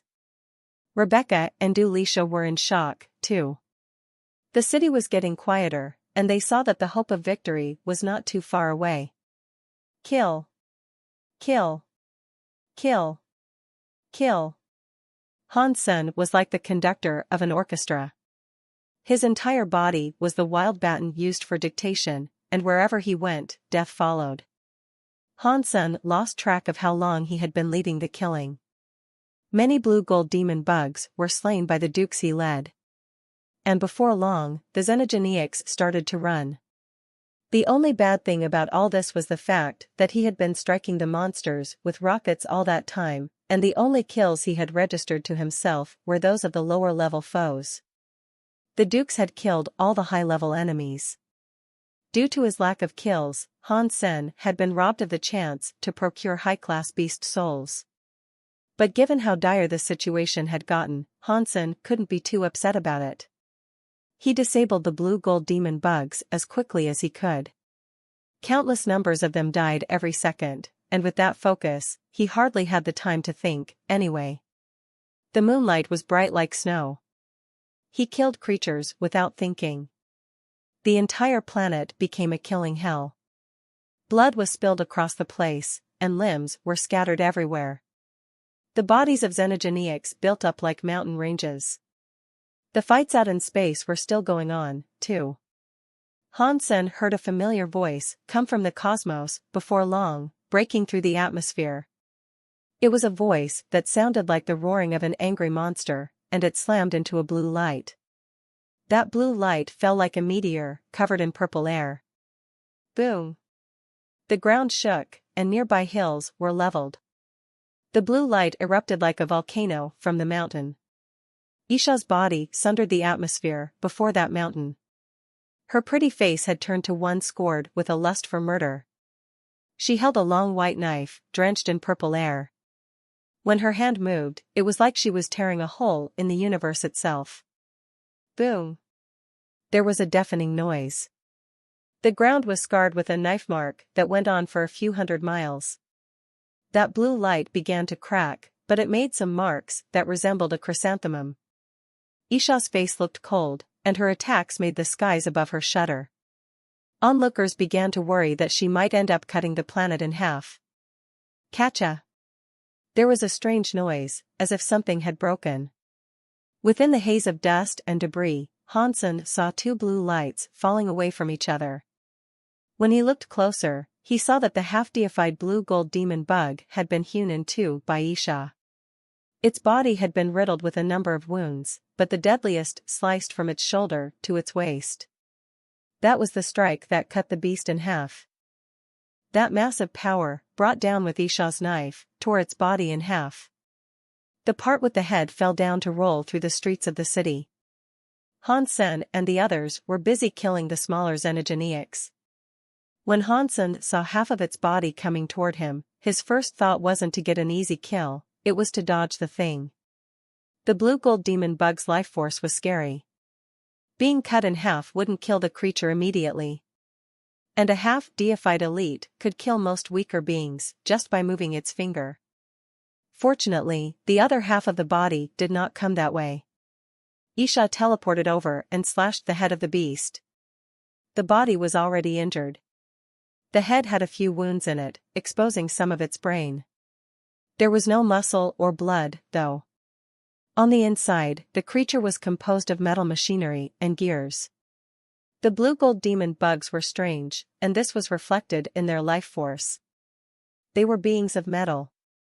Catcha! More breaking sounds were heard. The blue-gold demon bug's head was chopped in two, opening like a cut watermelon now. Han Sen could see the blue crystal xenogeniac gene that had almost fallen out. No matter how strong that bug was, that strike ought to have killed it. Han Sen saw half of its head roll his way. There was still a distance between him and it, but he teleported closer. He went to that half of the head and used his knife to dig out the blue crystal core. He did not dare to take the xenogeniac gene, but he wanted to test his luck. He wanted to see if he could get an easy kill register by doing so. There was a chance he'd get a beast soul or something. That half of the head still trembled a little, but after Han Sen removed the core, the body stilled. Mutant Xenogeniac King hunted. Blue Gold Demon Bug King, Xenogeniac gene found. Obtained Blue Gold Demon Bug King beast soul. A voice played in Han Sen's head, and upon hearing it, Han Sen almost thought he could hear a choir of angels singing. It felt like he was going to transcend to a higher plane of existence. Han Sen just wanted to give it a shot. The chances of actually gaining a beast soul had been virtually non-existent. Luckily, no one around him knew what had just happened. Han Sen himself was struggling to believe it. Good people always have good karma. It is lucky that I have been such a good boy for so long. It hurt to let them kill so many marquises and dukes, but now it is all worth it. Hansen was ecstatic. After the blue gold demon bug king died, the rest of the bugs became frenzied. There was no order or cohesion to their formation, which made the work of killing them a lot easier. Hansen quickly lifted the blue crystal core and lobbed it at Isha. He also shouted, "Queen, you should take this, before it gets lost in the fight." After that, Hansen continued killing the blue gold demon bugs. Trying to steal the blue gold demon bug's xenogeneic gene would be foolish. For now, Hansen was satisfied with obtaining that king-class beast soul. Isha caught the blue crystal core and put it away. She then returned to space to help Black Moon King and the others kill the other king-class blue gold demon bugs. The situation had taken a turn for the better, and the blue gold demon bugs were no longer much of a threat. Hansen led overbearing Teeth Duke in a rush against their foes, killing many bugs and xenogeneics as they went. When the situation improved further, Hansen found a chance to take down some Duke blue gold demon bugs and xenogeneics by himself. He didn't gain any additional beast souls by doing this, however. With Isha's help, the king-class blue gold demon bugs were all destroyed. When Isha rejoined Black Moon King, the horde of bugs knew that their time of death was nigh. Many nobles had been killed in Narrow Moon that day, but fortunately, Hansen had been there to lead a highly trained team in pulling many of the bugs and xenogeneics away to lessen casualties. Even so, that bug disaster was the worst crisis Narrow Moon had endured in many centuries. The bugs that flew to other planets were eventually killed, too. Hansen found a few marquises and Duke xenogeneics to claim for himself, and when all was said and done, he had earned quite a bit. The biggest reward was the mutant king-class beast soul, of course. If the bugs hadn't rolled right in front of him, Hansen had no idea how long he might have had to wait to benefit from a king xenogeneic. The fact that this one was mutant was just the icing on the cake. After that fight, Hansen's reputation grew even larger. He had led the dukes to fight the monsters, and his performance that day was given grand compliments by many Narrow Moon nobles. Sad Knight was the one who opened the blue metal cube, so he had unleashed the invasion of the blue gold demon bugs. He hadn't been killed, but he had been arrested. He was pending an investigation into his actions. In the end, Hansen heard nothing about what happened to him. Hansen, on the other hand, received a reward from the Full Moon Council. He was the recipient of many genofluids, which he could use to practice. He was also bestowed many titles and many more benefits. Hansen had permission to join Moon Garden, but he wasn't going to be a student this time. Now he was offered the opportunity of being a teacher. Isha wouldn't let Hansen join Moon Garden just to become a student. Hansen had the teacher title in Sky Palace, and it would be an insult to Sky Palace if he was only a student in Moon Garden. Aside from all that, though, he received many more rewards. Planet Eclipse was exempt from paying taxes for an additional 50 years, which saved Hansen a lot of money. Hansen's performance wasn't the only reason he was so generously rewarded. Isha played a big part in fighting for what he was given. Without an important figure like her backing him, Hansen wouldn't have received half as many rewards. After all was said and done, though, Isha called on Hansen to visit her in the palace. "You did well, but the story of genes isn't marquise yet. How did you earn so much power?" Isha randomly asked, while holding Bauer. Hansen had wondered if she might ask this, so he had a lie already prepared. He said, "I practiced consume. I discovered that consume can steal the powers of xenogeneics, like these dragon wings. I took them out of Sharon's xenogeneic gene. And as a result, these dragon wings have the break space flash power." Because no one aside from the consuming ants could practice consume, Isha wouldn't be able to tell if he was lying. Isha saw his Shanyuan dragon wings and his stone cow's stone skin, and she believed Han Senator she couldn't think of a better explanation, so Hansen got away with it. He took Bauer back with him to Planet Eclipse. Before they left, Aisha gave Bauer many items, including many geno fluids for general use. They were pricier than the ones Hansen had received. "I can't tell you how great your daughter is," Aisha said, before they left. Hansen felt depressed. He was thinking his kids were far too good, and that their starting base was far superior to his own. "It is because they have a good father." Hansen sighed and tidied his clothes, looking pleased with himself. Bauer enjoyed living there. Life in the city had been too boring for her. Hansen brought her to the planet to kill xenogeniacs, wanting to see how powerful a creature her gourd could suck up. Hansen found a barren xenogeniac for her to try the gourd on. She brought out the gourd, and the creature vanished into it. Hansen wasn't surprised Bauer had that power, though. If she hadn't, all the xenogeniacs he had fed her would have been a waste. The next couple of tests did surprise Hansen, however. She was able to suck up viscounts and earls. She struggled a little with a marquise, but even that creature was eventually pulled into the gourd. Nothing was able to resist her. "Bauer, if your gourd was that good, why did you not tell me earlier?" Hansen looked at Bauer's gourd jovially. "You didn't ask," Bauer said, sounding hurt. "Good. Well, we'll go to Sky Palace tomorrow so we can absorb that cocky red cloud." Hansen was super excited just thinking about that red cloud. With Bauer there, Hansen didn't think the cloud had a chance. It was a shame there weren't many dukes in Planet Eclipse, though. They were really hard to find, so they couldn't see if Bauer's gourd was capable of absorbing one of those. The Marquise had fought the suction for a bit. Absorbing a duke wouldn't be too easy. "It's a shame I cannot bring Little Invisible to Sky Palace," Hansen thought. Sky Palace was a nice place, but it was strict with its laws. If it wasn't for the Jade Spirits, he'd have preferred to remain on Planet Eclipse. The next day, Hansen said goodbye to Isha and secretly brought Bauer to Sky Palace. "How do I use this thing?" It was a boring trip, so Hansen spent his time examining the mutant King Beast Soul. King Class Mutant Beast Soul Blue Gold Demon Bug King, by Sema. That was the first time Hansen had ever seen such a beast soul. He researched it a bit, trying to see how he might make use of it. After Hansen summoned the Demon Bug King Beast Soul, a blue light shone around his body. He could widen the radius of the light or make it smaller.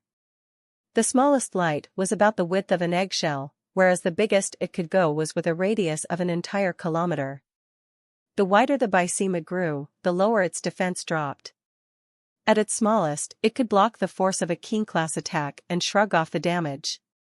But the Bysema only worked on Hansen, and it moved where he did.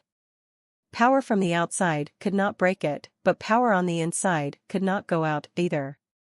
This Bysema Beast Soul is awesome. If I use it well enough, I could survive a fight against a King-class foe. Hansen really loved that demon bug, Bysema Beast Soul. Back in Sky Palace, Hansen filled out the applications for Bauer. They conducted their DNA tests on a planet away from Sky Palace. Human genes were unstable, so it was difficult to check their relationship reliably. Hansen and Bauer's genocores were very similar. There were some differences, but it was enough to prove they were father and daughter. Hansen was given permission to enter Sky Palace with her, but Bauer would have to traverse the Sky Road and then follow the road to the sky. Because she was still a child, however, Hansen was allowed to accompany her. She didn't have to go through it alone, as he had. Hansen held Bauer's hand and went to Skydor Island. They headed for the gourd vines. Bauer looked at the gourd vine curiously, and the gourds upon it in particular. Many people in Sky Palace had heard that Hansen was bringing his daughter, and while not many came to spectate in person, a lot of people paused to watch wherever they were. Hansen's genes weren't stable, so he wasn't a genius when it came to practice. He could not practice things quickly, but he was good at using techniques. His techniques made him very strong, but to people that practiced, reaching the status of deified was the ultimate goal. No matter how well Hansen performed, if he could not reach that lofty point, then the elites wouldn't always look up to him. Many people were interested in learning how talented Hansen's daughter was. They could tell her genes were not stable, either. Because there were so many unknowns, many of the elites were disappointed. Unstable meant unpredictable. It meant something couldn't be controlled. It was all a gamble. No one would gamble upon something that had no guarantee. Thousand Feather Crane, the Yun sisters, First Day Buddha, and Yu Jing all came to Sky Door Island to welcome Han Senator. When Yu Shusheng saw Bauer, she smiled. I did not expect your daughter to be so cute. Hansen introduced them to Bauer. I will take Bauer through Sky Road and lead her up the road to the sky. We will talk later. After that, Hansen took Bauer to the giant gourd vine. Bauer observed the gourds with profound curiosity. When Hansen picked her up and began walking across the gourd vine, the gourds began to shake like bells in a storm. Hansen was shocked. He remembered when he first came there, the gourds were afraid of him. It was the same thing happening now, but it was even crazier. The gourds were shaking like mad. Now Hansen knew why the gourds would have this reaction when he walked across the vine. It wasn't because he was special, it was because he was associated with Bauer. That was why the gourds reacted to him. Does Bauer have something to do with this gourd vine? Hansen's face looked strange, as he didn't know if that was a good thing or a bad thing. Hansen hesitated, wondering if he should keep going. The gourds were having a very strong reaction, and he was afraid something might happen. But since he was already out on the vine, going back didn't seem like a good idea. He had to press on with Bauer. The movement of the gourd vines was shocking all of Sky Palace. The Sky Palace leader, who was in the middle of practice, opened his eyes. The nobles and the elders watched the shaking gourd vine via their own means. Even the dream beast woke up from his slumber to look at Bauer, who was being carried on Hansen's chest. In the tower of a jade city, a green-cloaked man stood alone. He watched the gourd vine and looked surprised. The Sky Palace gourd vine was a deified plant. Even if a deified elite came, it wouldn't have that reaction unless the elite was a hostile. But now, it was having such a drastic reaction to Hansen and his child. Something like this had never occurred before. What is this? What's happening to the gourd vine? Yun Sui asked with confusion. No one could answer her question, though. So, Yun Sui continued to watch in shock as Hansen and his daughter crossed the madly shaking gourd vine. Suddenly, a gourd that was as big as a stove began to shine. A sword light came out of the gourd and went straight for Bauer, who was in Hansen's arms. Hansen was thrilled. This was not like the first time, where he had no clue about anything that was going on. He knew the gourd had approved of her, and it had given her a holy gourd sword heir to practice swords with. When Hansen had walked across it the first time, the gourd shook, but they did not give him anything. A lady with a black mask, next to Sky Palace leader, said in surprise, "It seems as if Hansen's daughter is a natural. She has managed to trigger the holy gourd sword heir. She really has the talent. This is most fortuitous for the prestige of Sky Palace." The Sky Palace leader nodded, but he did not say anything. He felt as if the gourd had moved too much, and that was nothing normal. The elders stared with stunned expressions. It is no wonder she is Hansen's daughter. She can trigger the holy gourd sword heir. She will achieve many great feats with a sword.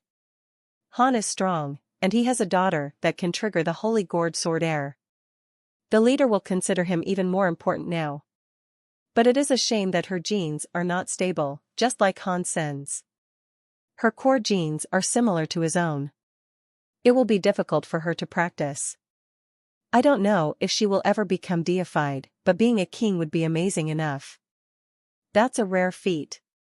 While everyone discussed this, the holy gourd sword heir touched down on Bauer's forehead. It surrounded Bauer, making her glow with a holy sword heir. Then another gourd lit up. A holy gourd knife heir was coming straight at Bauer. Look! Another gourd has been triggered. This time it is a knife heir. She is talented with knives, too, the black-masked woman asked in utter disbelief. It was rare to trigger 2 gourds with different holy airs, which meant Bauer had great talent with knives and swords. She could learn with those much faster than an ordinary creature. Hansen is a knife and sword master, and it seems his daughter is just as proficient. Genes are very important. It is a shame that Hansen is not a genuine student of ours. These two could earn a lot of glory for us. They are not our family, but the connection between the leader and Knife Queen make it close enough. Hansen's daughter has no master, and Hansen has only been a member for a short while. Can his daughter still enter Sky Palace? Yeah, but the leader took Lone Bamboo as a student. He cannot take on any more. I don't know who her master will end up being. With this talent, no elder would reject the prospect of accepting her as a student. Not bad. Not bad. This child is talented. She has talent with swords and knives. She will become very strong in the future. A king with a white beard laughed. Another king nodded. This girl is good, but her talent is different from my own powers. If we were more compatible, I would take her as my student. An elder laughed and said, "It is a shame she is not of the sky. Otherwise, I would take her as a student. She may be talented, but she is still a crystallizer. Her genes are unstable. For her, gaining strength will require far more effort than usual." As everyone discussed all this, the gourd vine shone again. A gourd spat out even more holy air.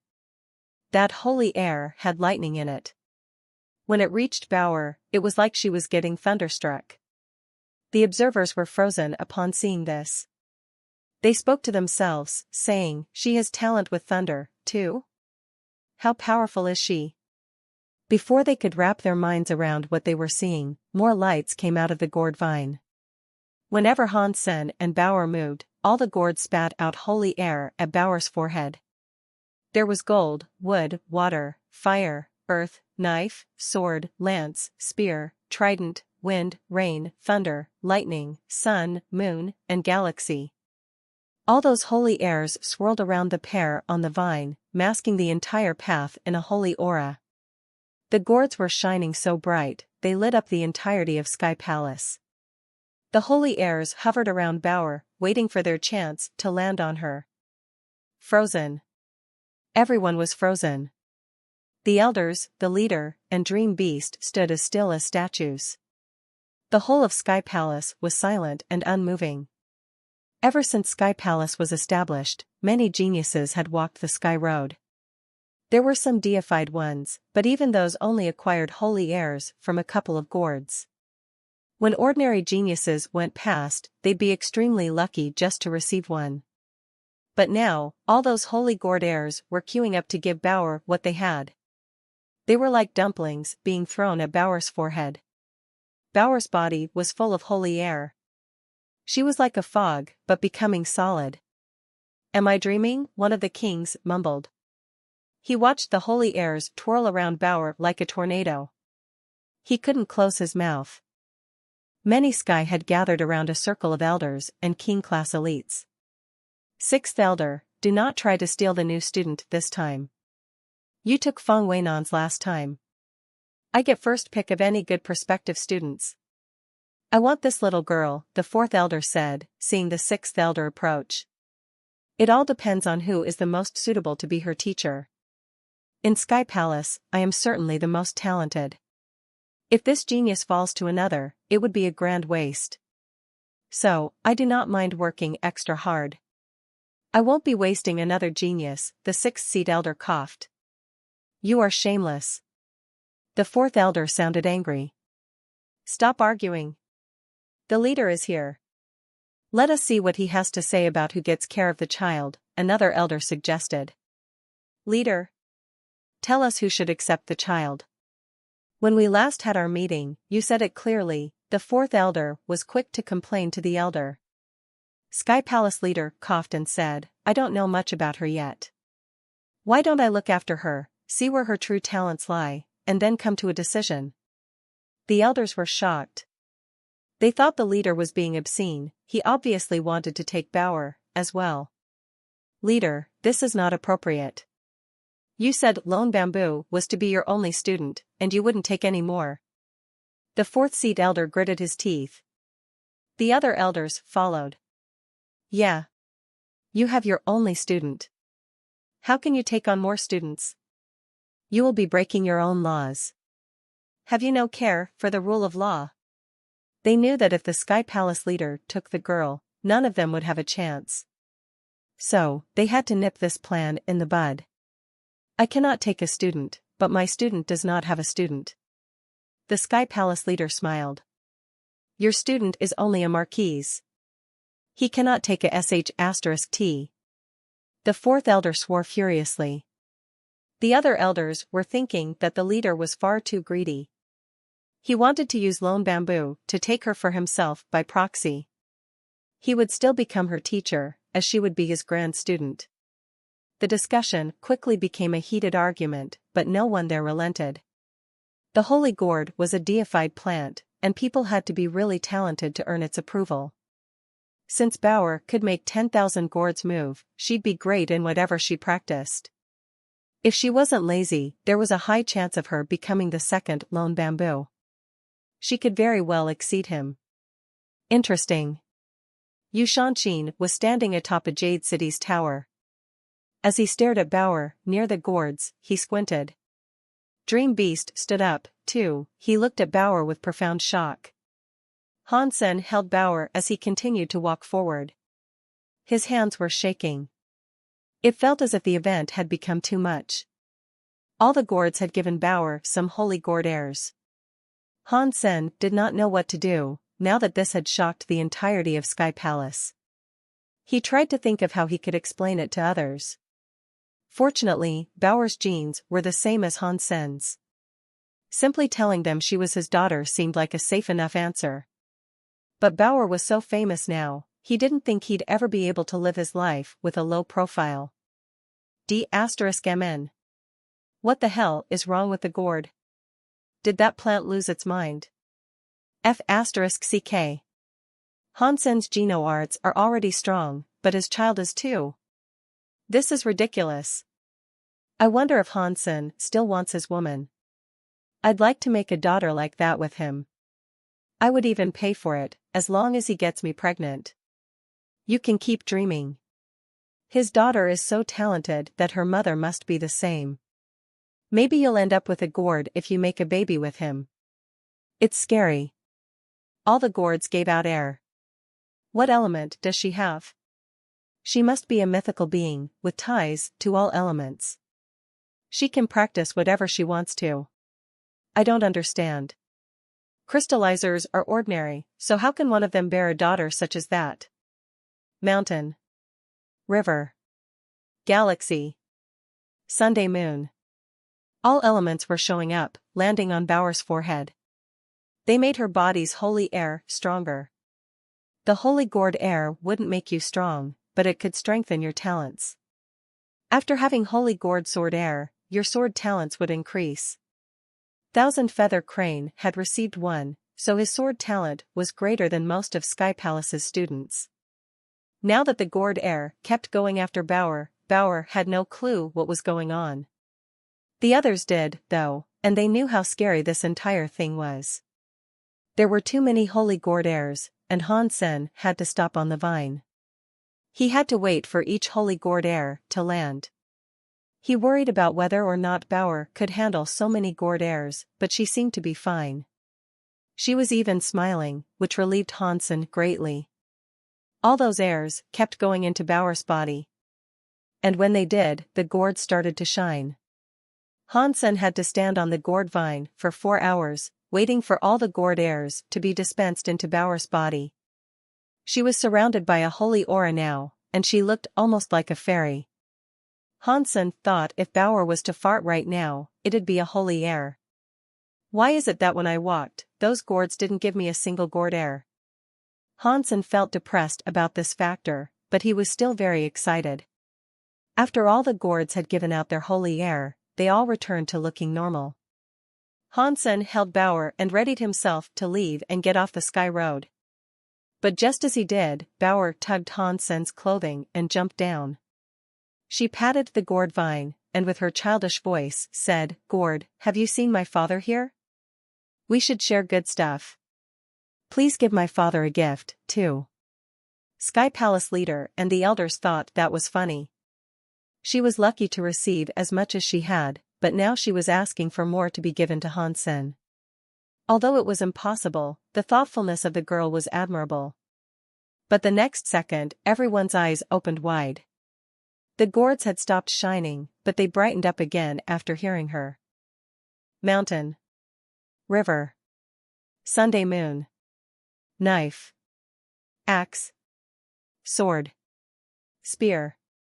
The holy air came out again, all headed towards Han's senator. They entered through his forehead, one after another. "Good bower. I raised you well, after all." Hansen was so happy, he wanted to pick her up and kiss her cheeks. One holy air headed for Hansen was like the mountain of a god. Hansen felt the power of a mountain go inside him. Hansen felt as if he himself had become the god mountain. The strength, vitality, and power of a mountain were inside him. He now understood what a mountain truly was. A river came next, and Hansen became a river in accordance. The swell of the river, and the infinite reach of its waters, came into Hansen's heart. At that moment, Hansen was the river, and the river was Hansen. Galaxy and snow. All these strange things landed atop Han's senator. He understood everything at a greater level than he had before. A myriad of experiences flowed into Han's senator. His world was a fish. It was a tiger. It was a bug. It was a dragon. His world had been turned upside down, and he saw the world from a different point of view. It was something that he should not have understood. These weren't just feelings. The holy air cleaned his body. He could understand other things more. Now Hansen knew why. After the holy gourd sword air, the sword skills would increase. After learning the essence of the sword, with the body cleansed, the sword skill talents would increase. 10,000 gourd holy airs were coming. To someone like Hansen, who already knew everything, it was a magnificent boon. Holy gourd airs did not increase one's level or power, but the benefits they gave weren't something you could get by leveling up, anyway. How? The Sky Palace leader and all the elders were stunned again. Even the deified ones could not find the means to shut their mouths. D***mn. The holy vines, holy airs, can be requested? I thought nothing could influence whether or not they were bestowed on someone. What is going on now? Is everything I have come to know a lie? The gourd doesn't need to approve of who it gives its holy airs to? F***ck. I thought the holy gourd air was something noble. It turns out to be something quite cheap. F***cku. This favoritism is too much. Hansen's daughter can get holy air, and then ask the same to be given to her father? This has to be a joke. Does walking Sky Road require social connections now? Making a good baby is better than living well, it would seem. Make a good daughter, and you can have everything. There is no need for the Sky Road anymore. It sucks. The elders were silent. They could not understand why the vine would accept Bauer's request. It was unbelievable. Not even the deified elites could get a holy air without the vine's approval. Bauer had casually spoken her wish, but the vine released plenty of holy airs from its gourds. It made all the elders wonder about the meaning of their existence. Perhaps the gourd had been gathering up its holy airs for millions of years, and now it was randomly spewing them out to the lucky. But deep down, they knew that wasn't true. Many people had walked across Sky Road, and only a very few ever gained the approval of the gourds. I want this student. Whoever fights me on this will no longer be my friend. The fourth elder sounded angry. What do you mean? This girl is my student. We look so similar, after all. The elders started to argue amongst themselves again. That was a sleepless night for the sky. 2 people had received 10,000 holy airs in one day. The most unbelievable thing was that one set had been given upon request. After that day, many Sky Palace students rewalked the Sky Road. They hoped a miracle would occur for them, but nothing ever did. There was no reaction from the gourds, even if they walked across it a few times. They never got approved. Some students begged it, hoping to touch the holy vine and have it give them its holy airs. They burned so many sacrifices, and they kowtowed until their foreheads were bloody. But no matter what they tried, the gourd vine was unmoved. Now people knew that begging for holy air depended on who you were. Not just anyone could do that. After that, Bauer was bestowed the title of Little Fairy. She didn't look like Hansen's daughter, and she looked more like a fairy due to her having 10,000 gourd holy airs. Hansen also experienced the winds of 10,000 gourd airs, and when all was done, he felt amazing. When he looked at things, he saw them a whole different way now. For hours later, all the holy airs had successfully blended into Hansen's body. The gourds looked exhausted when they were finished. "Thanks," Hansen said to the gourds. Then, he picked up Bauer and walked to the main island. The road to the sky did nothing to Bauer. Nothing strange happened there. Hansen held Bauer and carried her into Sky Palace safely. The students of Sky Palace looked at Hansen as if he was a stranger. It was as if they thought he was a monster that had escaped from the zoo. Before Hansen had a chance to go to the leader and elders with Bauer himself, they came running towards him. "Hansen, I am going to take your daughter as a student. You may have whatever you wish." "No, she is my student."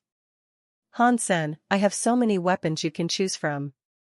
You can take any you wish, if you allow your daughter to be a student of mine." "What is the point of giving out so many weapons?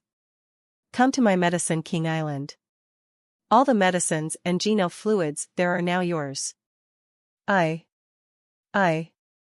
Enough. Look at what you people have become. Do any of you still respect me? Act like the elders you are, the Sky Palace leader roared, slamming his fist into the table. All the elders looked ashamed of themselves. The leader walked in front of Han Sr. "Hansen, you know Lone Bamboo. You know how strong he is. If you allow Bauer to become his student, with my teachings as well, she can become something great." Obscene. The elders became even angrier. They started to fight again. The elders shouted at each other, fists clenched and blood vessels pulsing. It looked like the fight was about to get physical.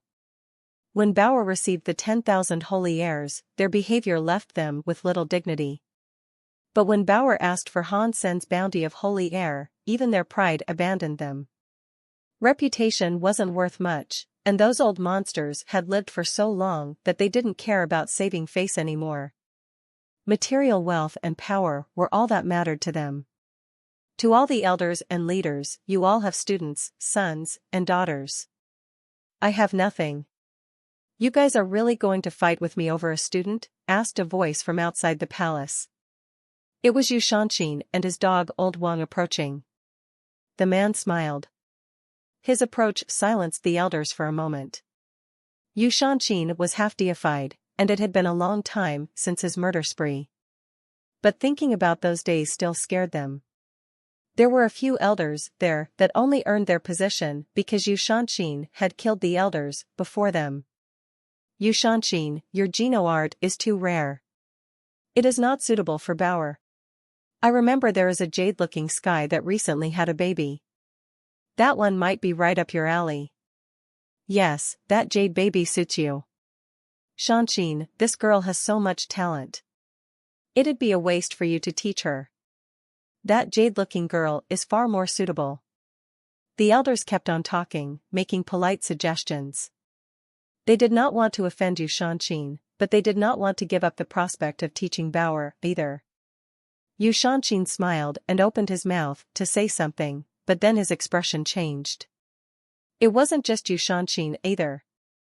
The faces of the Sky Palace leader and all the elders changed. The air warped sinuously, and a snow-white unicorn beast appeared. Its name was Dream Beast. She is mine. Do you guys have a problem with that? Dream Beast came next to Bauer, blinking at her. Then he looked at the elders. Dream, you and she look way too different. She can't practice your powers. I'm just here to inform you. I'm not asking for your opinions. If you don't like it, you can try to endure 10,000 nightmares. Dream Beast ignored their pleas, and then, he turned to face Han Sr. Follow me. Han Sen had been with Dream Beast for a few months, and he knew full well what the creature was like. He thought if Bauer was to follow him, she'd be tortured.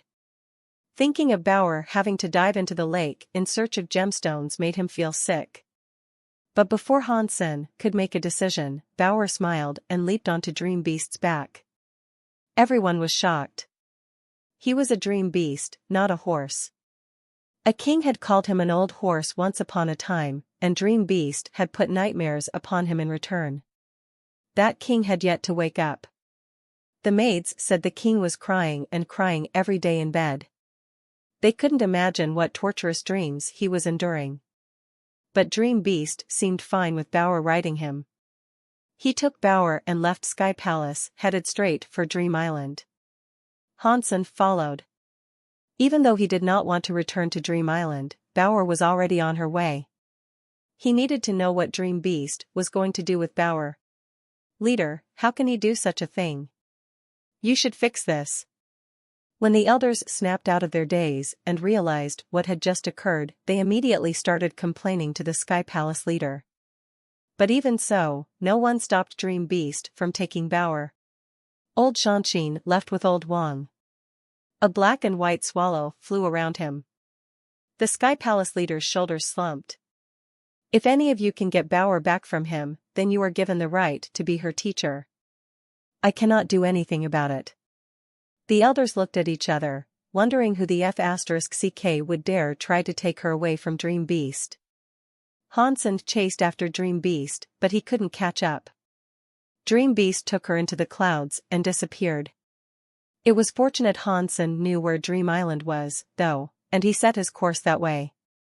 He was worried about Bauer suffering under Dream Beast's tutelage. If she was just going to spend her days digging up gemstones, he was determined to take her back.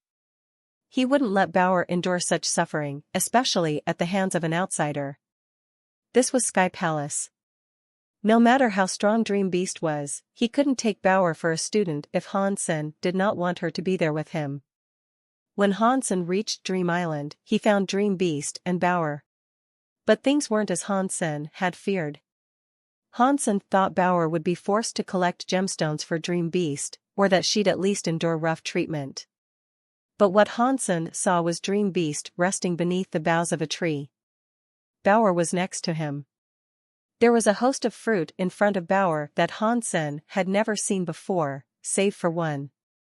The one Han Sen had seen before was a fruit that looked like a grape. Isha had given it to him, and it spurred him on to evolve and become a noble. There was a whole bunch of them there for Bauer. There had to be at least a dozen of those grapes. Bauer picked them up by the stalk, and she started chomping on them one by one. It must be just an illusion. Those cannot be the real empty fruit, Han Sen thought to himself. When Bauer saw Han Sen approaching, she jumped into his arms and gave him one of the grapes. Dad! Come and eat some fruit.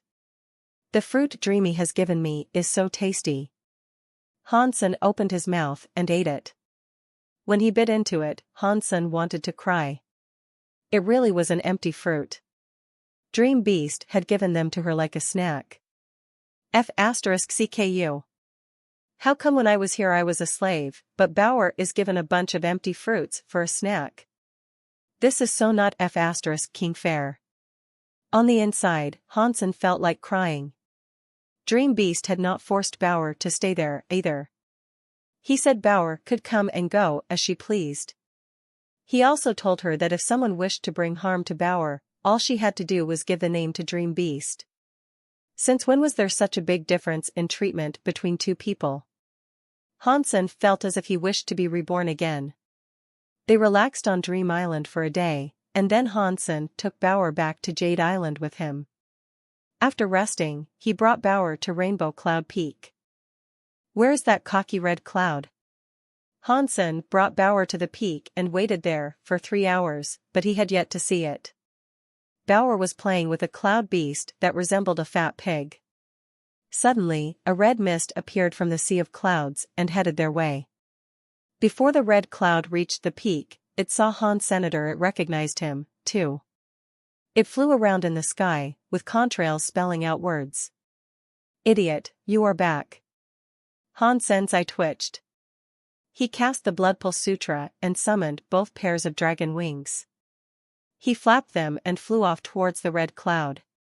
The red cloud moved quickly, and before Hans Sen could swing his ghost teeth knife, the red cloud was already gone.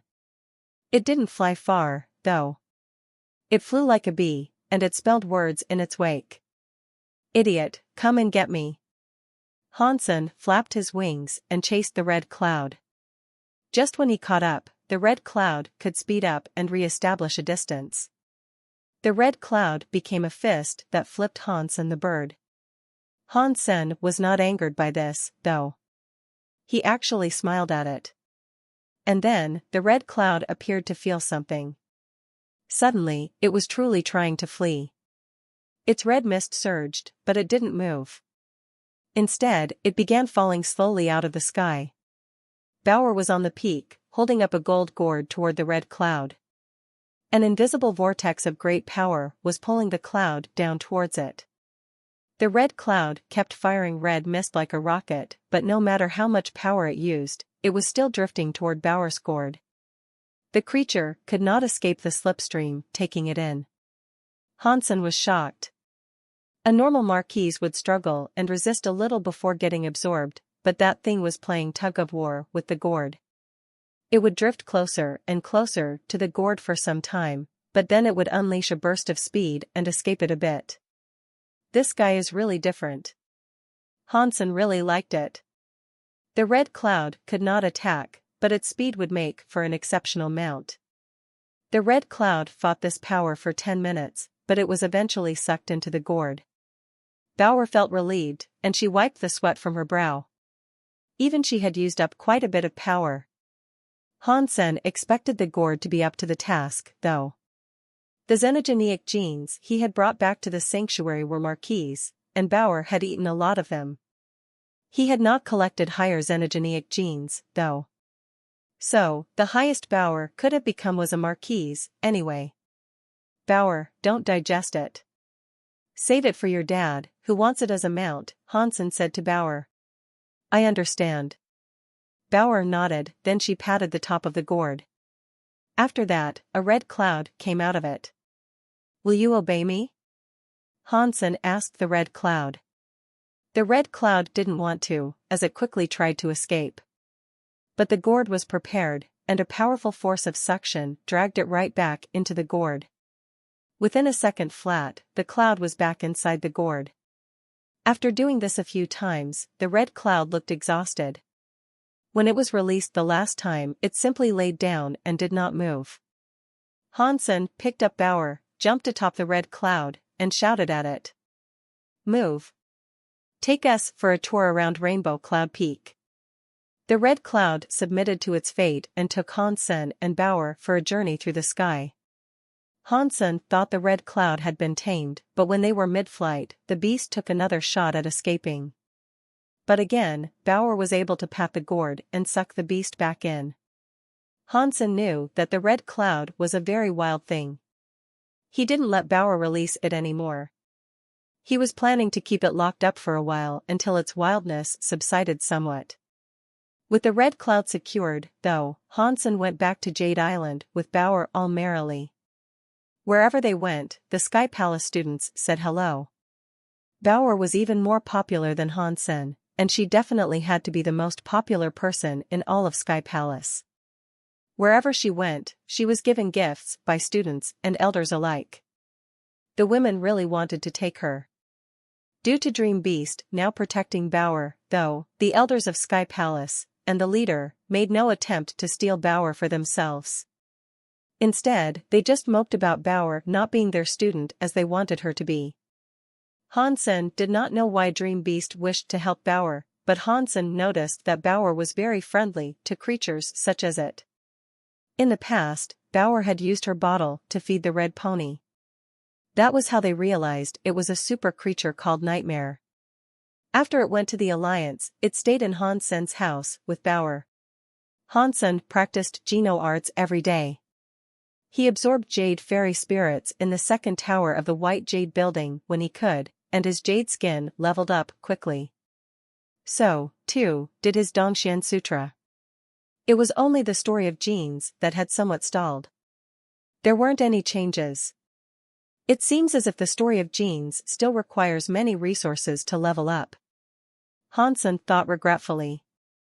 He had to level up Jadeskin first, though, and use jade spirits on the story of genes. Every time Han Sen went to the White Jade building, he'd absorb jade fairy spirits. After a while, he realized Jadeskin was developing a strange sort of power. I wonder, if Jadeskin reaches Marquise, will I be able to wield cold powers? Han Sen hoped to get Jadeskin's cold powers. He'd have especially liked to wield ice. That would come in very useful for him. Brother Han, how are you? Yu Jing rode his green dragon to Jade Island. He had been doing well for himself, and he looked even richer these days. Not bad. It looks like you're doing great, too. Han Sen looked at Yu Jing while he spoke. Yu Jing smiled and said, I earned some more money, but now I have an even bigger money-making opportunity ahead. Would you like to help me with it? What is it? Han Sen asked. In 1 year, it will be the day that the Geno being scroll appears. Are you planning to compete? Yu Jing looked at Han Sen with excitement. Han Sen did not know what a Geno being scroll was. After Han Sen asked Yu Jing, he learned that it was a treasure from the Geno Hall. It appeared in the Geno Hall once a century, and any race could compete for it. They could test themselves inside. Geno being scrolls would place the names of the top 10,000 on it, individually organized from best to worst. The entire Geno universe would be able to see the names sorted on the being scrolls. If I leave my name on this thing, what benefit is there? Han Sen asked Yu Jing. Fame throughout the entire Geno universe. Everyone will see your name and your race, won't that be a benefit? With your power, you're guaranteed to hit the top out of earls and marquises. If you are in the top 10, you'll be so famous. Yu Jing did not know if Han Sen was an earl or marquise, and that's why he worded things the way he did. Not interested, Han Sen said flatly. He would gain nothing by participating, and fame was the last thing he wanted. Do not turn me down quite so soon, Brother Han. There is still a year until the event, so perhaps you will change your mind by then. Yu Jing didn't keep trying to convince him, but he moved on to ask, Brother Han? When are you going to do a lecture on Geno arts? Many students are waiting. Can you tell me what you're going to say when you do one? What would you like to hear? Han Sen had already planned to complete his yearly teaching requirement while he was free. He could spare 10 days right now, so he might as well get it done. The only problem was that Han Sen didn't know what he should lecture on. He couldn't just teach under the sky to the public either. Sky Palace had people that studied all types of Geno arts. Whatever Han Sen spoke about, there were bound to be some students that had no interest in what he'd discuss. And the Sky Palace students would never have seen anything like his sanctuary-based Geno arts. Trying to teach those would be pointless. If you can, I would like you to talk about the 33 Days Sutra. But that is, of course, the base Geno art of all sky. I doubt you have learned it, Yu Jing said. Yeah, I really haven't, Han Sen said with a wry smile. Yu Jing thought, and then his eyes lit up. Okay, if you can, are you able to talk about suppress evil? Suppress evil? Han Sen had never heard that name before. He came to Sky Palace for the White Jade Jing and his own Geno arts. He didn't bother learning anything else. He only knew about a few of the famous ones, like Textless Book and Phenomenon. Suppress Evil is a famous Geno art. It is regarded as quite the skill here in Sky Palace. Everyone can learn Suppress Evil, too. Unlike Textless Book, that only a handful of students can learn, Yu Jing said. Everyone can practice that skill? That is too much. Hansen knew that anything that freely available would be lame. The best skills were usually something only a select few could learn. Skills that were too generally used, even if they were great, would only become worse over time. Yu Jing said, "Suppress evil is a secret skill of the palace. All sky can learn it, but outsiders are required to prove themselves before studying it. The technique is strong, but it is very difficult to learn. There are 11 tiers to it, as well. An ordinary student is doing well if they can reach the 3rd or 4th tier, and I myself, who focused on it for many years, only managed to reach the 5th tier. I don't know when I'll hit the 6th. I would appreciate it if you could talk about this. I'm sure much of Sky Palace would appreciate it. Let me think about it. What is the suppress evil skill, anyway?" Hansen asked quietly. Hansen still had permission to go to the holy house. If suppress evil suited him, he supposed he could learn it. Yu Jing quickly explained the skill to Hansen, hoping to spark his interest. After Hansen heard what it was, he chuckled. "If I start learning it now, I don't know when I'll be ready to hit the stage. This Geno art is too complicated, and it is unlikely I'll be able to learn it in a single day." Suppress evil was complicated, and he couldn't just learn it on a whim. Out of all the elites in Sky Palace, the only one who had fulfilled all 11 tiers was the Sky Palace leader himself. Well, the only person that was still alive, at least. Yu Jing said suppress evil had a textbook of 30 million words. It would take a long time to read it, and even longer to practice. Spending one whole year getting to the 1st tier was considered the average. It'd take him a few years if he was to make a speech about it. That is what I was expecting. Suppress evil is indeed too difficult. I have no teacher, and it is too hard to learn. Yu Jing had a wry smile. After Yu Jing was gone, Hansen decided to go to the holy house. He used the last opportunity he had to nab a copy of Suppress Evil. Any of the sky could learn it, but if an outsider wanted to, they would have to commit to doing a good deed. Hansen didn't get this Geno art so he could lecture on it, though. He developed a personal interest in the skill after hearing what Yu Jing had to say. Suppress Evil did not deal damage. Its power was focused on suppression. It was a rare sealed Geno art. The turtle technique, which Hansen had created, was also a sealed Geno art. And that had proven useful. After finishing turtle, Hansen had found himself pining for another seal Geno art. Up until now, he had yet to find one. That skill could be used from a baron to a deified elite. When your own body became stronger, the technique became better, too. It was very effective when you were deified, and so it was hard to find a skill like that. The skill was split into a book for each tier, and most people could only take one at a time. This rule was intended to prohibit leaks. Fortunately, Hansen was given permission to take all 11 of them by the Sky Palace leader. After returning to his island, he started reading through the content thoroughly. It took him a few days to read it all, and it was lucky Hansen had a good memory. If he forgot what came first, it'd all have been for nothing. This is a powerful Geno art. After Hansen read it, he found himself starting to like it a whole lot more. Night Ring 12th Street, capital city of Planet Night Ghost. Planet Night Ghost was a planet belonging to Sky Palace. The planet was mostly populated by the night ghosts, however. They weren't a higher race, but they sure enjoyed fighting.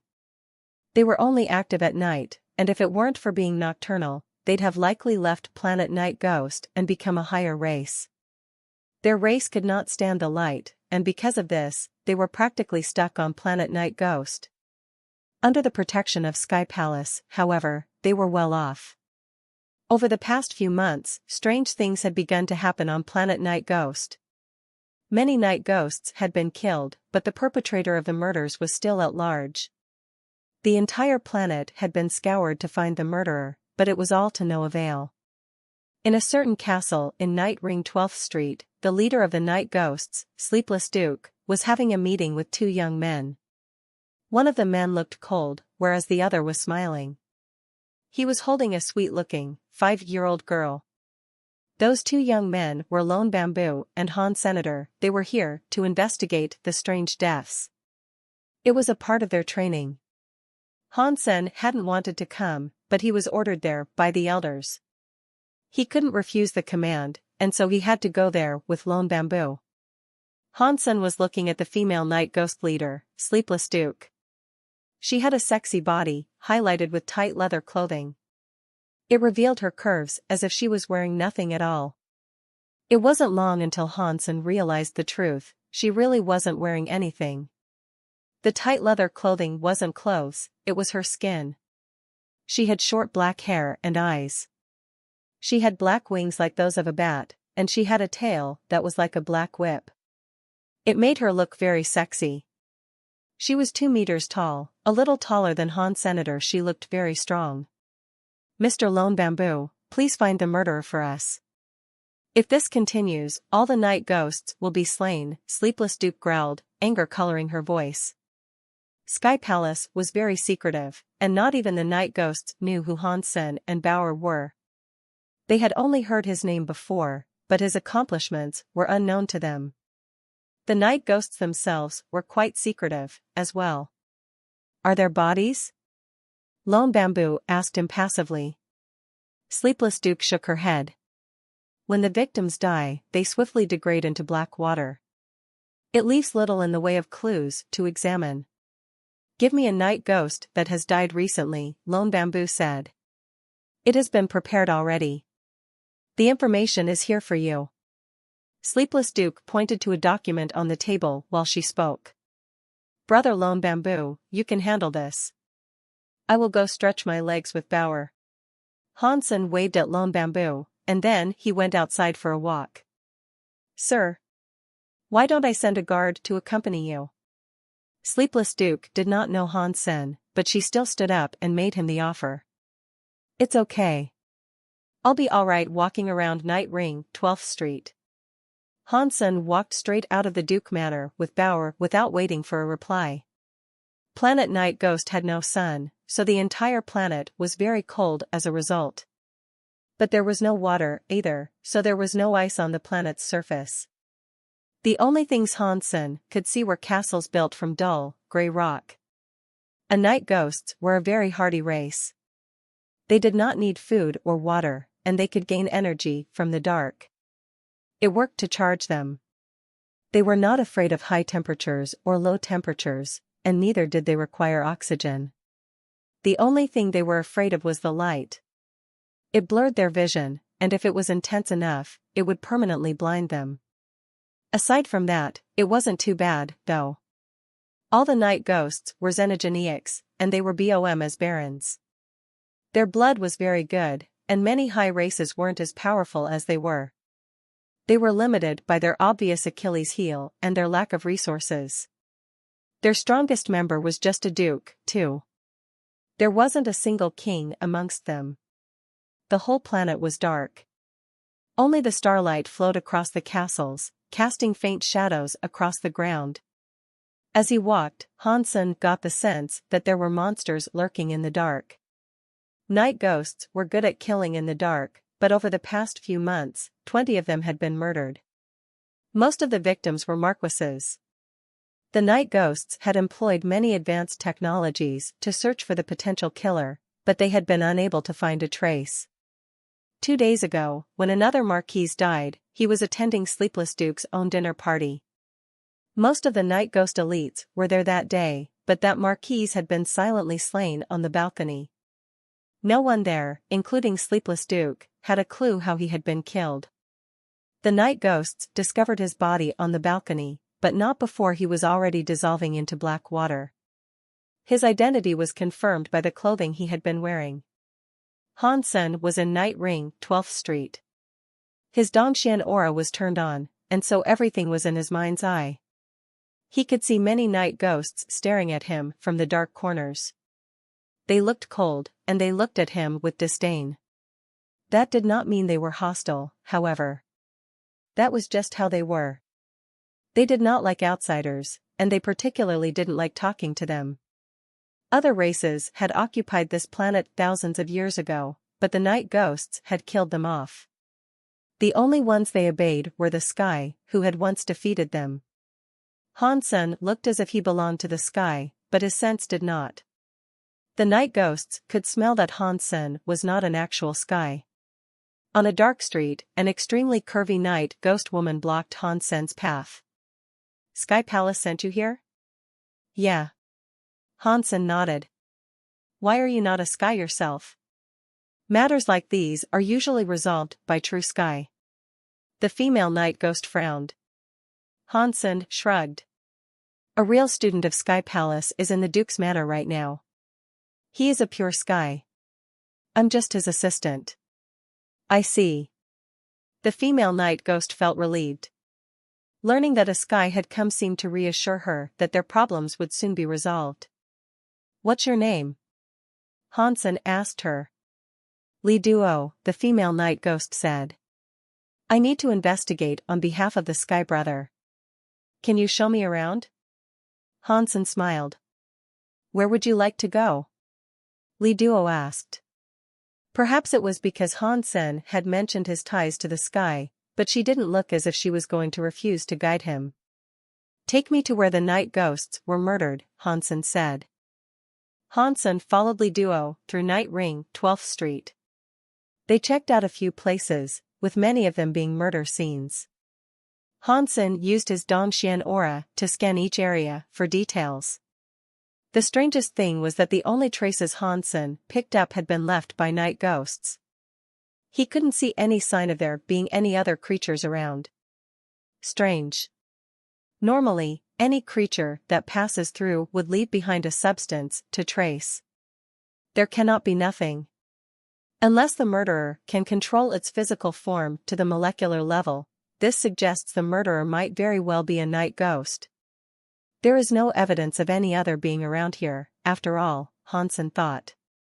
"Did you find anything?" Li Duo couldn't help but ask. She had already taken Hansen to several locations. "No," Hansen shook his head. "I told you that we need the sky to sort this out." "We'll need your sky people to come and check out these crime scenes," Li Duo said. "He is on his way. I'm just trying to do some of my own investigating." "Take me someplace else, so I can report to Brother Sky," Hansen said seriously. Hearing that, Li Duo led Hansen to another crime scene. "Are there any other intelligent creatures around this planet?" Hansen asked as they walked. The universe was comprised of a variety of races. It was rare to see one race govern more than their own small area. Hansen had been in Night Ring, 12th Street for a while now, and all he had seen living there were night ghosts. The environment of this planet is special. Most races couldn't fathom living here, Li Duo said. "There aren't any other races living in Night Ring, 12th Street?" Hansen asked. Li Duo thought and then said, "There are a few on the planet, but they aren't in Night Ring 12th Street. "Oh, what does that mean?" Hansen looked confused. Li Duo hesitated for a moment, but then said, "Night ghosts love eating meat, but there aren't many creatures on planet Night Ghost. So, the meat is imported from another planet. Over the last century, we have been cooperating with the Taurus. They have a base, not far outside of Night Ring, 12th Street. If you want to find a foreigner, they would be it. I recall that the Taurus belonged to the demon. Why don't you buy food from Sky Palace, anyway? Why rely on the Taurus?" Hansen asked after a moment. "We have no choice. The food we require is special. Normal races cannot satisfy our needs, and the Taurus are the only ones who can supply what we need. The Sky Palace leader has approved our ties," Li Duo said. "Where is their base now?" Hansen thought he'd have to go and take a look. The Taurus were dangerous, and they very well could have been the ones doing this. "It cannot be them," Li Duo said immediately. "Why?" Hansen was surprised by her certainty. "We have a contract. They only live in their base, and they do not venture beyond it. And furthermore, there are cameras all around their base. If they left their zone, they would be discovered.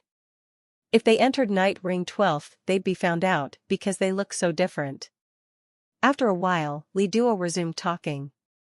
She said, the leader of that base is Marquis Khan. He is of the demon. He is a noble gentleman, too. He wouldn't be the one doing this. It's okay. I am just going to go scope it out on behalf of my brother. It's so I can have answers for him if he asks me about them. Hansen smiled while he spoke. He followed Li Duo out of Night Ring 12th Street. They were going to the Taurus base. Hansen was thinking, the demon are the leaders of the Taurus. I guess it isn't too strange for a demon to be here, but still, the demon might have motive. Is it just a coincidence? When they reached the Taurus base, he realized that it was actually like a space station. The interior was wholly sealed. It looks like they can't cope with the environment here. They needed to create a place that was suitable for them to live. Otherwise, they could not stay here for very long. After Hansen entered, he felt that it was a far more comfortable environment for a human as well. Miss Li Duo, why are you here? Two Taurus guards smiled. It looked as if she was well known around there. Hansen was not surprised. He hadn't thought that an ordinary night ghost would try to prohibit his passage. She must have been sent by Sleepless Duke, but her exact identity was still unknown to him. But through their conversation, Hansen had quickly realized that Li Duo was Sleepless Duke's daughter. Miss Li Duo. Hansen and Li Duo led to a meeting room, and shortly after, a demon wearing a black suit entered. He looked very refined, and he said hello to Li Duo. Li Duo stood up and said, Marquis Khan.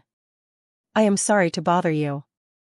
Hansen was checking out Marquis Khan. He was an attractive demon. His face was handsome and memorable. Something about him gave Hansen the sense he was dangerous, though.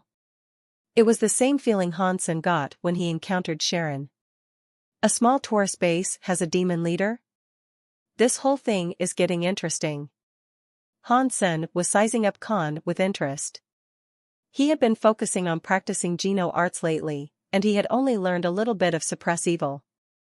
He had only come here because he had been ordered to. But now Hansen had an interest in the affair. He didn't think the mission was as bad as he initially believed it to be. Marquis Khan, this is an assistant of Sky Palace. He is merely here to look around. This is just a normal investigation. When Marquis Khan showed up, Li Duo could barely keep her eyes off him. Anyone could tell Li Duo liked him very much. I'm Khan. It is nice to meet you, Mr. Han. Khan looked at Hansen and smiled. Then, he extended his hand. You know him? Li Duo was surprised. She didn't say Hansen's name, and she hadn't introduced him. If Khan knew his surname, then he was already familiar with Hansen. Hansen, from Sky Palace. I'm afraid the whole world knows who he is, Marquis Khan said. Li Duo looked at Hansen with confusion. Marquis Khan, can you answer a few questions? Hansen shook his hand and smiled. Of course, but before that, I hope you can come take a look at something. Murders like those in your investigation have occurred here, too, Khan said. In the base, Hansen was led to two puddles of black water. It was the same manner of death that the others had died. When Hansen scanned the area, he could only detect traces of the Taurus and Khan. There were also some night ghost substances, but there was nothing beyond that. After checking all the cameras, they could not locate the murderer.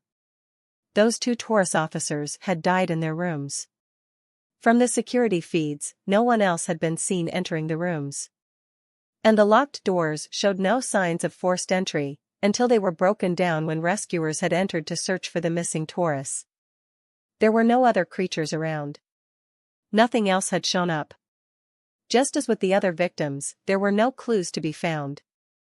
Hansen was not a detective, and he planned on letting Lone Bamboo be the one to handle this matter. Before Hansen took his leave, he turned back to Khan. Marquis Khan, may I ask why you are here? Khan's expression did not change, and he calmly said, because the night ghosts ordered something quite expensive. Because of that, I delivered the goods myself. I didn't expect things like this would transpire after my arrival. May I know what these expensive goods are? Hansen asked. I am sorry, but we are committed to the privacy of our customers. If you would like to know what the items are, you will have to speak with Sleepless Duke, Khan said. Hansen nodded, and he readied himself to leave. After walking 2 steps, he stepped back. Have those products been delivered? Yes, Khan affirmed. Thanks. Hansen then left the tourist base. Are you famous? Li Duo asked Hansen as they walked back. Khan knew who Hansen was, and he had been quite polite to him. It surprised her. The only other person who received such deference from Khan was Sleepless Duke herself, from what Li Duo could recall. But when Li Duo thought about the way Khan had treated Hansen, it was more like Khan was simply wary of him. Not really. It's just because I killed a demon that they focus on me. They kind of hate me.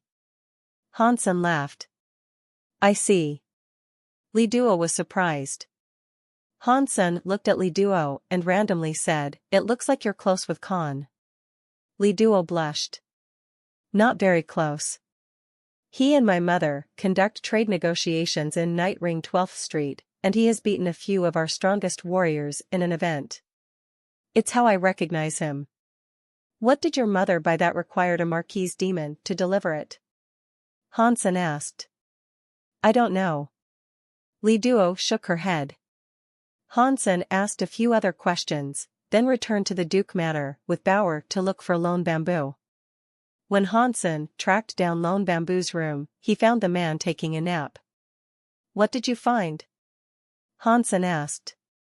There is a problem with Sleepless Duke, Lone Bamboo said with certainty, opening his eyes. What problem? Hansen quickly asked. I do not know, but I can tell she is hiding something. With my power, I can't uncover whatever she is refusing to reveal, Lone Bamboo said coldly. Hansen told Lone Bamboo what he had found, and Lone Bamboo sighed. As far as I can tell, night ghosts need sustenance to survive. But they only eat fresh food. They don't eat anything that has been dead for more than a day. The tourists bring them living stock. Because of the Sky Palace ruling, the living creatures need to be killed before reaching Night Ring 12th Street. Nothing alive can go there. Why does that matter? Hansen said. Night Ghost is a disturbing race that dines on flesh, but as for why they must eat goods that are alive, it's not as simple as filling their stomachs. They don't just eat meat. They consume something we don't quite understand. The best comparison we can make is that they eat the souls of their prey. Souls? Hansen was surprised. So far, no one had proved souls actually existed. It's just a description. When night ghosts eat, they can absorb a mysterious substance. It boosts their levels, and especially the strength of their wills. There was a night ghost duke that had a will that was stronger than a king class, Lone Bamboo said. Hansen was surprised, and he said, even better than a king class? Was it deified or half-deified? It should have been a half-deified. Lone Bamboo continued to say, but evolving that way is like cheating. Their minds grow confused, and their own souls might merge with the consumed creatures. They go crazy and become filled with bloodlust. They can even kill their own families. So, Sky Palace forbids them from eating creatures that are alive. You think Khan gave something alive to Sleepless Duke? Hansen now understood his line of thinking. Lone Bamboo nodded and said, it's just a guess. Sky Palace keeps a keen eye on things here, though. They check all creatures that are ferried to Night Ring 12th Street. Things have run smoothly for years, but maybe the guard slipped up, and now someone is taking advantage of things. Like you said, Khan's presence seems suspicious. What item delivery might require the supervision of a demon? This is all possible, but why would the demon agree to this? Do you think this is all connected to the murders on Planet Night Ghost? Hansen asked quietly. I'm not sure, But we will have to ask her, Lone Bamboo said coldly. Will she admit to this? Even if she was involved, Han-sen didn't think it was likely that she'd just volunteer that information. She has no choice, Lone Bamboo replied calmly. Han-sen slumped his shoulders. He wasn't good at this sort of thing, so he was just going to follow Lone Bamboo's lead. Lone Bamboo wanted to find her right away, but the people of Duke Manor told him she was out. It took another 2 hours before they had the chance to see her again. Mr. Lone Bamboo, I've heard that you are in a rush to find me. What is the matter? Sleepless Duke asked Lone Bamboo. Khan delivered some special goods to you. I would like to know what they are. Lone Bamboo told her directly. Sleepless Duke sighed and said, I suppose there is no use hiding anything. The goods Khan gave me were a bunch of living creatures. Why would you do that? Lone Bamboo asked. You should both know that after we eat living creatures, our mental fortitude may develop problems, Sleepless Duke said tiredly. Eating them is indeed a very dangerous thing for us to do. Then why are you buying them? Han-sen asked. It is simple, if I don't eat living creatures, then I will never improve. We level up faster that way. Without eating living creatures, our gain of power is slow. I am a duke, and if I don't eat living creatures, I will not become a king. This is our goal, is it not? No matter how much treasure I am given, I will never level up. Eating living creatures is the only way to accomplish this. Sleepless Duke spoke with a mournful voice. Are you or one of the creatures responsible for the murders? Lone Bamboo frowned. One of the living ones escaped. I was afraid of Sky Palace finding out, and so I did not report it. Sleepless Duke gave a wry smile. I never thought things would come to this. I thought that since this was taking place on planet Night Ghost, I could find the foe quickly and kill it. But I have failed to find it, and as a result, so many innocents have lost their lives. I cannot hide this any longer. What is the creature that escaped you? Han-sen asked Sleepless Duke. I do not know. Sleepless Duke shook her head. Han-sen's voice grew hard. How could you not know? You were the buyer. How can you not know what you were buying? Sleepless Duke's expression was bitter now. I needed high-level creatures. I couldn't go for something too big, as I would be found out. There weren't many that were suitable for purchase, so my requirements weren't strict. I asked for anything that was a duke. I checked the receipt, and one of them said it was a crystallizer. It did look like a crystallizer, but how could it be that powerful? Crystallizer? Han-sen frowned. He did not expect this would have something to do with a crystallizer. Sleepless Duke went on to say, a crystallizer cannot escape from its cage and kill so many night ghosts without leaving a trail. I think it must have been a race that merely looked like a crystallizer. I tried to confirm this with Khan, but he told me it was just a dupe crystallizer, and that he did not know anything further. Sleepless Duke started to say something more, then hesitated. Say it, Lone Bamboo commanded. Sleepless Duke hesitated again, but she went on to say, it is rare to see a crystallizer in the Geno universe. I don't know too much about them. I have searched for information about them after the murders began, but there is little to learn. One strange thing, however, is that crystallizer blood should be red. The crystallizer that was sent here, however, had blue blood. Blue blood? Han-sen jumped. Yes, blue blood. It was injured when it was sent here, and it was bleeding. It looked as if it had been badly damaged, and that was why I planned on eating it first. So, I removed the spell that had been put on him, and I locked him in a room. But when I was ready to eat and went there to see him, he was gone. Nothing in the room was damaged or out of place. It was as if he had just vanished. Take us there, Han-sen said. The blue blood crystallizer sounded an awful lot like a Blood Legion member. They looked just like crystallizers, so anyone in the Geno universe would assume that's what they were. And furthermore, blue blood was exclusive to members of Blood Legion. Crystallizers and humans were supposed to have red blood. Sleepless Duke brought Hansen and Lone Bamboo to the prison cell. Hansen used his Dongxian aura, but he couldn't catch the trace of anyone other than Sleepless Duke. You really locked him in here? Hansen looked at Sleepless Duke. An injured creature must have left a substance behind, and it would at least be dripping blood. Yes. He left some blood behind, but I cleaned it up. Sleepless Duke brought out a box and showed it to Hansen and Lone Bamboo. Lone Bamboo, when seeing it, frowned. That is its blood? Hansen's eyebrows rose. It was just a blue crystal in a box, and the crystal looked similar to Hansen's own crystal blood. I feel strange, knowing that its blood turned to crystal. They are crystallizers, but they aren't supposed to have this ability. It's what has got me thinking that he isn't actually a crystallizer, Sleepless Duke said. Hansen picked up the blue crystal from the box. He knew that it was indeed a blue blood crystal. And just like his own blood, it left no molecules behind for him to detect. That was why he could not find a trace.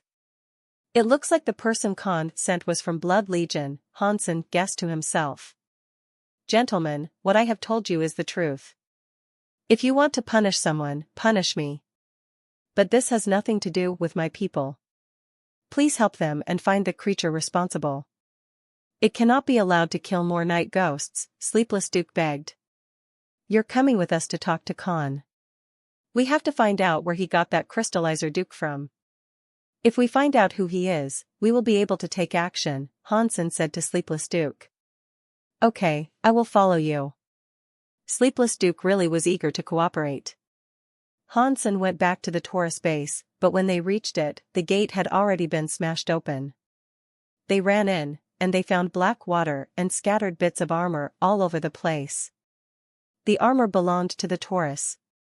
They ran in and soon noticed that not a single Taurus had survived the assault. Pang! A noise echoed out of a nearby hallway. What is that place? Hansen asked Sleepless Duke. That is their company's warehouse, Sleepless Duke said. The three ventured toward it. After a few turns, they did indeed reach a very large warehouse. Outside it, Khan was fighting a human-looking man. Please give me a hand taking down this asterisk shoal. He is the one that slew my workers, and many night ghosts as well, Khan called out when he saw Hansen and the others coming.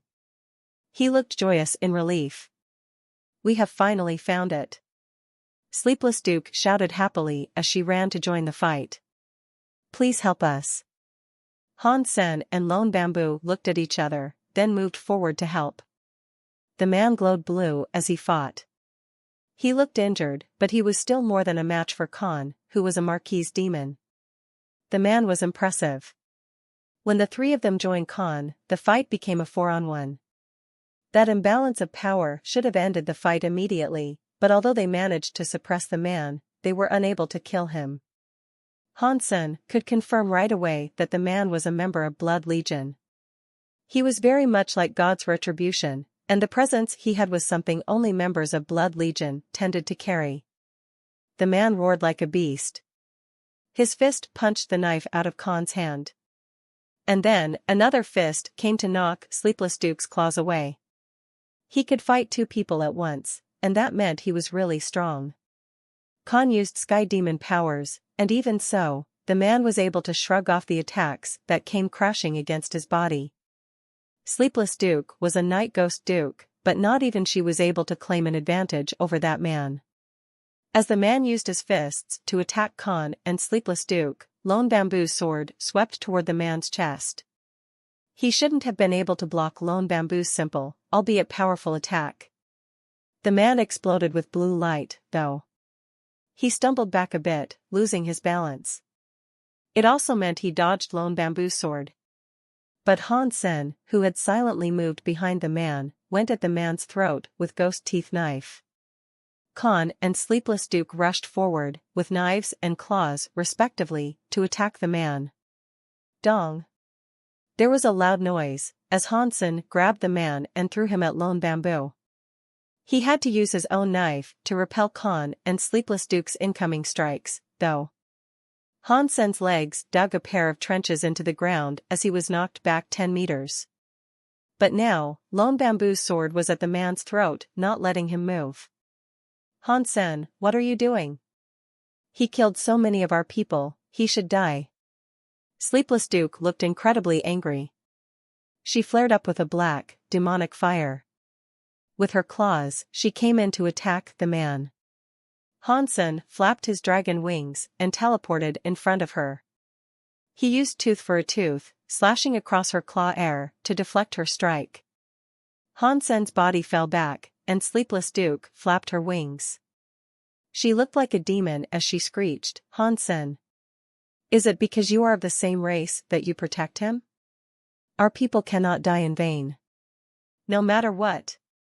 Yes. Our workers cannot have died in vain either. He must pay. Khan threw a slash towards the man in Lone Bamboo's grip. Lone Bamboo, keep him alive. Hansen lifted Ghost Teeth knife and sprang towards Sleepless Duke. He was pushed back. Sleepless Duke was much stronger than Hansen, and Hansen knew he couldn't beat her in a direct fight. Lone Bamboo's sword was still at the man's throat. He ignored the knife Khan was using and raised a finger to point at Khan. A sword light swiftly shot toward the dead center of Khan's forehead. Lone Bamboo could not dodge the sky demon power that never missed. If Khan attacked that way, Lone Bamboo was sure to be hit. But also, Khan's head would get perforated at the same time. Khan frowned and changed his skill. He fought Lone Bamboo with his knife. But no one had an advantage. Khan couldn't commit to an attack without leaving an opening that Lone Bamboo could exploit. So, he had to change up the techniques he employed. You are Hansen? The man under Lone Bamboo's sword did not look scared. He watched Hansen fight Sleepless Duke. Hansen was weaker than she was, but he had speed and break space flash. He could stop her from going after Lone Bamboo anytime he needed to. I am, Hansen answered. The man immediately said, God's retribution has spoken much about you. You should know about where I come from. Spill the beans, Hansen snapped. This was the last confirmation he needed that the man was from Blood Legion. I don't know what happened. When I was badly injured, the Taurus brought me here. I had some power, so I broke out. But I was stuck in that warehouse. I do not know what they are saying or what has supposedly transpired, but I haven't left this place since they brought me here, the man said. Nonsense. Do you believe him, Lone Bamboo? Are the deaths of our many night ghosts all a fabrication? Are the deaths of the Taurus all faked, too? Sleepless Duke shouted. Her attempts to attack the man never paused. Hansen slashed towards Sleepless Duke to stop her from moving. He coldly said, Sleepless Duke, I assure you that he has never been to Night Ring 12th Street. He was never placed in your captivity. You are lying. What makes you so sure? You are merely protecting your kind, Sleepless Duke screamed, then threw another claw air at Hansen like she was hurling a net. Hansen flapped his dragon wings and disappeared. He reappeared next to Sleepless Duke and coldly said, Brother Lone Bamboo, take him away. Yes, Lone Bamboo agreed. He began pulling the man back, still fighting Khan as he went. Seeing Lone Bamboo dragging the man away, with Khan unable to stop him, Sleepless Duke screamed in rage. It was so loud that it reverberated from every corner of the base. None of you can leave. Sleepless Duke screamed at ear-shattering volume. Sleepless Duke, do you know what you are doing? Lone Bamboo ground out. Of course I know what I am doing. The night ghosts have been imprisoned by the sky for many years. We will no longer obey you. Sleepless Duke screamed. Many shadows were gathering in the sky. They were like black clouds, and they were all night ghosts. The night ghosts that appeared in the sky were different from the usual ones, however. They looked murderous, and the scariest thing about them was the fact that they were mostly marquises. And many of them were dukes, too. Lone Bamboo frowned. The night ghosts were only supposed to have one duke, and that was Sleepless Duke. If they now had so many, it meant that they must have all been eating living creatures to level up quickly. The whole base was infested with night ghosts. Han Sen and Lone Bamboo were trapped. If they wanted to escape, they would have to fight and kill their way through the host of night ghosts. But there were thousands of them, and there were more than 1,000 dukes. Han Sen and Lone Bamboo had only just become marquises, and they were carrying an injured man between them. It would not be easy for the three of them to escape. Han Sen looked up at the night ghosts that were looking down at them like hungry tigers. Then he turned to her, emotionlessly. "Sleepless Duke, do you know what will happen if the night ghosts betray Sky Palace?" "Huh. We will go and join the demon, anyway." "Sky Palace will not be able to do anything," Sleepless Duke snarled. "It makes sense that Marquise Khan is here, then. It has always been your plot to betray Sky Palace." Han Sen looked at Khan next, and he asked, "But I don't understand. If you were planning to join Demon, why bother getting us involved?" Sleepless Duke grunted and said that it was merely an accident. "We planned to use these living creatures to turn all our warriors into dukes. Then we'd have the strength to smash through Sky Palace's defenses. We did not expect one to run out and rouse the attention of the observation department. With the power you wield, you could have easily killed a wounded man." Han Sen looked at the man who was badly wounded. Khan and Sleepless Duke should have been able to defeat him.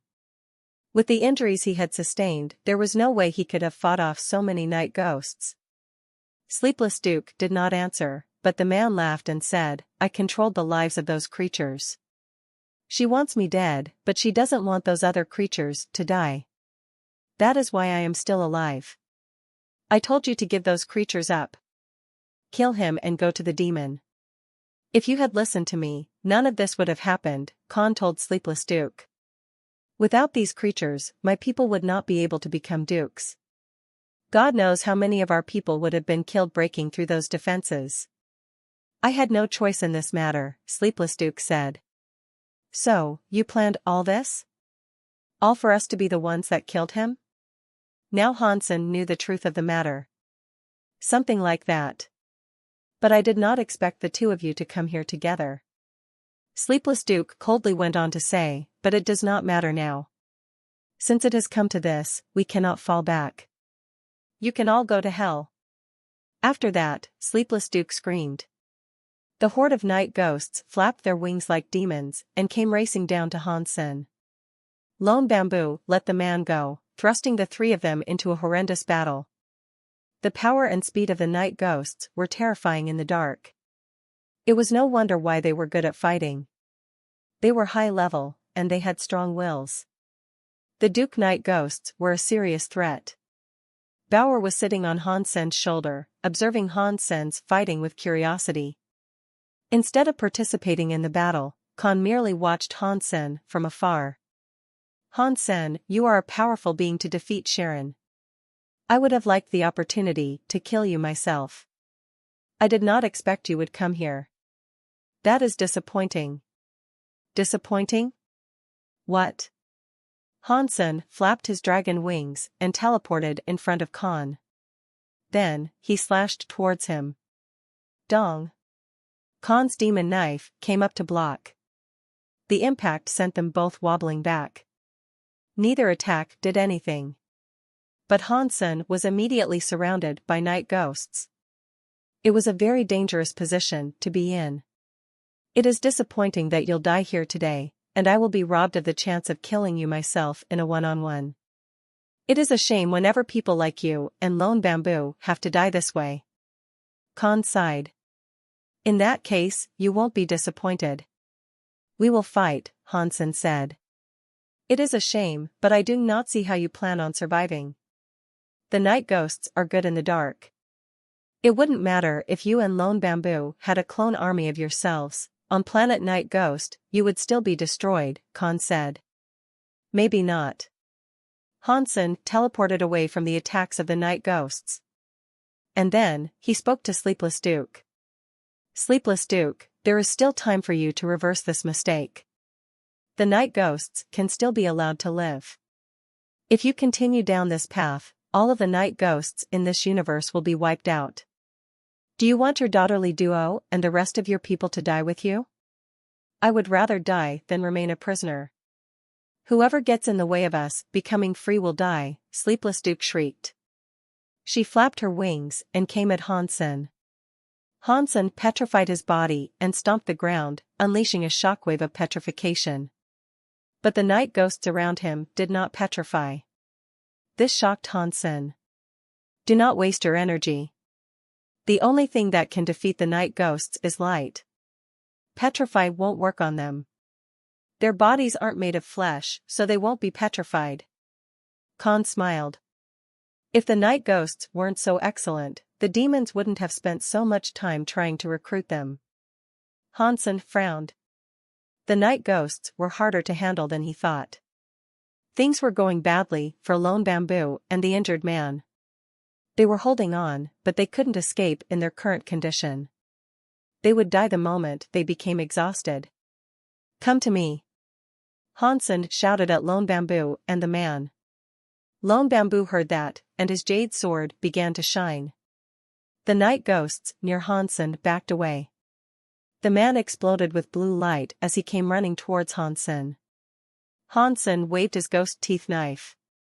The night ghosts that he had cut suddenly found their wounds cracking and widening. Sleepless Duke screamed and leaped at Senator Hansen teleported away to evade her. The three of them stood together, back to back, as the night ghosts came at them from all sides. Ghost airs were everywhere. It looked as if they had gone on a trip to hell itself. Lone Bamboo and the man wanted to start killing their attackers in earnest, but Hansen stopped them. A blue light came out of his body, covering the three of them. The blue light became a giant, translucent eggshell. It encased them. Powerful ghost airs were everywhere as countless ghost claws came against the translucent eggshell. The impacts made squeaky noises, and Hansen could feel each blow as a sort of pressure. But when those ghost airs broke, the translucent shield was unmoved. It did not even vibrate. Let's see how many attacks you can block, Sleepless Duke shouted. The other night ghosts began to cackle, gathering up a force of ghost air. Hansen had raised a single shield against an entire army. Sleepless Duke thought he must have a death wish. When the three defenders had been actively fighting, the dukes and marquises were unable to gather up power. There was too much danger that their attacks would hit other night ghosts, so they intentionally weakened their attacks. But now, the three of them had made themselves into an incredibly tempting target. The night ghosts gathered up all the power they had, then focused on a single part of the shield. Not even strong creatures could withstand the strength of what was coming. Sleepless Duke had a plan. She needed to take Hansen and Lone Bamboo as hostages. If she did that, she'd have an even easier time getting through Sky Palace's defenses. Hansen and Lone Bamboo were important to Sky Palace. They wouldn't be sacrificed easily. The roiling mass of ghost air covered the sky now, and it was trying to consume the blue light. It was like the world was about to be consumed. Boom! When the ghost air landed, the entire base was annihilated. The construct was practically vaporized. 1,000 dukes and 10,000 marquises were attacking simultaneously. The area was brought to ruin, and the power continued down into the ground, creating a substantial crater. Under a scary power such as that, even a duke would have been blown to bits. When the dust settled, Sleepless Duke and the night ghosts could only stare. Khan's eyes were full of surprise. A blue translucent shield sat on the ground, appearing unblemished. Hansen and the other two stood inside, uninjured by the attack. It was hard to believe that such a frightening amount of power could descend upon that simple shield and leave it undamaged.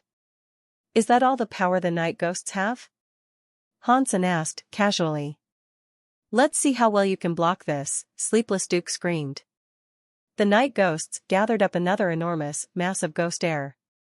They became angry ghosts that descended on the blue shield. Countless ghost airs slammed repeatedly into the blue shield. Even the nearby mountains were shattered by these attacks. But the blue shield did not even shudder or shake.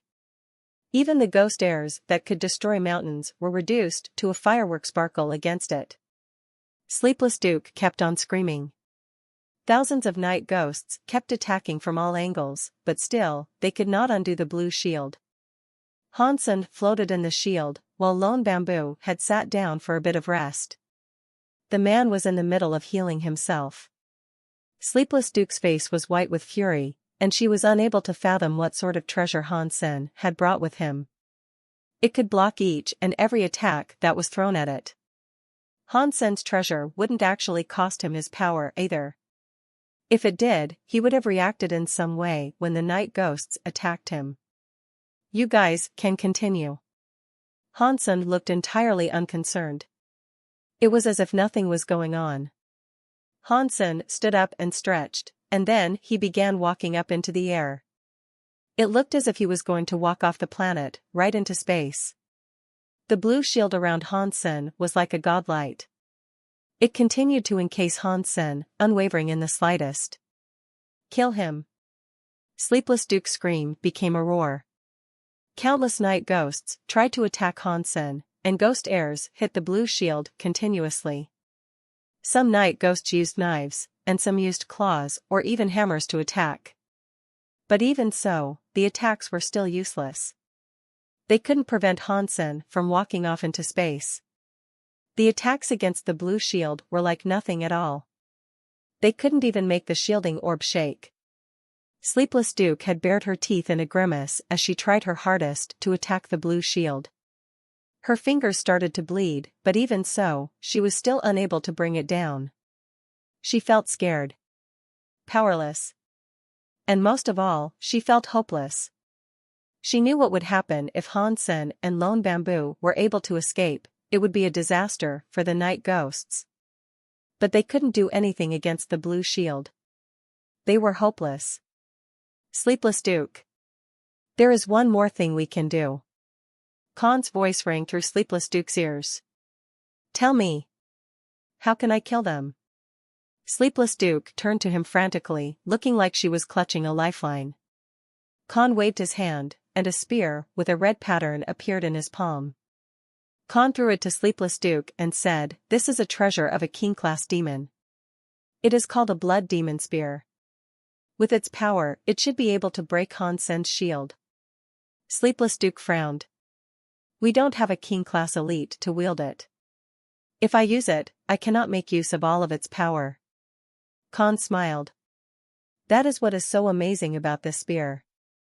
It does not require its wielder to be king-class. It can use its max power regardless. If this wasn't the case, I wouldn't have told you it could break that shield. Really? Sleepless Duke lifted the blood demon spear and felt a savage grin pull at her mouth. But when Sleepless Duke put her power into the spear, the throw wasn't that strong. It was far from the effectiveness of a king, and from what she could tell, it was only a little better than Duke level. Khan, are you lying to me? Sleepless Duke looked at Khan angrily. Khan shook his head. Sleepless Duke, you are the leader of the night ghosts. How can you be so naive? There is no power without effort. The blood demon spear might not require you to be a king to use it, but it has its own terms to adhere to. What are these conditions? Sleepless Duke asked quickly. Sacrifice blood to the spear. The higher quality the blood and the more you offer, the stronger it becomes. If the happy face enough blood, it is not too difficult to muster a king-class attack, Khan said. Blood? From where? Sleepless Duke suddenly froze. She knew exactly what he meant. The only blood she could sacrifice was from the night ghosts. No. No way. Sleepless Duke gnashed her teeth. Do you have a choice right now? And besides, you only have to sacrifice a few of your people to kill them. Do that, and you can save the majority of your people from Sky Palace's wrath. Otherwise, if Hansen escapes this planet, death is all that awaits the night ghosts. You know how Sky Palace treats traitors, Khan said grimly. Sleepless Duke clutched the blood demon spear.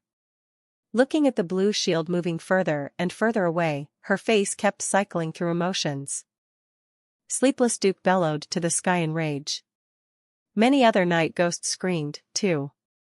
They gave up attacking the blue shield, and instead, they used their claws to cut their own bodies.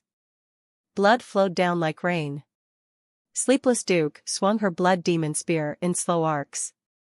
The red pattern on it started to glow, and the rain of blood was drawn towards the spear.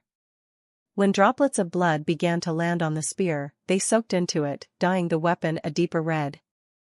It looked like the blood was pooling on the spear's metal surface, but no matter how much blood dripped onto it, not a single smidgen was lost. The red light of the spear became brighter, and the spear's tip shone crimson. That bloody light looked as if it could destroy space. It left shadows in the air. Sleepless Duke roared. She flapped her wings, lifted the blood demon spear, and flew toward the sphere like a waterfall. From the ground, she looked like a red comet flying across the sky. The atmosphere was tinged with the scent of blood, and then, she struck the blue shield. The red light exploded against it, but the blue shield did not break. There is not enough power in the spear yet. If you attack too soon, you'll waste the power of the blood you have already amassed. Do you see the blood demon orb on its end? Only when it begins to shine will the max amount of power have been stored inside the spear. Strike when it is bright. Han Sen and the others will all be destroyed in one fell strike, Khan said, blinking. There was nothing else Sleepless Duke could do. Looking murderous, she called to the night ghosts again. The night ghosts heard her scream, and they began tearing into their own bodies again, trying to draw enough blood to power up the blood demon spear. The blood demon spear was getting brighter.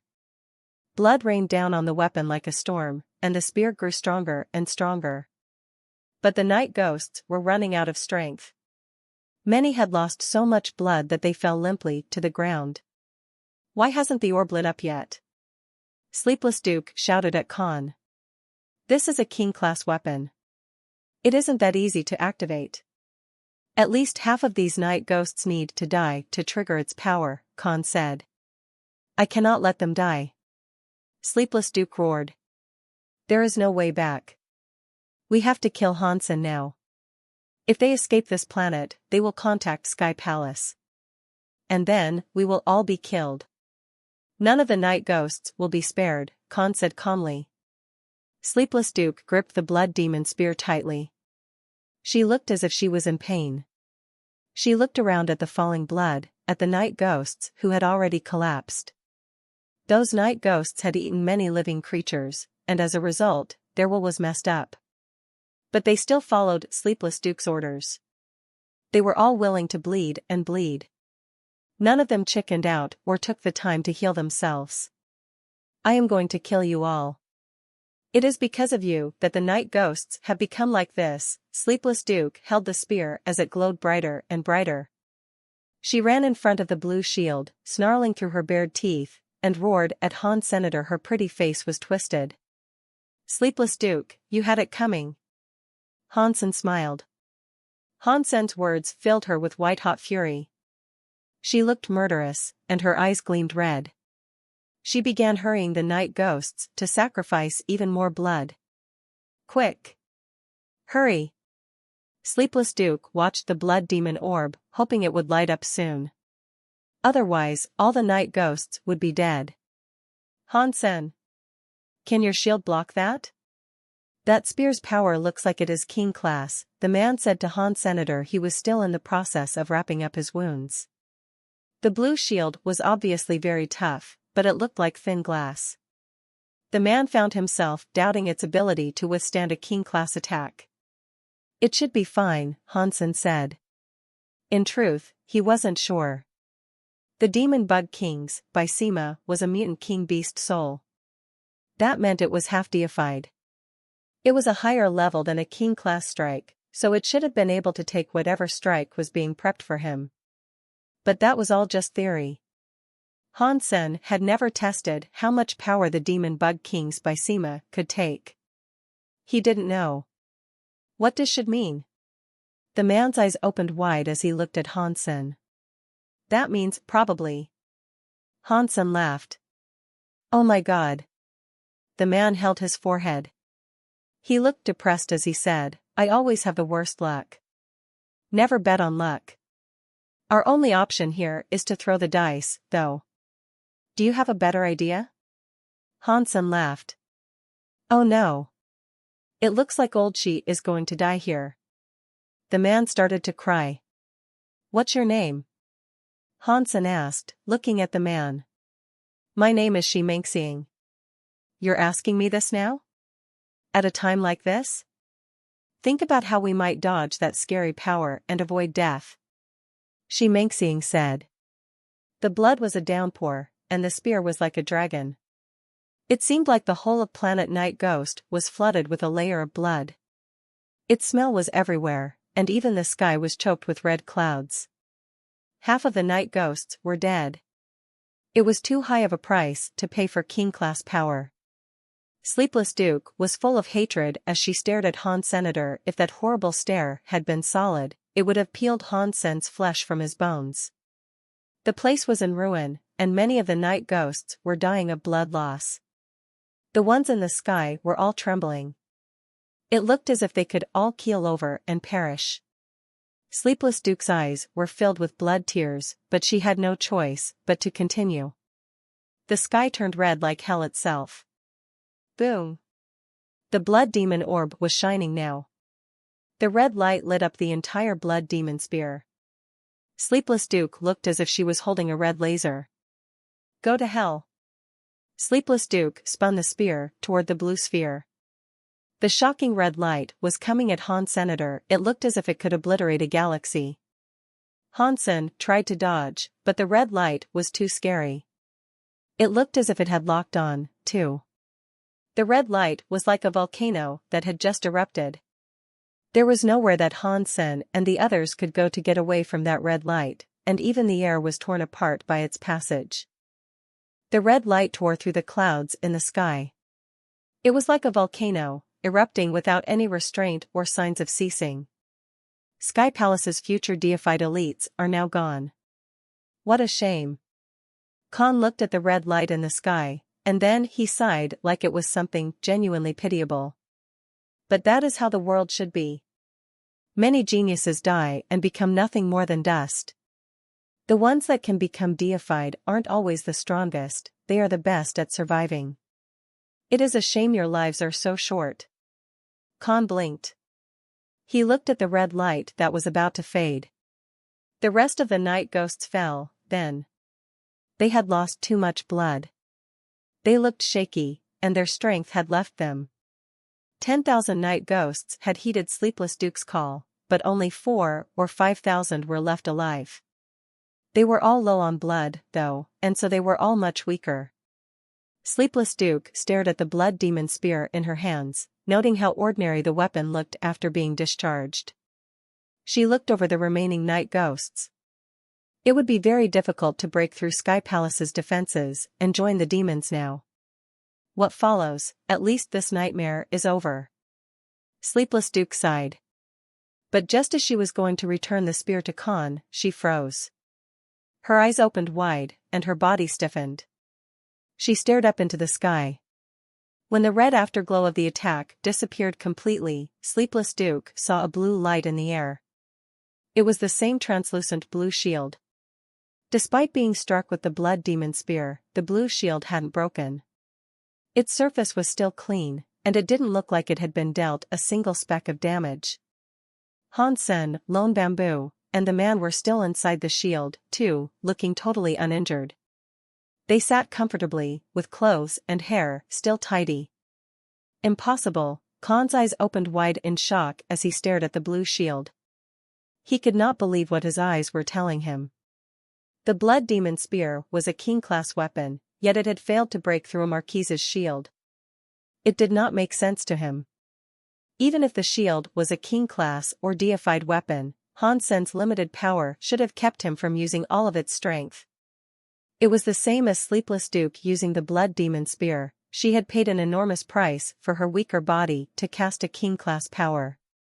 But Hansen's shield had held that power the entire time, without any sign of strain or sacrifice. It blocked the blood demon spear without any cost of energy. This was against how xenogenic weaponry worked. Even deified treasures shouldn't possess power like that. Khan had no way of knowing that Hansen wasn't using a xenogenic treasure, of course. Hansen was using a beast soul. They were items that no other being in the Geno universe could use. They were different things entirely. It looks like we don't have to leave now. Hansen released the demon bugs by Sema. He pulled out Ghost Teeth Knife and flew back down to planet Night Ghost on his wings. Lone Bamboo put his jade sword away. His fingers were like swords now, and they created sword airs. He followed Hansen back down. The blood demon spear strike had exhausted all the power the night ghosts had possessed. There was no need for them to run away now. When they saw Hansen and Lone Bamboo coming for Sleepless Duke, the night ghosts wished to stop them. But they had all bled too much, and their powers had decreased. Hansen and Lone Bamboo were like a pair of tigers leaping into a flock of sheep. The dark purple knife air tore the weakened night ghost bodies apart with teeth powers. Xenogenic Marquise hunted. Night Ghost, Xenogenic gene found. Xenogenic Marquise hunted. Night Ghost, Xenogenic gene found. Xenogenic Marquise hunted. Night Ghost, Xenogenic gene found. Obtained Night Ghost Beast Soul. The bodies of the night ghosts were sliced to pieces by the Ghost Teeth Knife. The killing announcements played over and over in Hansen's head as he killed scores of night ghosts. Lone Bamboo's 10 fingers were like swords of their own. The sword light swept down like a net, slaying every night ghost in front of him. Oh no! Sleepless Duke felt dizzy, and she almost fainted. She had sacrificed so much for naught, having failed to hurt Hansen and Lone Bamboo in the slightest. The night ghosts were done for. She screamed, and with a mind that had no fear of death, she ran for Hansen. You can handle this. Hansen flapped his wings and teleported past Sleepless Duke. He was going for Khan, who was in the midst of making his escape. Sleepless Duke wanted to kill them all, but it was still the demon that were behind all this. Hansen wouldn't let him get off scot-free. Khan saw Hansen pursuing him, and while he was fast, he wasn't as fast as Hansenator. There was no Marquise alive that was faster than Hansen. Hansen, you still have a long way to go. You may have won this time, but you won't be so lucky when next we meet, Khan promised, then pulled out a metal box. He threw it ahead of himself. The metal box was some sort of machine. There were cogwheels spinning inside it. It became a metal peacock near Khan's feet. Go! Khan commanded the metal peacock. It spread its wings, and its tail gleamed with green light. It flew away with the speed of a rocket, and the distance between Khan and Hansen quickly widened. Running away won't be that easy. Hansen patted Bauer, and Bauer knew exactly what to do. She picked up her gourd and summoned the Red Cloud. Red Cloud, if you wish to live well, then chase this man. If you don't, I'll lock you up for 500 years, Hansen said, stepping onto the Red Cloud with Bauer. The Red Cloud shuddered, but then, the back of the Red Cloud released a mist of sorts. It flew off into the sky after Khan and the metal bird. Khan rode the metal peacock through space, feeling absolutely terrible. He hadn't been injured, but the plan with the night ghosts had utterly failed. He would be crushed by his rival's inside demon. He thought about Hansen's strange shield that could block the blood demon spear. It surprised even Khan. Fortunately, I brought the Duke's Xenogenic Mount Metal Peacock with me. That was too close, Khan thought gladly. Khan looked back at Planet Night Ghost, but then his jaw went slack. Something colorful was coming. When he saw how quickly the Red Cloud was approaching him, it seemed like the Duke-class Metal Peacock had stopped moving entirely. How is he moving so fast? Khan exclaimed, but it was too late. Hansen had already caught up to him via the Red Cloud. Khan put away the blood demon spear, and his eyes started to turn purple. The purple horn on his head burned like red steel, releasing a purple light. Catcha! Catcha! Khan's muscles began to swell, growing rapidly until they burst through his armor. In an instant, the ordinary humanoid body had grown into a terrifying giant. Khan's sinews writhed under his skin like snakes, and his skin turned a weird purple. His hair flowed crazily down his back, almost reaching his feet. Finally, a disturbing demonic presence began to radiate from Khan, like some brutish god hailing from ancient times. Boom! Khan punched Han. Senator Sky Demon powers started to rain down, each possessing the might of a mountain. The demonized giant Khan was so powerful. He was far greater than a marquis now. In this form, he could probably kill most dukes. With the accuracy of Sky Demon powers, he would be invincible against other marquises. In this giant demon form, his strikes couldn't be blocked or evaded. He really did seem like an indestructible foe. In terms of might, Khan's giant devil powers were on par with the Red Cloud speed.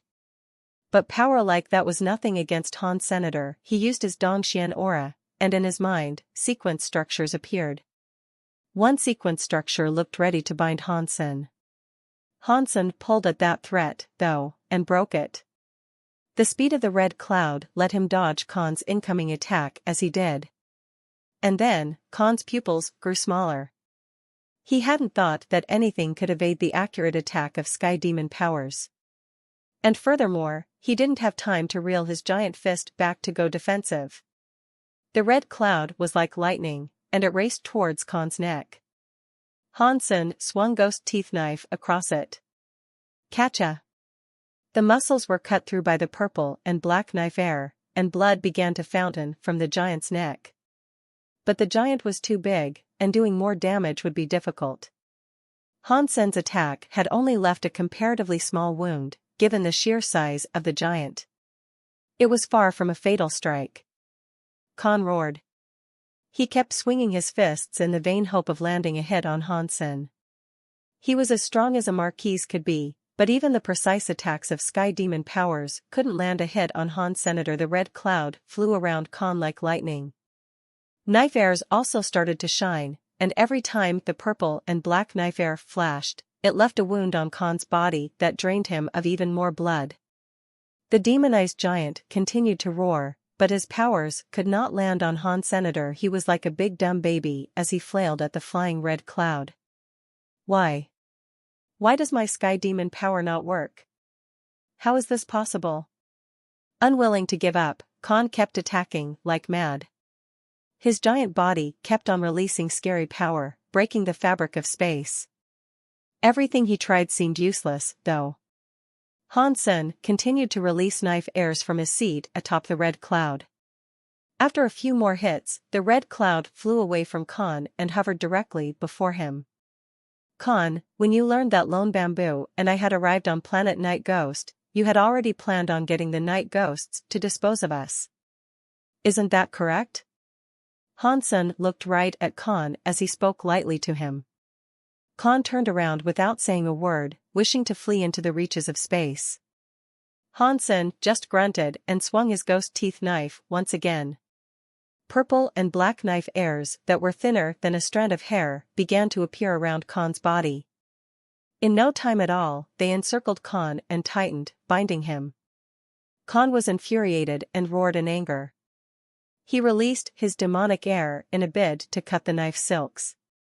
However, he had underestimated the effectiveness of the knife silks Hansen had cast, and even his tremendous power wasn't enough to break them all. His squirming only made the silk dig into his flesh even more. Hansen kept waving his ghost teeth knife, tightening the knife silks even further. They cut into Khan's demonized giant body and dismembered him in less than a second's time. The chunks of gore and demonic blood swirled in a disgusting cloud.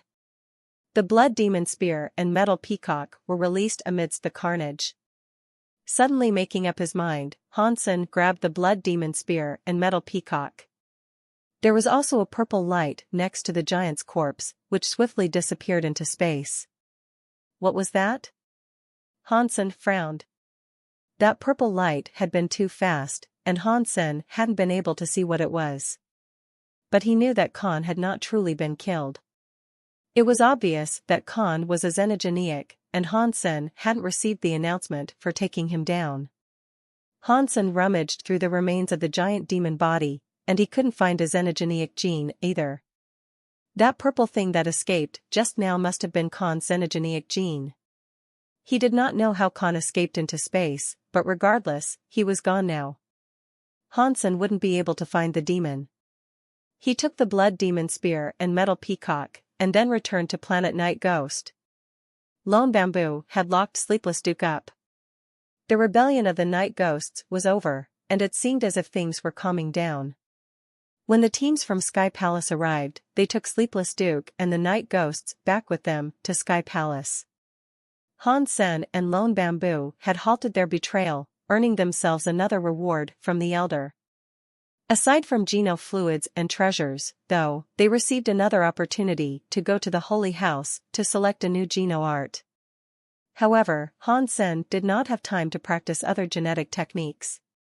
He actually only had a small amount of time left to learn Suppress Evil, so there was no reason for him to go to the Holy House yet. Hansen still wanted to ask Shimenxiang a few questions, but when he returned to Planet Night Ghost, Shimenxiang was nowhere to be found. However, the man left a communication number on the big stone he had been sitting on. Back in Sky Palace, the leader of Sky Palace wanted to see Han Senator. He stared at Hansen for a while, and eventually said, "You are not a real student of Sky Palace, and yet, you have done so much for us. If you need anything, I will grant any reasonable request." "Leader, what do you mean by a reasonable request?" Hansen did not think the leader was being sincere. The leader could turn down any request he wanted to, simply by claiming it was unreasonable. It sounded nice on paper, but it was actually quite stingy. "It means I will try to satisfy what I feel is reasonable," said the Sky Palace leader, squinting his eyes. Hansen shrugged, thinking that the man was rather manipulative. He wasn't mad, but he wasn't sure how much this offer was really worth. "He won't give out too much, but I don't want too little, either." "What should I ask for, then?" Hansen wondered. Suddenly, Hansen's eyes brightened. It looked as if he knew what he wanted. Sky Palace's leader smiled at Han Sr. "Tell me. Whatever you need. I see your master Isha as a genuine student, and you are my student by extension. So, shirk any guilt and ask of me whatever you desire." "Leader, I will not ask for much. I recently learned Suppress Evil. The technique is quite amazing, and I would appreciate it if you would help me progress further with it. I would like to learn it faster." Hansen bowed. Sky Palace leader stared at him in silence. He would never have guessed that Hansen would request this. This could either be very easy or very hard. The Sky Palace leader had been asked to teach Suppress Evil to Hansen, but how much would Hansen be able to learn? There were 11 tiers to Suppress Evil, and many Sky Palace kings had not learned them. The Sky Palace leader couldn't even guess how long it might take to teach Hansen this. But he was the leader, and Hansen had just asked to be taught a skill. It would be bad form if he was unable to teach one Geno art to just one student. Sky Palace leader went silent for a bit, and then said, "Suppress Evil is a secret skill belonging to Sky Palace. It is complicated. It is not something you can learn over the course of a couple days. That being said, there is a riskier method that would enable you to learn it far faster. Would you like to give it a try?" Hansen frowned. The Sky Palace leader had put the ball back in his court. The man said it was risky, but he did not mention how risky. If Hansen didn't agree to the offer, then the blame for not accepting the teaching would be at his feet. Of course, if Hansen agreed, he did not know the dangers he might be walking into. He didn't know if he could handle the risks. Hansen went silent a little bit, and then he gritted his teeth. "I would like to give it a try." "Good. You are definitely Isha's student. I have faith in you. Go prepare and look for me on Hidden Path Island." The Sky Palace leader then waved his hand to dismiss Hansen. Hansen bowed and departed Sky Palace. On his way, he mulled over why the leader might be sending him to Hidden Path Island. Hansen knew Hidden Path Island was a restricted section of Sky Palace. Without the leader's permission, no one could go there. As for what the place contained, he did not know. He'd have to find out the next day. But Hansen did not think the leader would put him through too much harm. At the most, he thought the leader might only make him endure a little bit of suffering. If accepting a little risk could truly allow him to skip through 5 or 6 tiers of suppress evil, it'd be well worth it. That Geno art was too complicated. If he learned it like normal, it'd take him a few years to master it. Before going to Hidden Path Island, Hansen invited Lone Bamboo, Thousand Feather Crane, and the Yun sisters for a meet-up. He also tried to find out more about where he was going.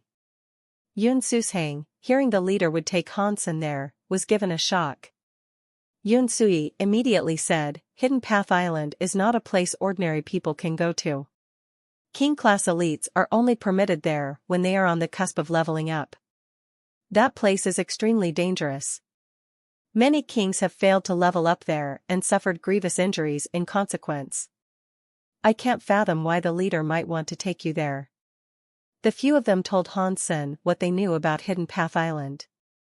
They did not know much, and more than anything, it sounded as if it was just a place for kings to level up. The kings that entered would either come out half deified or half dead. It was very dangerous, and none had ever been known to go there without first being king class.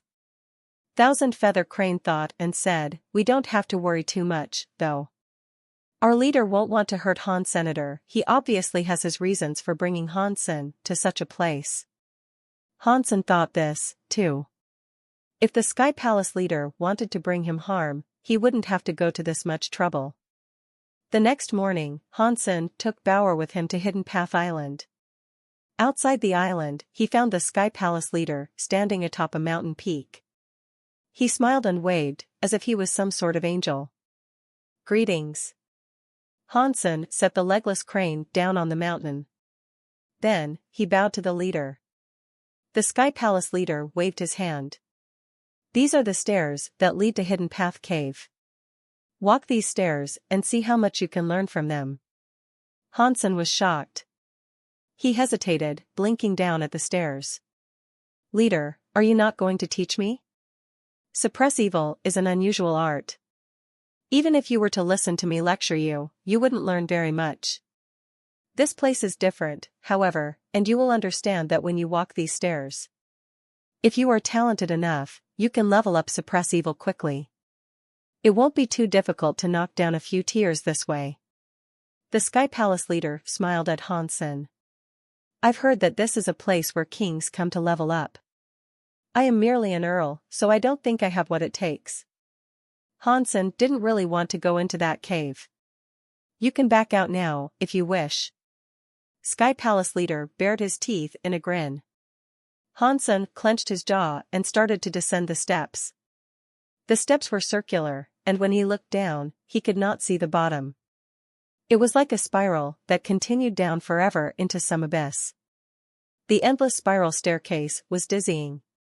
Hansen looked back up and saw the Sky Palace leader smiling at the exit.